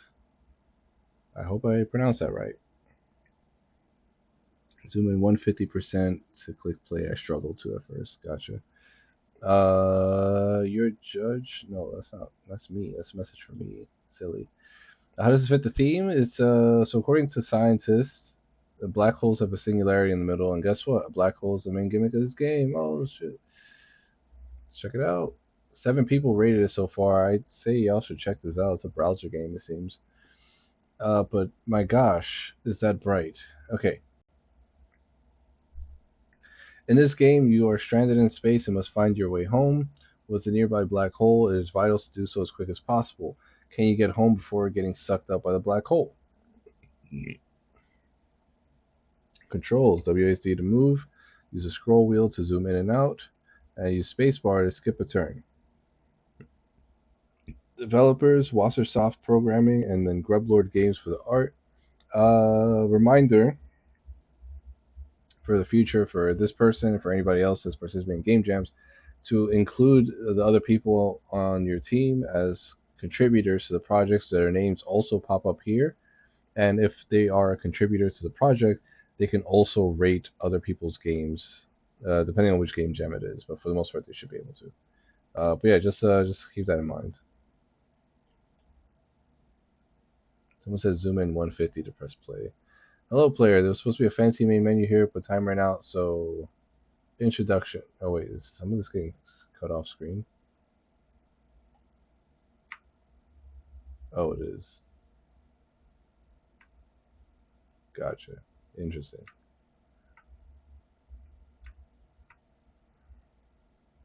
Hello, player. There was supposed to be a fancy main menu here, but ran out of time, so this will have to do. Perfect. Introduction. You flew off too far with your UFO. Now you are lost. If you didn't think being lost was bad enough, drifting towards the singularity or black hole was truly jumping out of the frying pan into the fire. Use WASD to move, push asteroids, and get home safely before the black hole sucks you up. Spacebar skips a turn. Scroll wheel zooms in and out. Okay.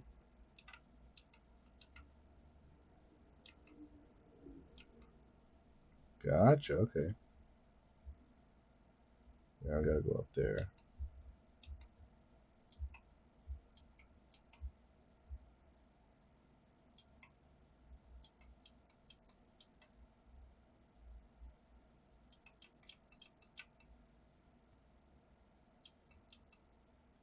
Nice. I like how the black hole is getting larger as the game progresses.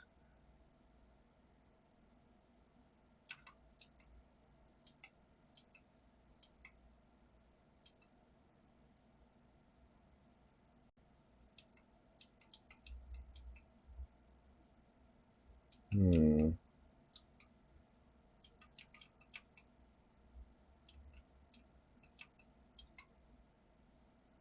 Oh, dang. I failed.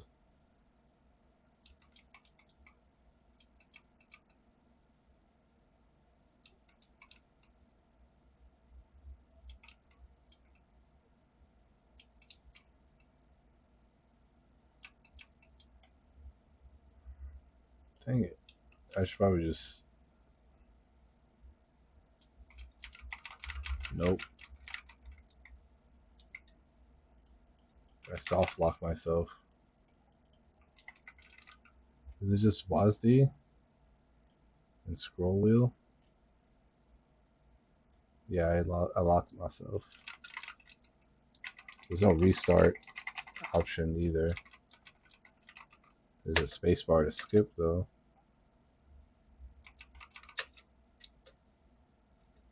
Oh, that's what I should have done. Is just press space bar before. Gotcha. Okay. So bop, bop.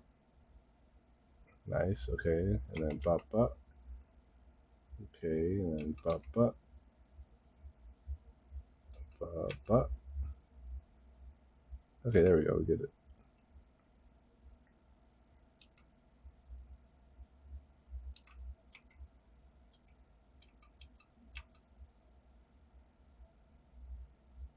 Oh dang it!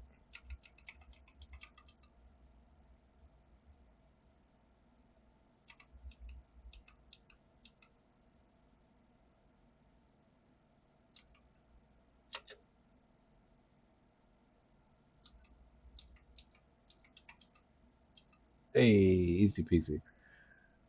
This one's not so easy peasy. Where's the astronaut? There is no astronaut. Okay, 3 turns. So we just kind of push this forward, see what happens.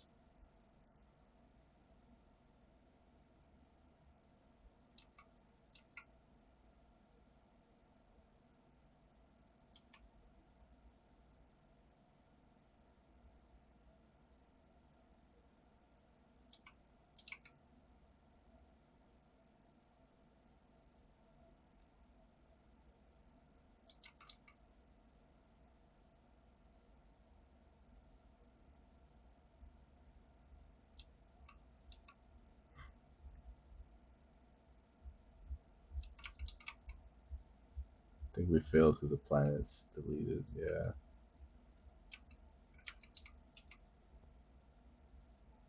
gotcha. Hmm.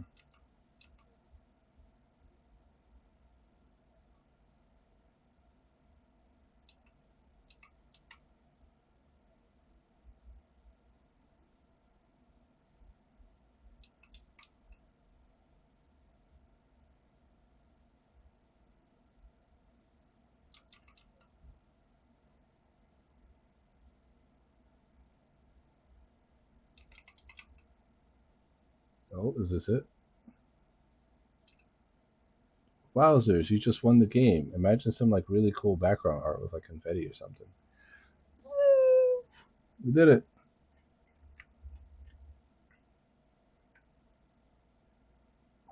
But yeah, good job. Lack of audio for sure. No music, no background stuff, no sound effects, but we did it. Yeah, like I was saying for other people as well, like having some screenshots of the game would be really handy. I do like the mechanic that as time progresses or moves progress in this game, the size of the black hole gets bigger and becomes more of a threat, and also it's sucking assets towards it to make it so that way it changes the level is really dynamic. That was a really interesting take on the theme. That was a really nice little puzzle, little tile movement kind of game. That worked out really well. But yeah, adding sound I think will go like a really really long way for sure. Um, wanted to see like more puzzles like that last one, but also too I like the lock and key system with like the astronaut and then like a little doorway that they have to kind of open to kind of get to the planet at the end. Didn't know what exactly the globes were when I first saw them, and then later on it made sense to me that it's just like a kind of like an asteroid, but you can't move it. Um, it would be cool like if you had to move an asteroid to a certain location to like open something up or something like that. But it was a pretty solid, yeah. Somebody said solid gameplay idea. I think it was a pretty solid execution of that idea as well. Um, but yeah, more levels and more like things for the players to do in each of the levels, more puzzles to solve. The black hole mechanic getting bigger after a certain amount of moves, I think is really interesting because you're like kind of racing against the clock in that regard, and like you have to like really think and strategize of what you got to do before you do it.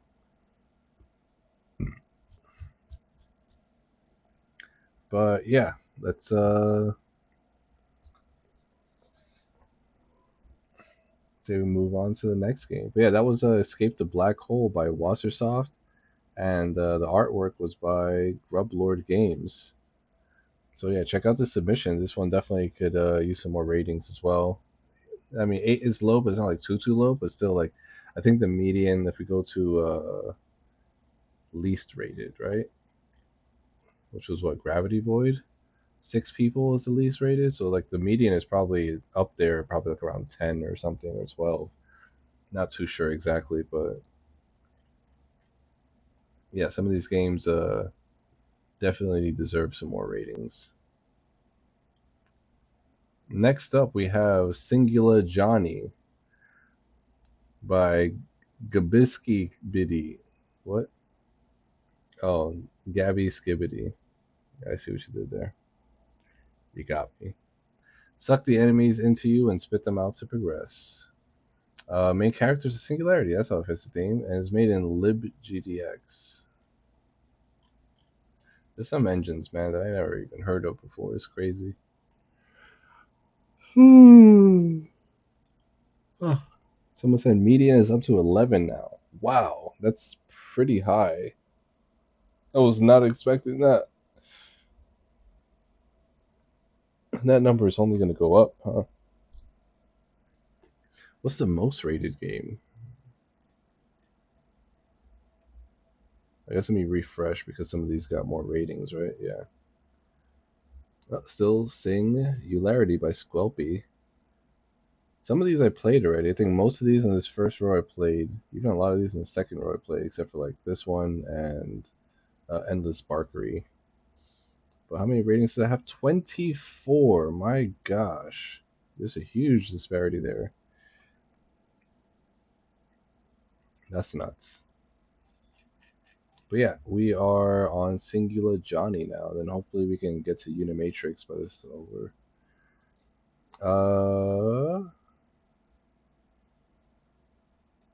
Jam page. Welcome to y'all need to put some colors in your background. You guys should be aware you can edit your game page at any time so you can, you know, make it look prettier. And also add a few more screenshots. And you have some screenshots there, but like adding screenshots to the game page. But something so it's not just a bright white background. Yeah, you gotta step away from the default. Welcome to Singular Johnny, where Johnny sucks, literally. WASD and spacebar are the controls. Press space near an enemy to suck him into you.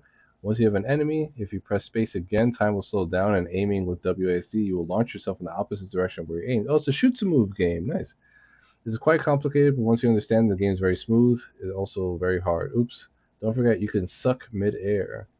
Install instructions. It's not a virus. Yeah, that's what they all say. In a world where everything has to be defined, you, Johnny, are undefined. You are a singularity, and you can swallow people by pressing the spacebar and shoot them back to boost yourself.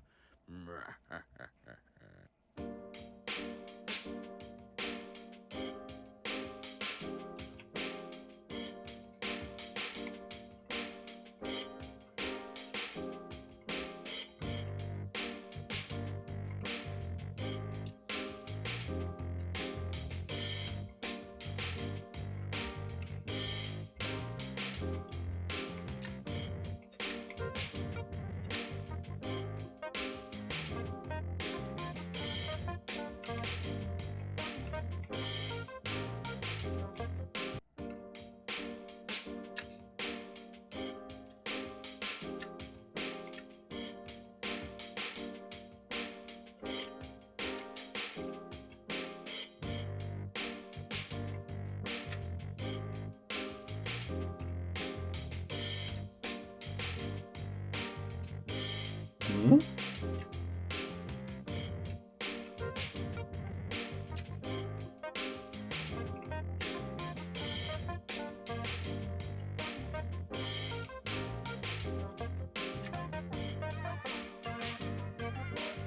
How do I use that? Oh, there you go. Okay.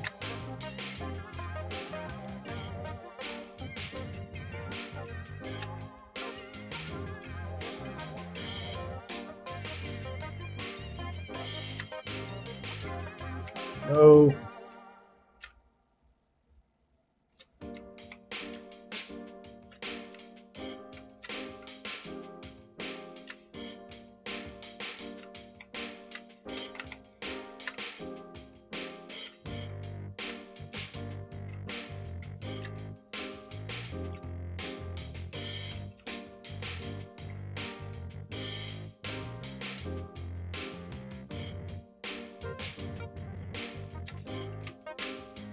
No.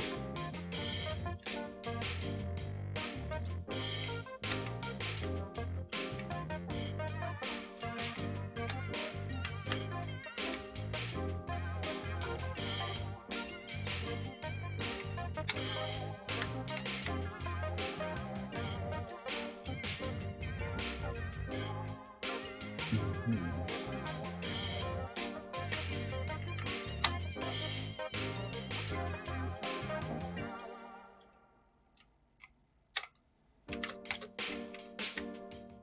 Woo.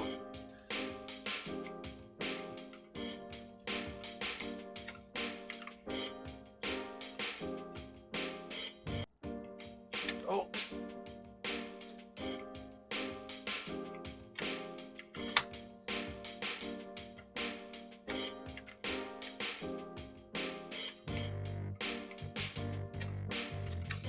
Oh, dang it.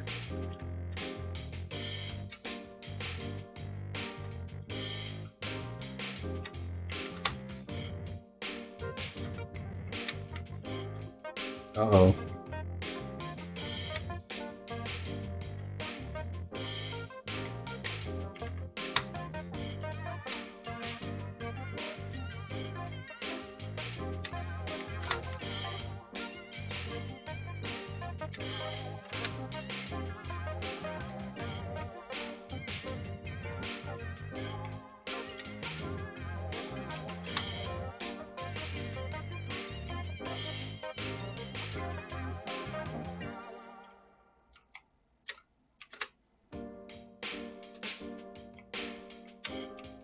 No. Yeah, homeboy attacks immediately. Yeah, you lose HP or die right away. Oh man, it's like I have to play with my right hand on the space bar and my left hand on WASD because I need to move in a certain direction, then press space bar while I'm in the air to then move in the opposite direction to shoot myself in a different direction in midair, and then I have to catch myself after the jump in the opposite direction again.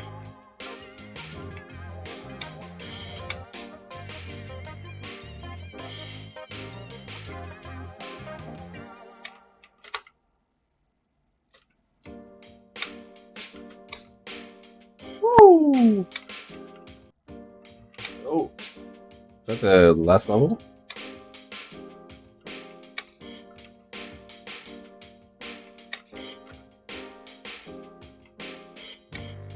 Oh, what the heck?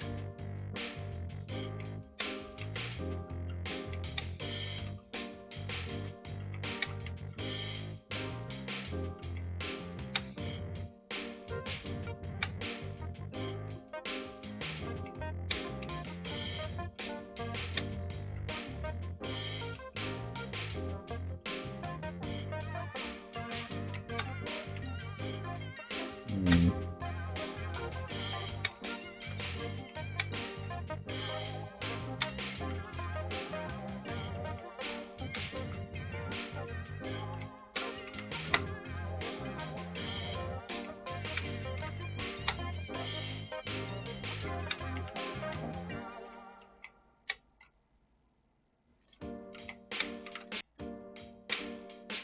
There we go. We got the hang of it now.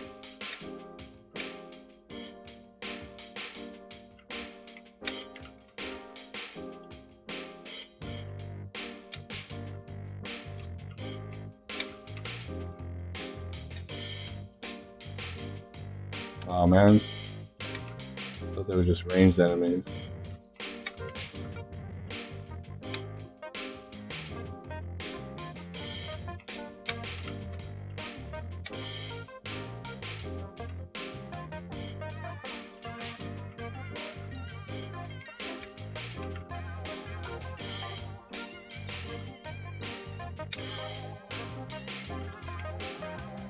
No.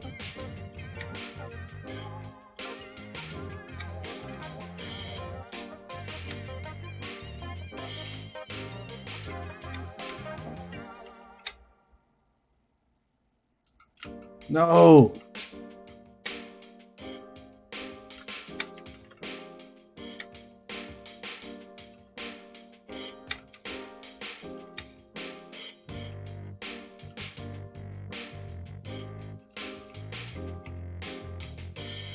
Go go go go go go go go go go go go go. Go go go go go go go go go go go go go go go.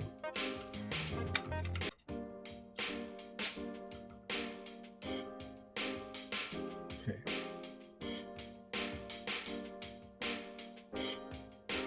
Ah! Oh, that kind of sucks.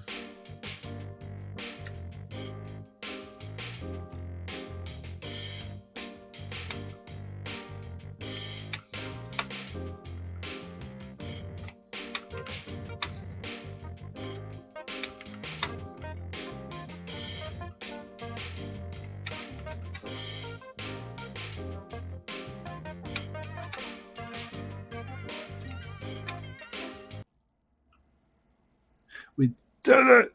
We beat the game. We beat it. I know it because the game crashed. Oh man. Okay, look, that was actually really interesting.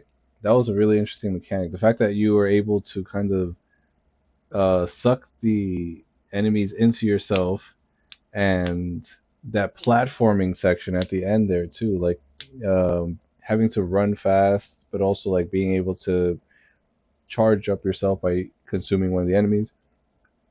I will say some of the spawns were a little unfair. Some of the enemy placements were a little rough. The fact that the ranged enemies are also melee enemies are a little concerning. Um, I only have two hearts. I feel like I should maybe have three because I feel like two hits is pretty unforgiving. The levels aren't that long though, so it's not like it's resetting you too far back. So I'm not too upset at that. Um, the levels were appropriately sized. Like they were like really really appropriately sized. I was pretty quiet throughout that playthrough because I was just in the zone. I was locked in. Once I learned about how you can launch yourself in certain directions, that's when I started to lock in. It was kind of, I thought it was going to be more shoot to move than I was expecting, but it was definitely more dynamic than a lot of shoot to move games. Like it was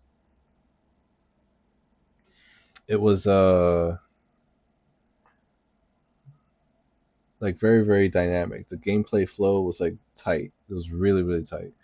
The movement didn't feel too floaty. The hitboxes seemed fair.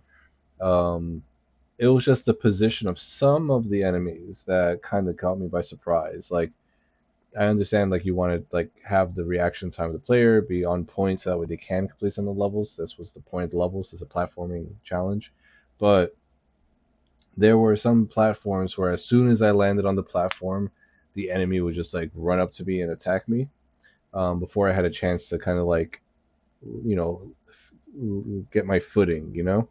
Um, and there was also one level where the enemy kind of spawned right in your face and just kind of took you out a couple times. So I think just like spacing the enemies out a little bit better could go a long way for some of those levels. The difficulty kind of seemed unfair for some of those areas, but it wasn't too unforgiving. I feel like too that you can definitely get carried away with creating some really interesting levels if you wanted to continue working on this. The music was a whole vibe. I was bopping the entire time, but there probably should be a few more sound effects, like again, like walking sound effects, slowing down time. Maybe that slows down the music. That'd be pretty cool. Maybe it's like a visual effect when you slow down time, besides just your face changing. Um,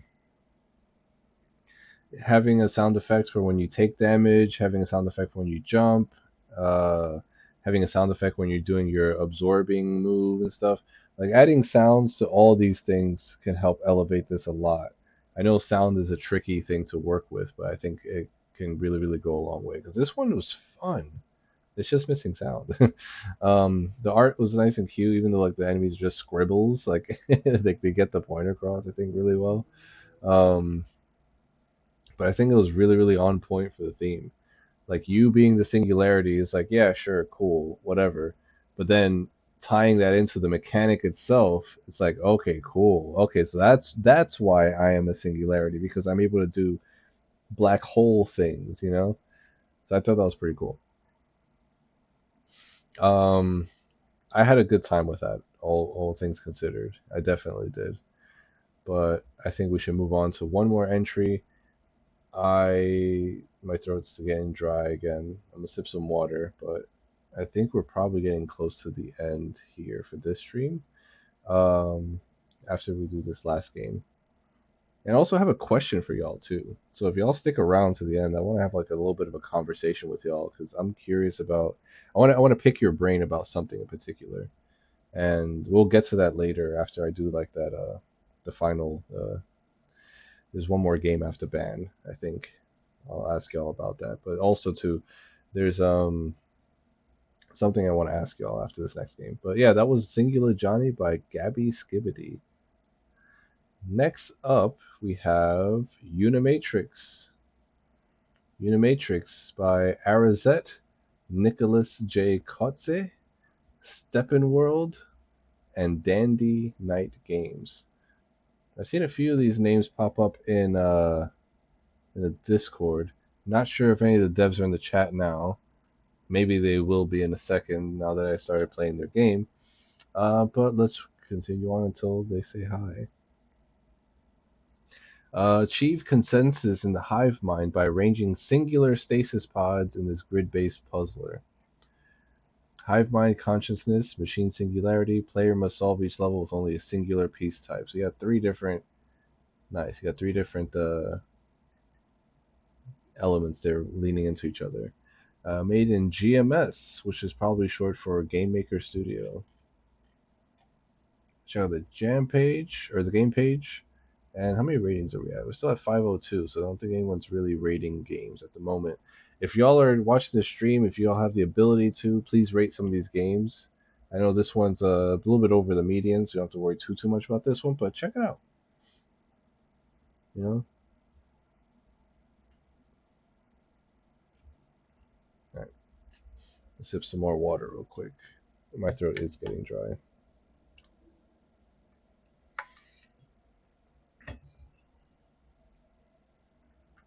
And after this, I'm gonna cool off for like a minute. I think the room is starting to get a little warm. After this, I'm gonna cool off for a minute, and then we're still gonna stream for a little bit. I do have some questions for y'all. We can talk more in the Discord too about it, but I figured there'll be a good chance to chat while y'all are here. Anyways, story. Oh, Steppenworld is here. Heck yeah, we got devs in the chat. Nice.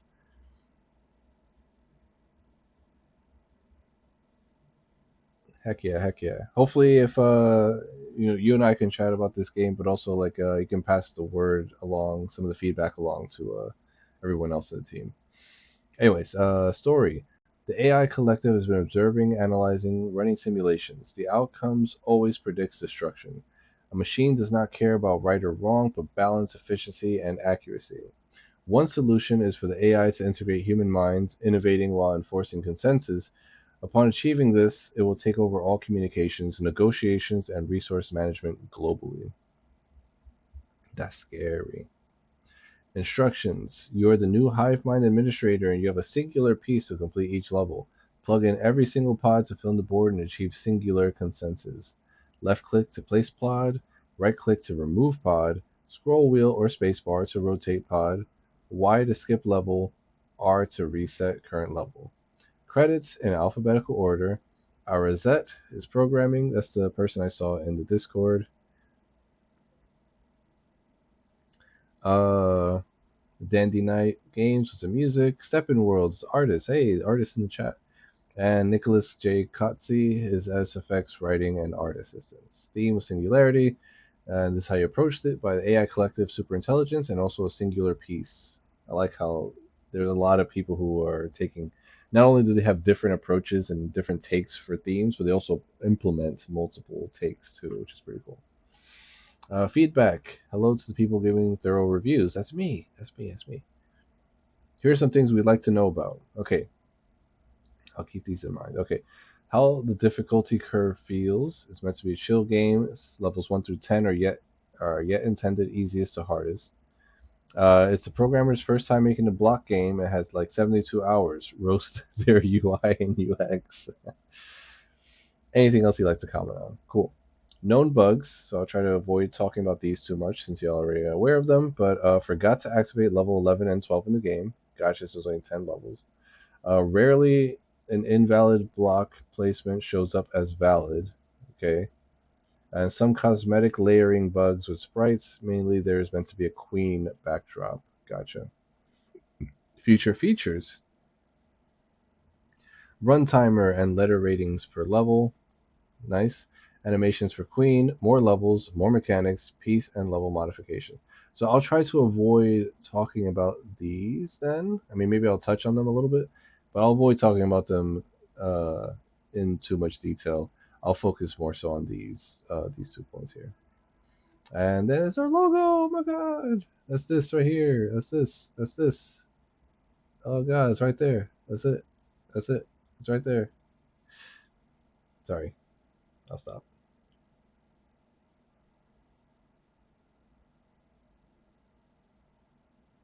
Um cool, and it's a browser game. You can jump right on into it.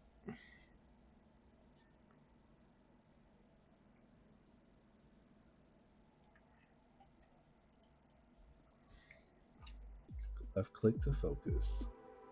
Oh, whoa, hold on a second. Before you focus, let's focus on that music real quick.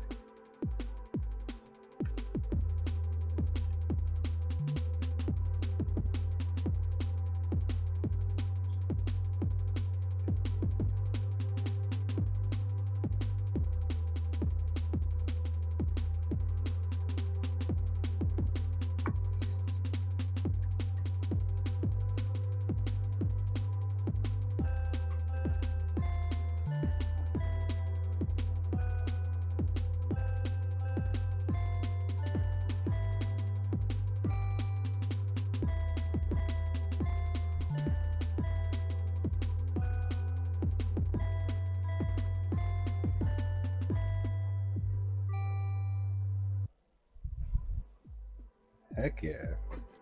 It doesn't loop properly, but that's a banger. Unimatrix. Consensus is unity. Click to start. And then everyone's credits over here.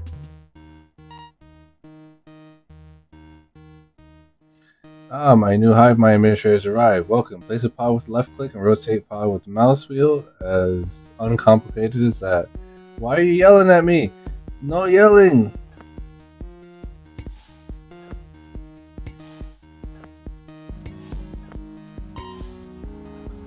Well done, my freshly assimilated minion. I mean, loyal subject. Smiley face.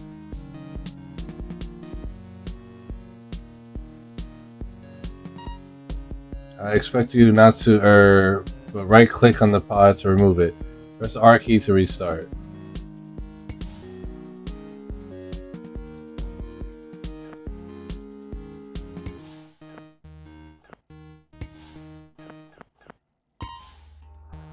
Either you failed in another timeline or you might be intelligent. What's that supposed to mean?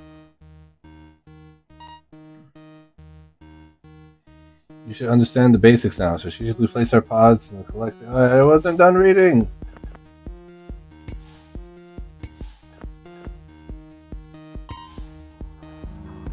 Good job, go to the next area. We are the enlightened and see what is happening to this world, build on that, and I couldn't read it fast enough.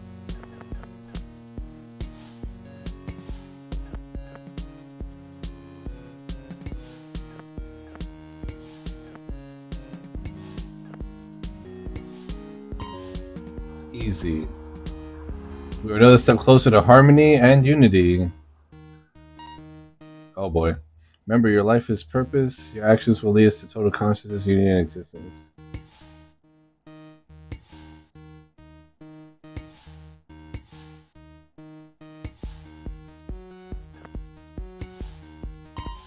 Easy. We will prevail, we are more than toasters. We are just over halfway. Unite us or be consumed like the rest of the world by the greedy and corrupt.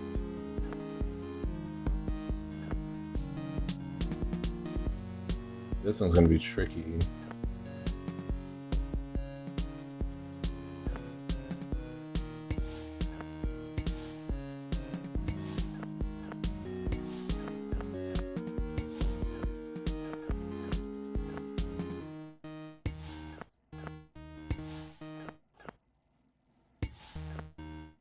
I lied. First try. Keep growing on consensus like a weed in the garden.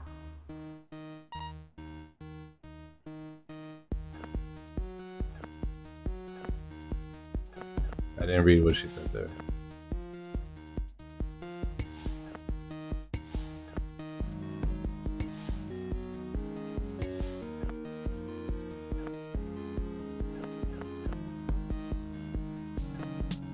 Oh.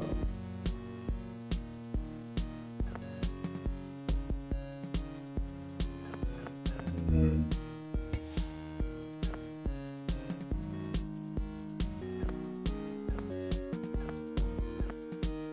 Hmm. Is your CPU having a floating point error? Yes, it is. Really? Yes.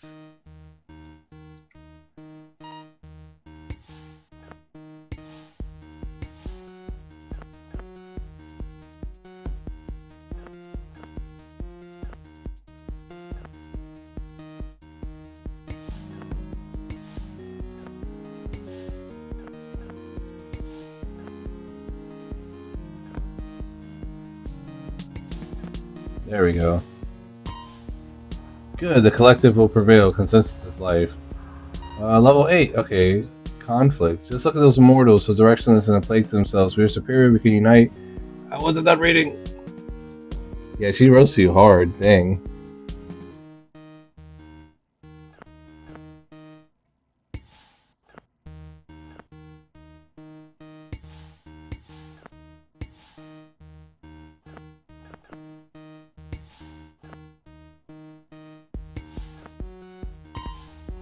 Easy. They're no match. This is no competition for us.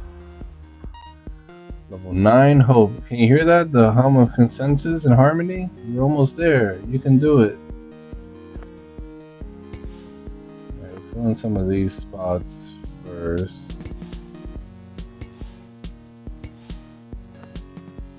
The obvious holes.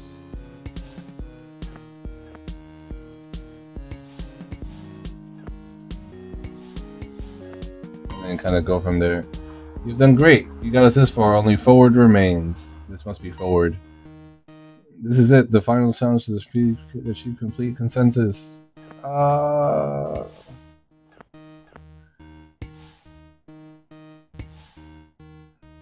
hmm.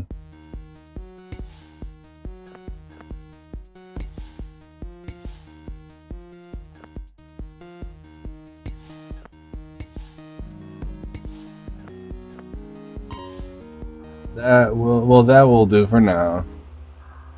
You win. Complete consensus reached. Only at the cost of our individuality, we achieved singularity. Thank you for freeing us, saving all. Click to restart. We did all those in like mostly one try, one attempt each, huh? And this beat is such a banger. Shout out to the musician.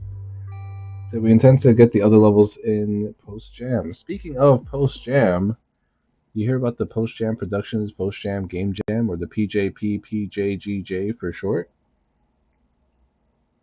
Because you should definitely submit your jam to this jam if you haven't already, or submit your game to this jam if you haven't already. Look, there's 167. Haha, funny number. They joined the jam so far, and they're putting their games in there right now. See, look, I can bring it over there, but no, I'm not gonna do that. This beat is really fucking cool. Shout out to the musician for sure.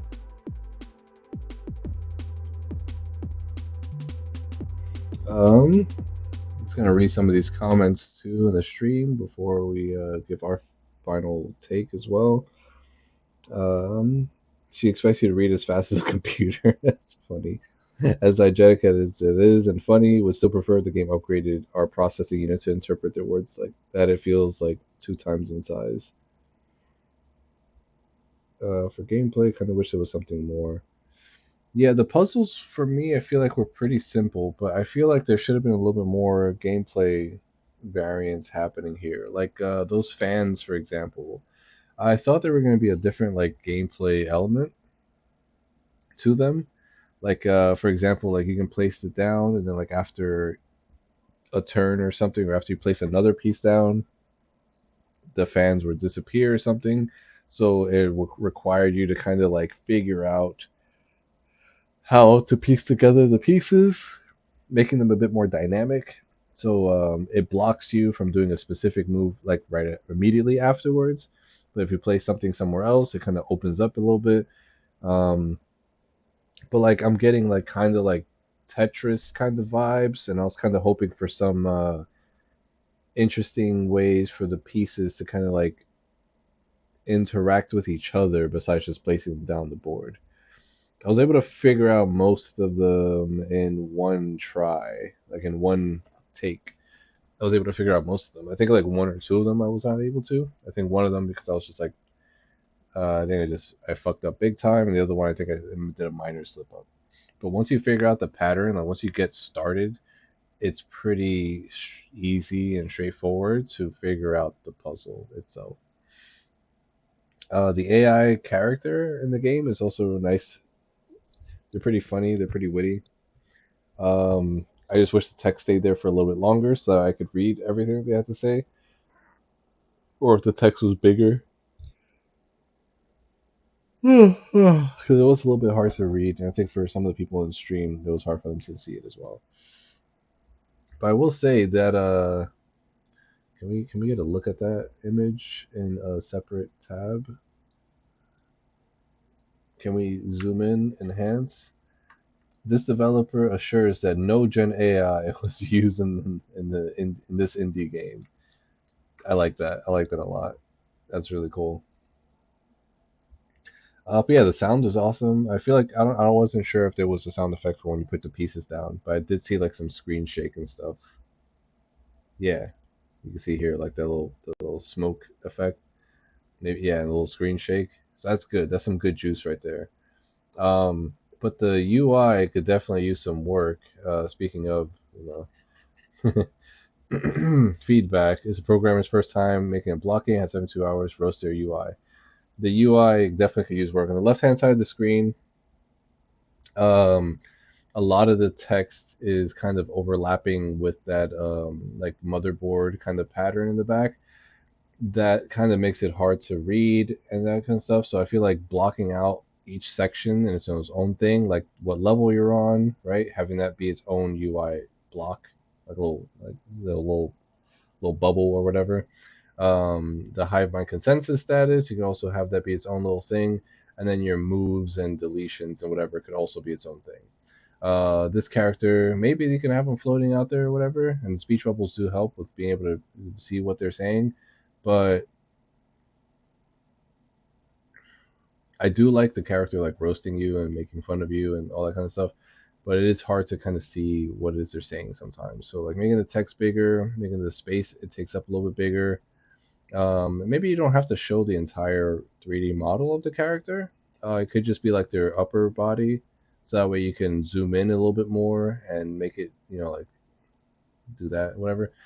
So you can zoom in a bit more and not have to worry too much about their whole entire posture. You just kind of cut it off at their waist, and you can still see like their arms above their waist doing certain gestures, and it'll give it more space for the text UI to pop up. The framing is fine for the level, although I don't think there was a level that really utilized the entire space. The first level had those four separate spots, kind of like dotted around, but you haven't. I don't think there was another level that had separate instances like that. That kind of broke it up into different areas. Um, let's see how the difficulty curve feels. It must be a chill game. Intended to be easiest to hardest. The difficulty curve it didn't feel like a curve. Mostly it felt like mostly like a flat line. It seemed pretty easy, all things considered, because once you learn the premise of the game and once you learn the good strategy to start doing things, it makes it pretty easy going forward. Like you're really like, oh, try hitting the corners of the board first, so that way you can see if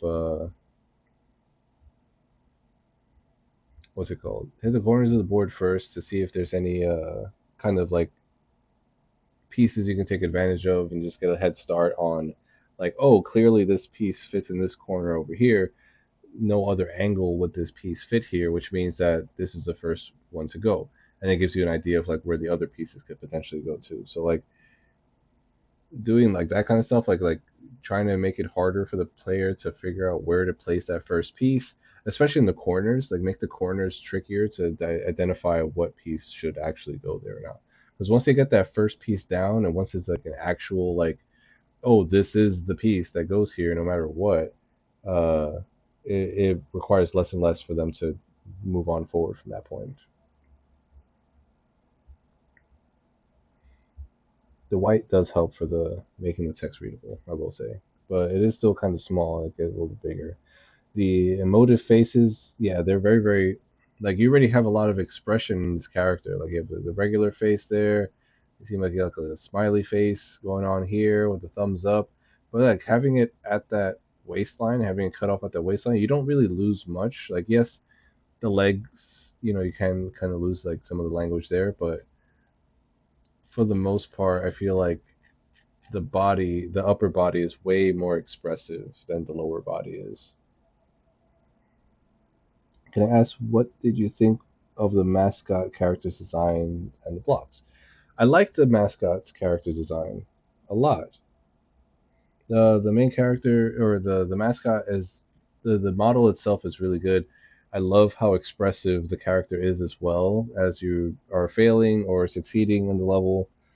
I like the art assets too of the human bodies being placed down and stuff. I just wish that the blocks did a little bit more.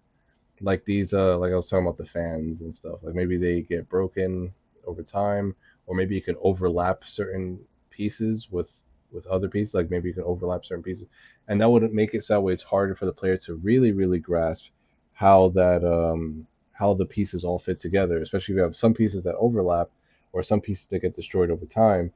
Um, it makes it so the player really has to think.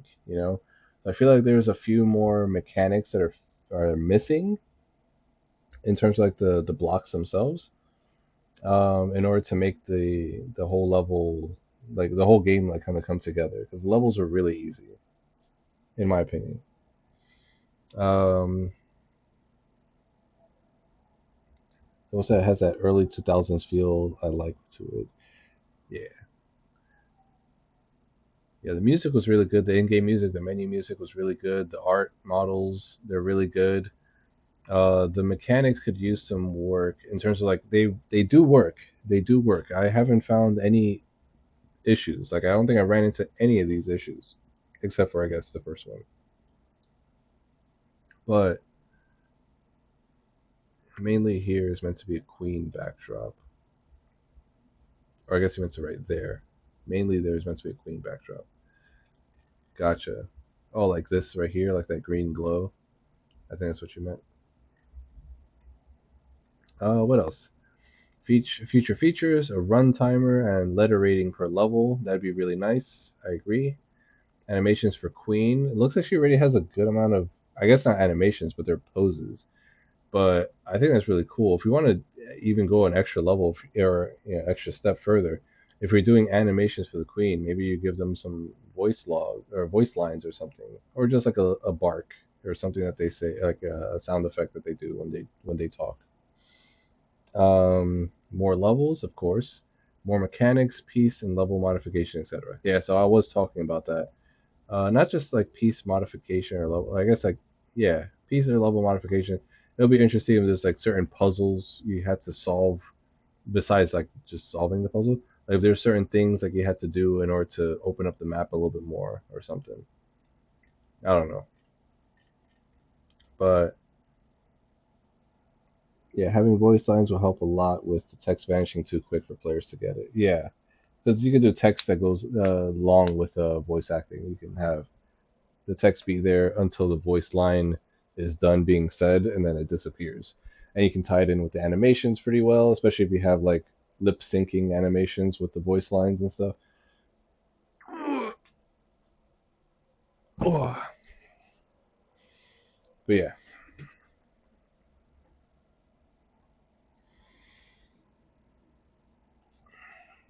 Hello, Kayla. Welcome to the chat. Um, but yeah, like we were saying too, with the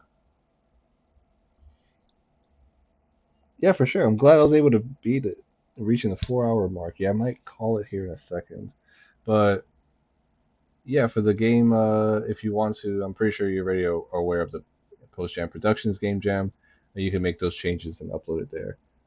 Especially since you already have some of those levels done, it seems you can just once this is over, update those changes into the build or upload the new build rather, and then submit to the other game jam. I think that'll be pretty handy. Uh, Saving the best for last. Wait, did you do my game? I did not do your game yet. We're doing submission order. Your game is towards the tail end here. We just finished Unimatrix, which means we have 10 games to go. I don't think I'll be playing it on this stream. There'll be another stream on Sunday. So stream 4 is on Sunday. There's a few games that we still have yet to do, but because of I spent a lot of time on the early entries. There's a lot of games here that were just like I played for longer, or they're just longer in itself, or I just had a lot to talk about in the early games because some of the stuff that I'm saying now I am just repeating from the earlier streams. So that had like a bulk of information and stuff like that too. So I might just be referring to the older streams for some of the information.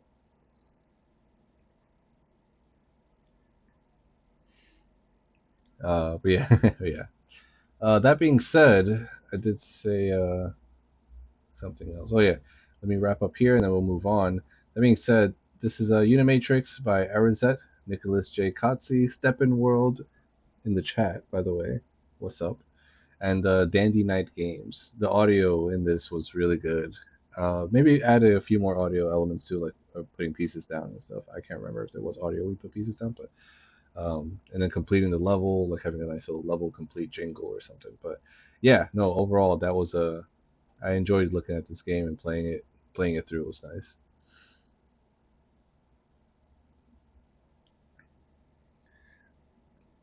Am I going to Anime NYC next week? I am actually, and I don't know if you are familiar with this, but we've discussed in the first stream. I was announcing to everybody that we got the okay to announce the super secret surprise prize for the Interstellar Game Jam, which is the number one overall game, will be shown off by me at Play NYC this year. Which I guess not this year, but next week rather. This year, but also this next week coming up. Thanks to Gumbo NYC, they allowed us to show a game for a few hours for free at their booth. And I asked them, I was like, hey, I personally am not working on anything myself, like for myself. I am working on other projects, but it's not like my own project, it's client projects. And I told them, I was like, hey, I'm hosting a game jam. Is it possible instead of showing off my own personal game that I use my, my network to show off somebody else's game? And it is a host. It is an event that I am hosting, so I think it kind of like vaguely falls into that category more or less. And after some convincing, they said yes. And so, not sure exactly which day it will be that the game gets shown off. I'll learn more about that soon, and I probably will post about it in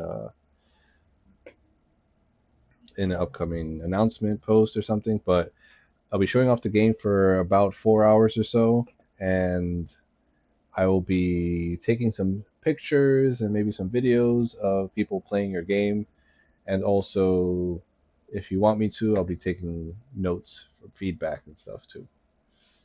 But I feel like it'll be a really good opportunity to kind of showcase, some one of the community members' games. Maybe in the future, if we have our own booth for Interstellar Garden, I'll do more than just that, and I'll probably showcase like my top games or something. But for now, it's just one game. I feel like so that way I don't have to download too many projects, and also, it's a good prize. No, I hope I win. But yeah, I'll definitely be there for all 4 days. I'll be at that booth I forget the booth number off the top of my head, but I did write it down the announcements post when I announced the super secret prize surprise. Um, but yeah, I'll be there wearing my top hat as per usual and showing off the game, taking some pictures and videos of people enjoying it and stuff. But before we go on to the next thing for the stream, there's this game here called Bloomware, where if you go to the game page and scroll down and look at more information, we can see that their game was using some AI to help them work on the game. And for those unaware, for the Game Jam page, there's a rule where any assets you include in your game should either be created by you or given permission for you to use, and then no Gen AI. I mean, what's it called? Maybe some folks may have missed that point. I'm not too sure. It's a pretty important one. The reason why I have a strong stance on AI is because we're not too sure what is being used to train the AI and whether or not the AI themselves uh, has permission to use the stuff that it's trained on. Like, for example, just one example, and this is probably a common thing that probably a lot of people have experienced when just their day-to-day lives at this point. But Google Gemini AI, for example, it pulls information from all of over the internet, but also like sources like Reddit posts and Wikipedia. And I'm not too sure that those websites or even the people that posted on those websites gave permission for Gemini to use their the things that they wrote out in order to train its AI. It Yeah, that being said, I am unfortunately going to have to disqualify this game as well, even though we did play it. So at least you do have that. You do have the feedback and everything from us playing the game. But I apologize, but this game has to be disqualified.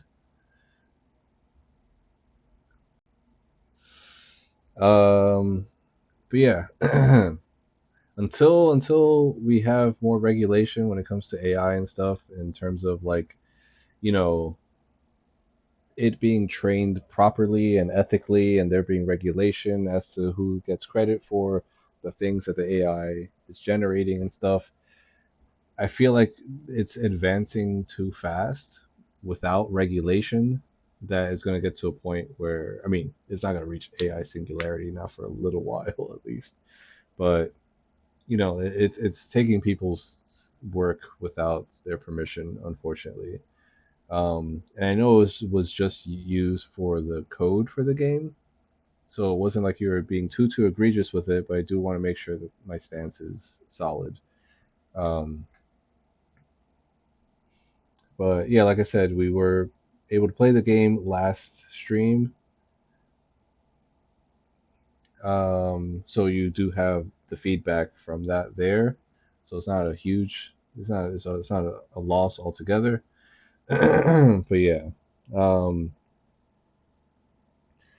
from their stories, seeing officially pro AI, yeah. But yeah, it almost like never does ask for permission, unfortunately. Unless like I mean, if you made your own generative AI and you trained it on stuff that you made yourself, that makes sense. But I mean, I wouldn't even fully call it generative AI at that point, I guess. It's not like the mega corporation ones where those guys have so much money that they don't care too much about following the law because the law still has to catch up, you know. There's a lot of new things that they're doing that kind of fishy.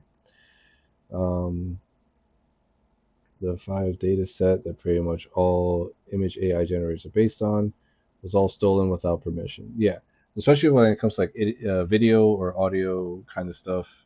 It's pretty apparent that they're kind of just taking things, but it is extremely bad for the environment. Is also extremely bad for humanity as a whole, especially some people in the United States being displaced by either power lines being developed on their property without their consent, and then them getting kicked out by their city or township just so that the data centers get more power. There's also what that was the Georgia Power incident.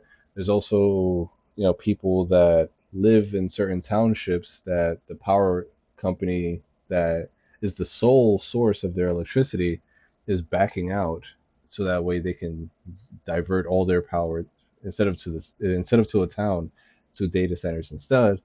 Then you have the data centers themselves that are being built. They're taking up a whole lot of land for no reason whatsoever. I say no reason. The reason's AI, but taking up a whole lot of land, generating a whole lot of heat, polluting water in order to cool down said heat.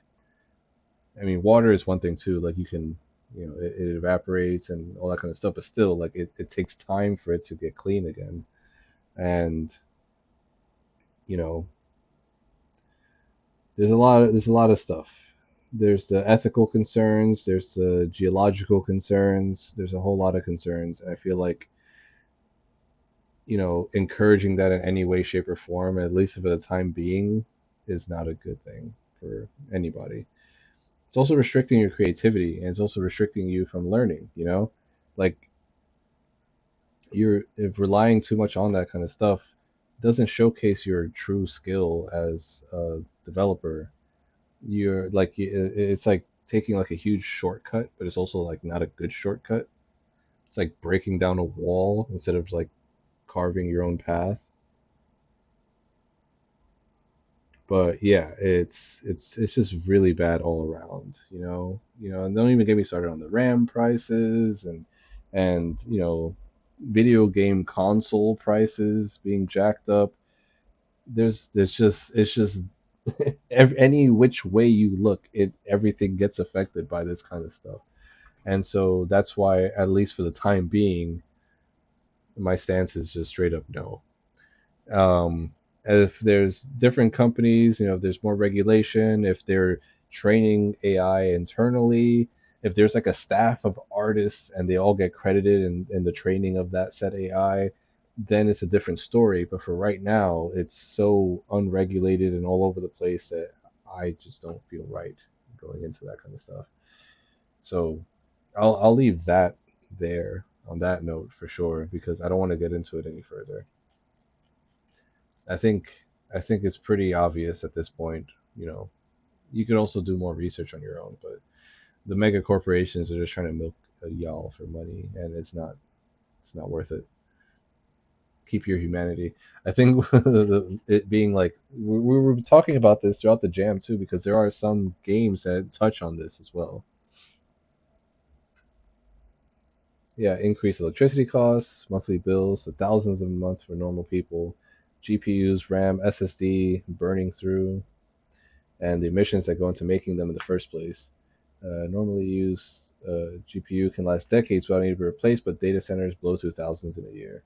But yeah, they're just it's a resource war essentially. But there's a lot of games that were made for this jam that touch on that topic, and there may be more that touch on it as well that we haven't got into that probably you know touch on it better than I'm talking about. But that being said, before I close off this stream, I do have a question for anybody who's left in the chat.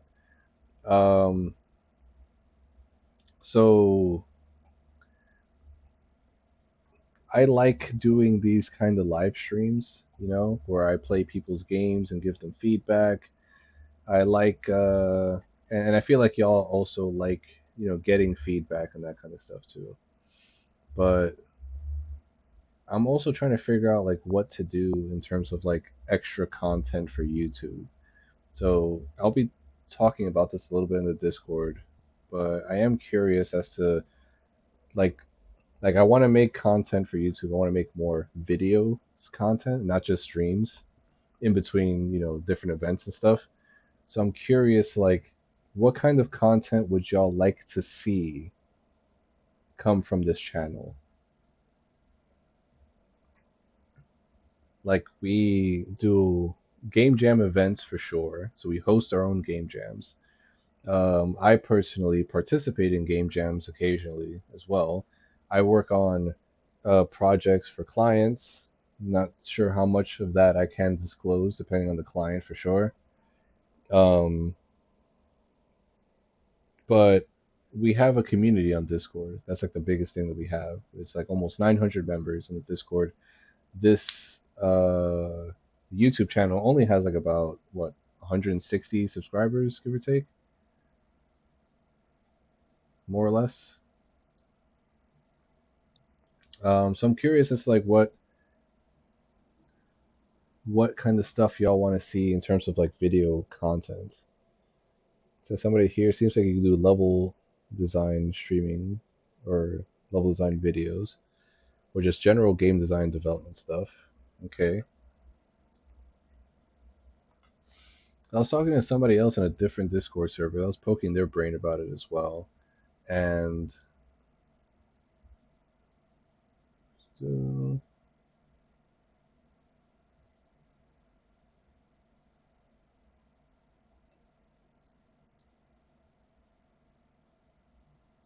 uh, yeah, I was talking about to somebody else about this as well. And one thing that seemed like an interesting thing to do is like one video, one game, right? And I do like this kind of same thing where I like maybe not play through it in the video, but I'll still give like um my feedback, kind of like a review, I guess, like a game review, right? But instead of it being like, all right, today we're gonna review Halo Campaign Evolved, right? Like, there's already enough people doing that kind of stuff. I feel like, well, we're in a kind of position. We have enough people in the community that maybe we can review people's within the communities, like the games that they develop. So indie games reviews, but only if like the person asks for it. So that way, I get a chance to play out their game. They get a review on YouTube that they can share with people, whether it's good or bad, but just kind of like highlighting it. But I do these streams for the game jam entries, so I don't want the videos to also be for game jams and stuff like that. So maybe we take it like a step further for like people that work on longer form projects that are trying to get it out on Steam and stuff, or like a paid game on itch, but like something more complete, and maybe doing some reviews for like those kind of games. So that way it's still like small indie projects. It's still people from the community. It's still opt in. Kind of like when you submit a game for this game jam, you technically opt in for the me reviewing the game on stream. Um, but it's also a bit more like for uh, more polished projects, and therefore the reviewing and like the review process would be a little bit different in the sense that it won't just be like, hey, next time you do something for another game jam or whatever, this is what you can do. It's more so like, like, hey, this is my raw thoughts on the game and all that kind of stuff, and just like really like hammer that kind of point in. Not sure if I'll do like a letter or number grade or something to go along with it, but I feel like at the bare minimum, just being able to talk about the game, go more in depth, and then it just being contained to one game per one video. So that way, you know, it could just be very, very focused. Whereas with like the game jam live streams and stuff, I'm a bit all over the place because I'm talking about different games and comparing them to different games and looking at how certain people did things a little bit better or worse. I might still do that, but I'll probably, it won't be as direct with the game as with the game jam entries because those are like all submitted side by side. Those are all revolving around the same theme, that kind of stuff. I don't know about video essays, but because like that means I have to type out an essay and all that kind of stuff. I feel like reviews would be more natural because it's already kind of what I'm doing now, you know? Um, 'Cause I love it. Videos giving advice how to get into the market, whether freelance or working for companies, especially as an artist who can't code. Uh, I have some advice, but like how to get into the market. I have some advice, but like it's very particular to people in the same situations that I have been in. So I'm not too sure how relevant it'd be to the general pop the general population. Um, I'll think about that for sure, but I'm not too sure how like like I'll be able to give certain advice to people when they don't have the same resources as me and they don't have the same knowledge and upbringing as me as well. It'd be kind of tricky. I don't use YouTube too much, but yeah, I mean something game related, analysis, creation process, or specific aspects. Let's see what else. Especially since there's not a lot of exposure for indies in general. Yeah, that's what the other person was saying that it would be good for indie developers. They get a bit more exposure and get people to see the games and stuff like that. And there are also people out there that are looking for indie games. They're not necessarily looking for the next big AAA game, that kind of stuff. So it'd be really helpful for both the indie game devs and the indie game gamers.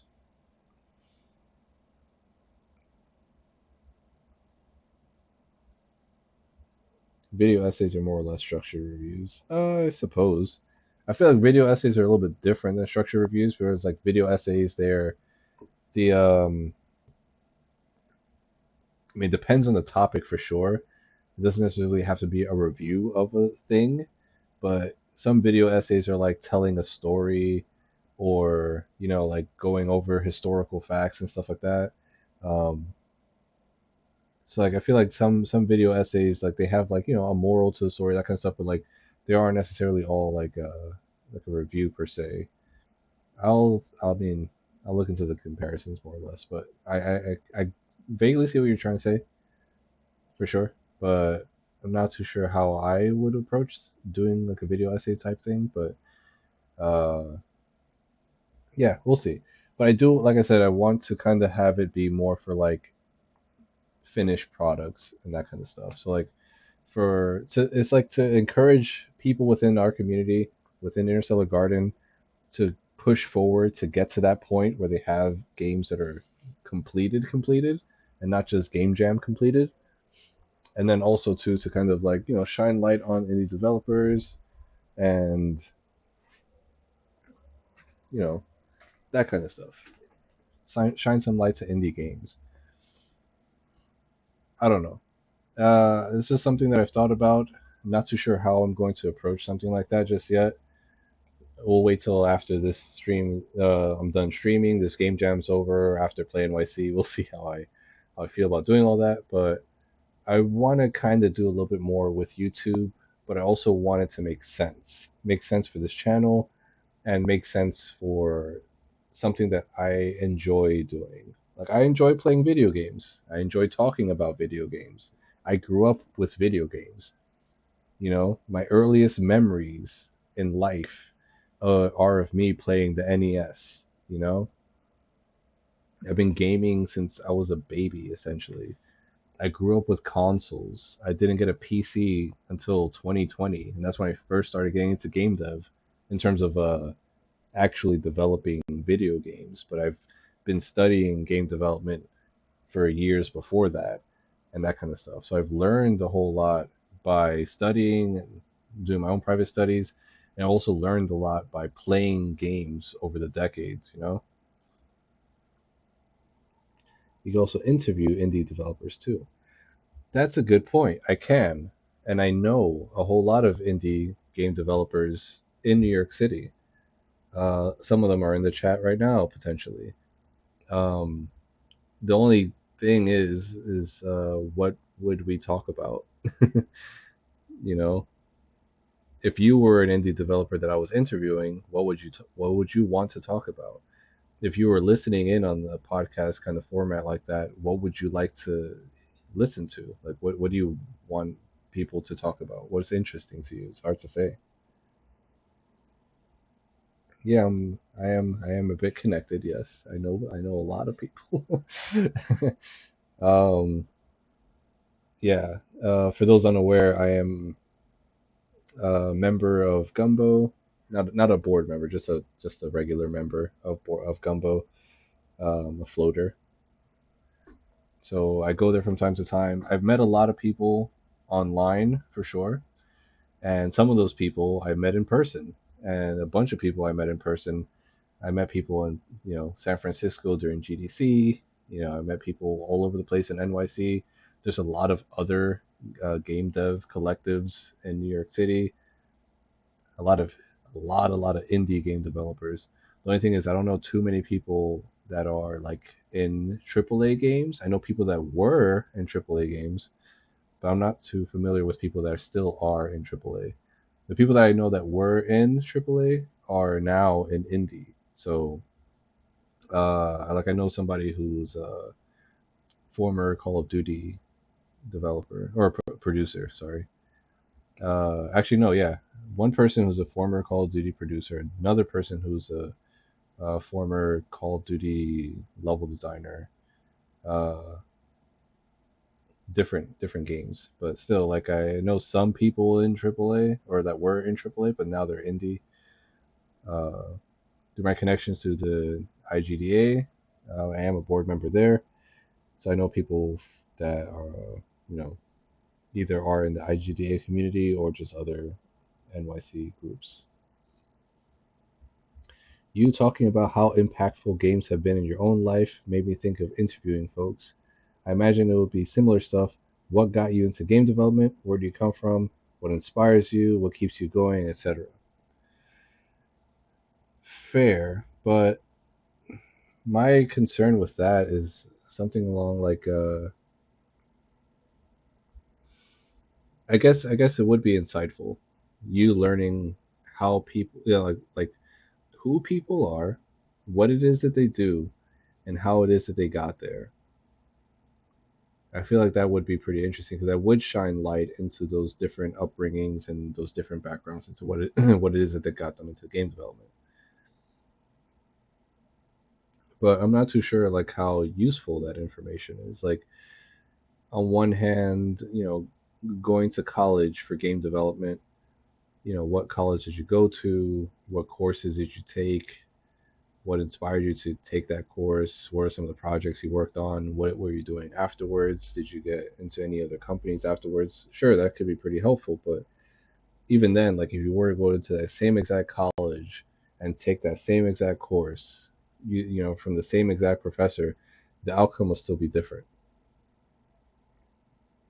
You know, the way that you got there is different. The games that you've played, the books that you've read, the movies that you watched, the experiences that you had, those all play into who you are as a person, and who you are as a person, you know, it varies from person to person, but also it's, it's what leads people into game development differently. So I'm not too sure like how much of that would apply, how much that would apply to other people, especially from other countries, especially from other, you know, backgrounds, religions, ethnicities. Like a lot of that kind of stuff does play into, where we end up in life. But I guess maybe shining some light into that could be informative. I'm not too sure. Kind of thinking the background usually it's just idea for channel then community, not the other way around. I agree. It usually is that way. Um, but now it is kind of backwards here. So that stuff's interesting in your opinion. Okay, I'll think about it. I have thought about it in the past. I'm not sure what I would name the podcast or whatever, but uh, I have a laptop that's good enough that I can record, so I can kind of take it on the go. And I can interview people in different locations. Just don't know. I guess I have to come up with a good line of questioning that could help with that. But yeah, it doesn't have to be just one of those things. It could be multiple. Yeah, it could be all these different ideas and just approaching them in different ways.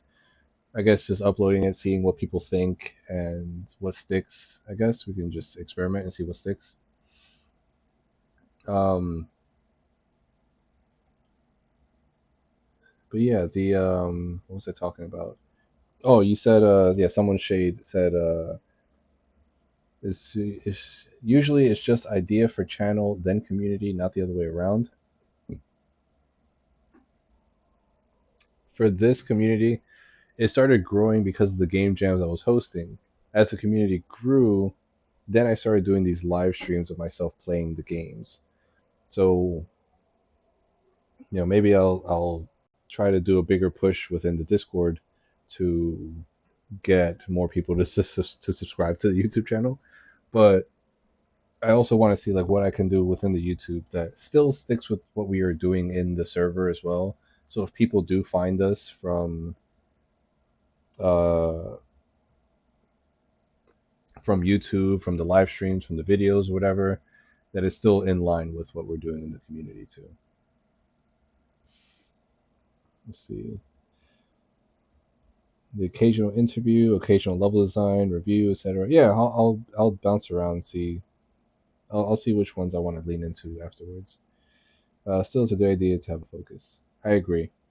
It's a good idea to have a focus. Right now, the focus seems to just be the game jams. That's the only thing. That's the only content that we have in the YouTube channel. In the YouTube. Um, but yeah, having something else to do as well. Again, like reviewing indie games. I think that would be something that would be really useful for people. Maybe I'll start with games from some of the community members, not just Interstellar Garden, but also from the other New York City game devs. I think whatever the channel idea would be, it has to be in the POV of someone joining in or being new. Right. Usually from the jams. Right. Another thing I was thinking of also doing in terms of like a video form, something that's just informative for all game jammers would be like a general game jam guide or something to kind of help folks out no matter what game jam they participate in, for the most part. A game jam guide to help players like figure out like how to approach team building, how to approach setting up projects for the most part. Like I mainly use Unity. I use Unreal a little bit as well. I've used some other game engines, but for the most part, those are the ones I mainly use. Yeah,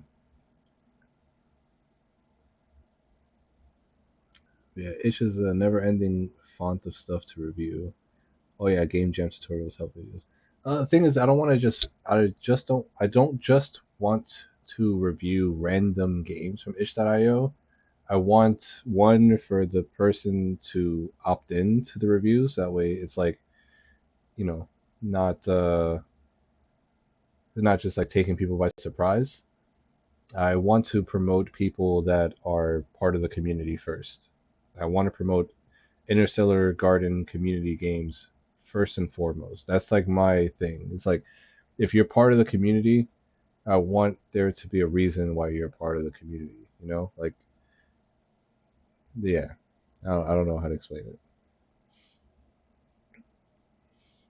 Never ending font. Uh, Even like a how to review. Yeah, potentially. It can't be random. The choice needs to be significant. Exactly. Yeah, yeah. Like I want the player. Like if there's anybody out there that's going to be seeing the game that I'm reviewing, either it's because like they're a person from the community, or I know the person somewhat personally, to kind of give them that signal boost. But also to let other people know, like, hey, check out if you like these kinds of games, maybe this would be up your alley, kind of stuff. I will still be harsh during those reviews. Keep that in mind, especially if it's something that is claiming to be a finished product. But I still want to make sure that it's games from the community first and foremost. But yeah, I'm probably going to wrap up the stream there. If y'all want to talk more about this stuff, join the Discord. Link in the description. Obviously, y'all are already in the Discord. There's a higher chance you're in the Discord than you are subscribed to the channel. So if you haven't subscribed to the channel, subscribe right now, please. That's actually a huge help. We only have like 160 subscribers, but the Discord server has almost 900 members. There's a huge disparity there. It's really really wide, that gap. So please subscribe and spread the word. Especially if your game was played. If your game was played, show off that part in the stream to other people so they could check out the channel too. Every view helps the channel, but also every view, more eyes on your game, I feel like also help you out too. But oh, Nebula Oblivion is gonna say one more thing, and then I'm gonna read it out, and then I'm gonna log off. If you want to do something real crazy, you could pivot to becoming a woodworking channel. No, that's all I have to say.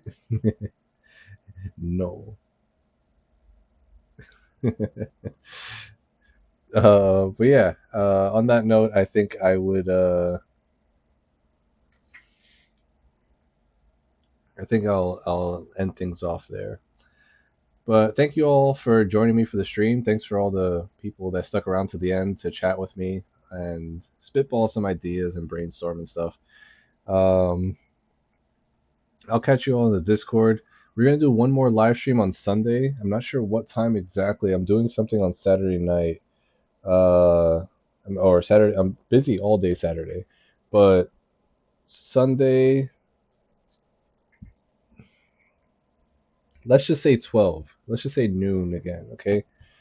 And actually hit it this time because for this stream that we did today, I started pretty late. It was about what 3:30 when I started, more or less 2:30, 3:30. So yeah, we'll try to aim actually for noon Eastern Standard Time. That's 12 o'clock p.m. Eastern Standard Time, or 12 o'clock regular non AM PM time. Um, but yeah, I'll catch you on the next stream on Sunday. I hope you all have a good night or time of day. And yeah, like the video, like the stream. Everything helps. Share it with other people. Shove this channel down your friend's throat and be like, hey, this guy does some really cool stuff for indie game devs. Check him out and get more people to subscribe, because that'll be really, really cool. I think all we really need is like 1,000 subscribers to get the channel monetized. As long as we keep doing like live streams like this throughout the year, I think we'll have more than enough like watch hours to be fine. But if we can monetize the channel, that'd be really dope. That'll give me way more incentive to do these kinds of things. But yeah, there's also the Patreon. Check that out too. Have a good night, everybody. Take care. Bye.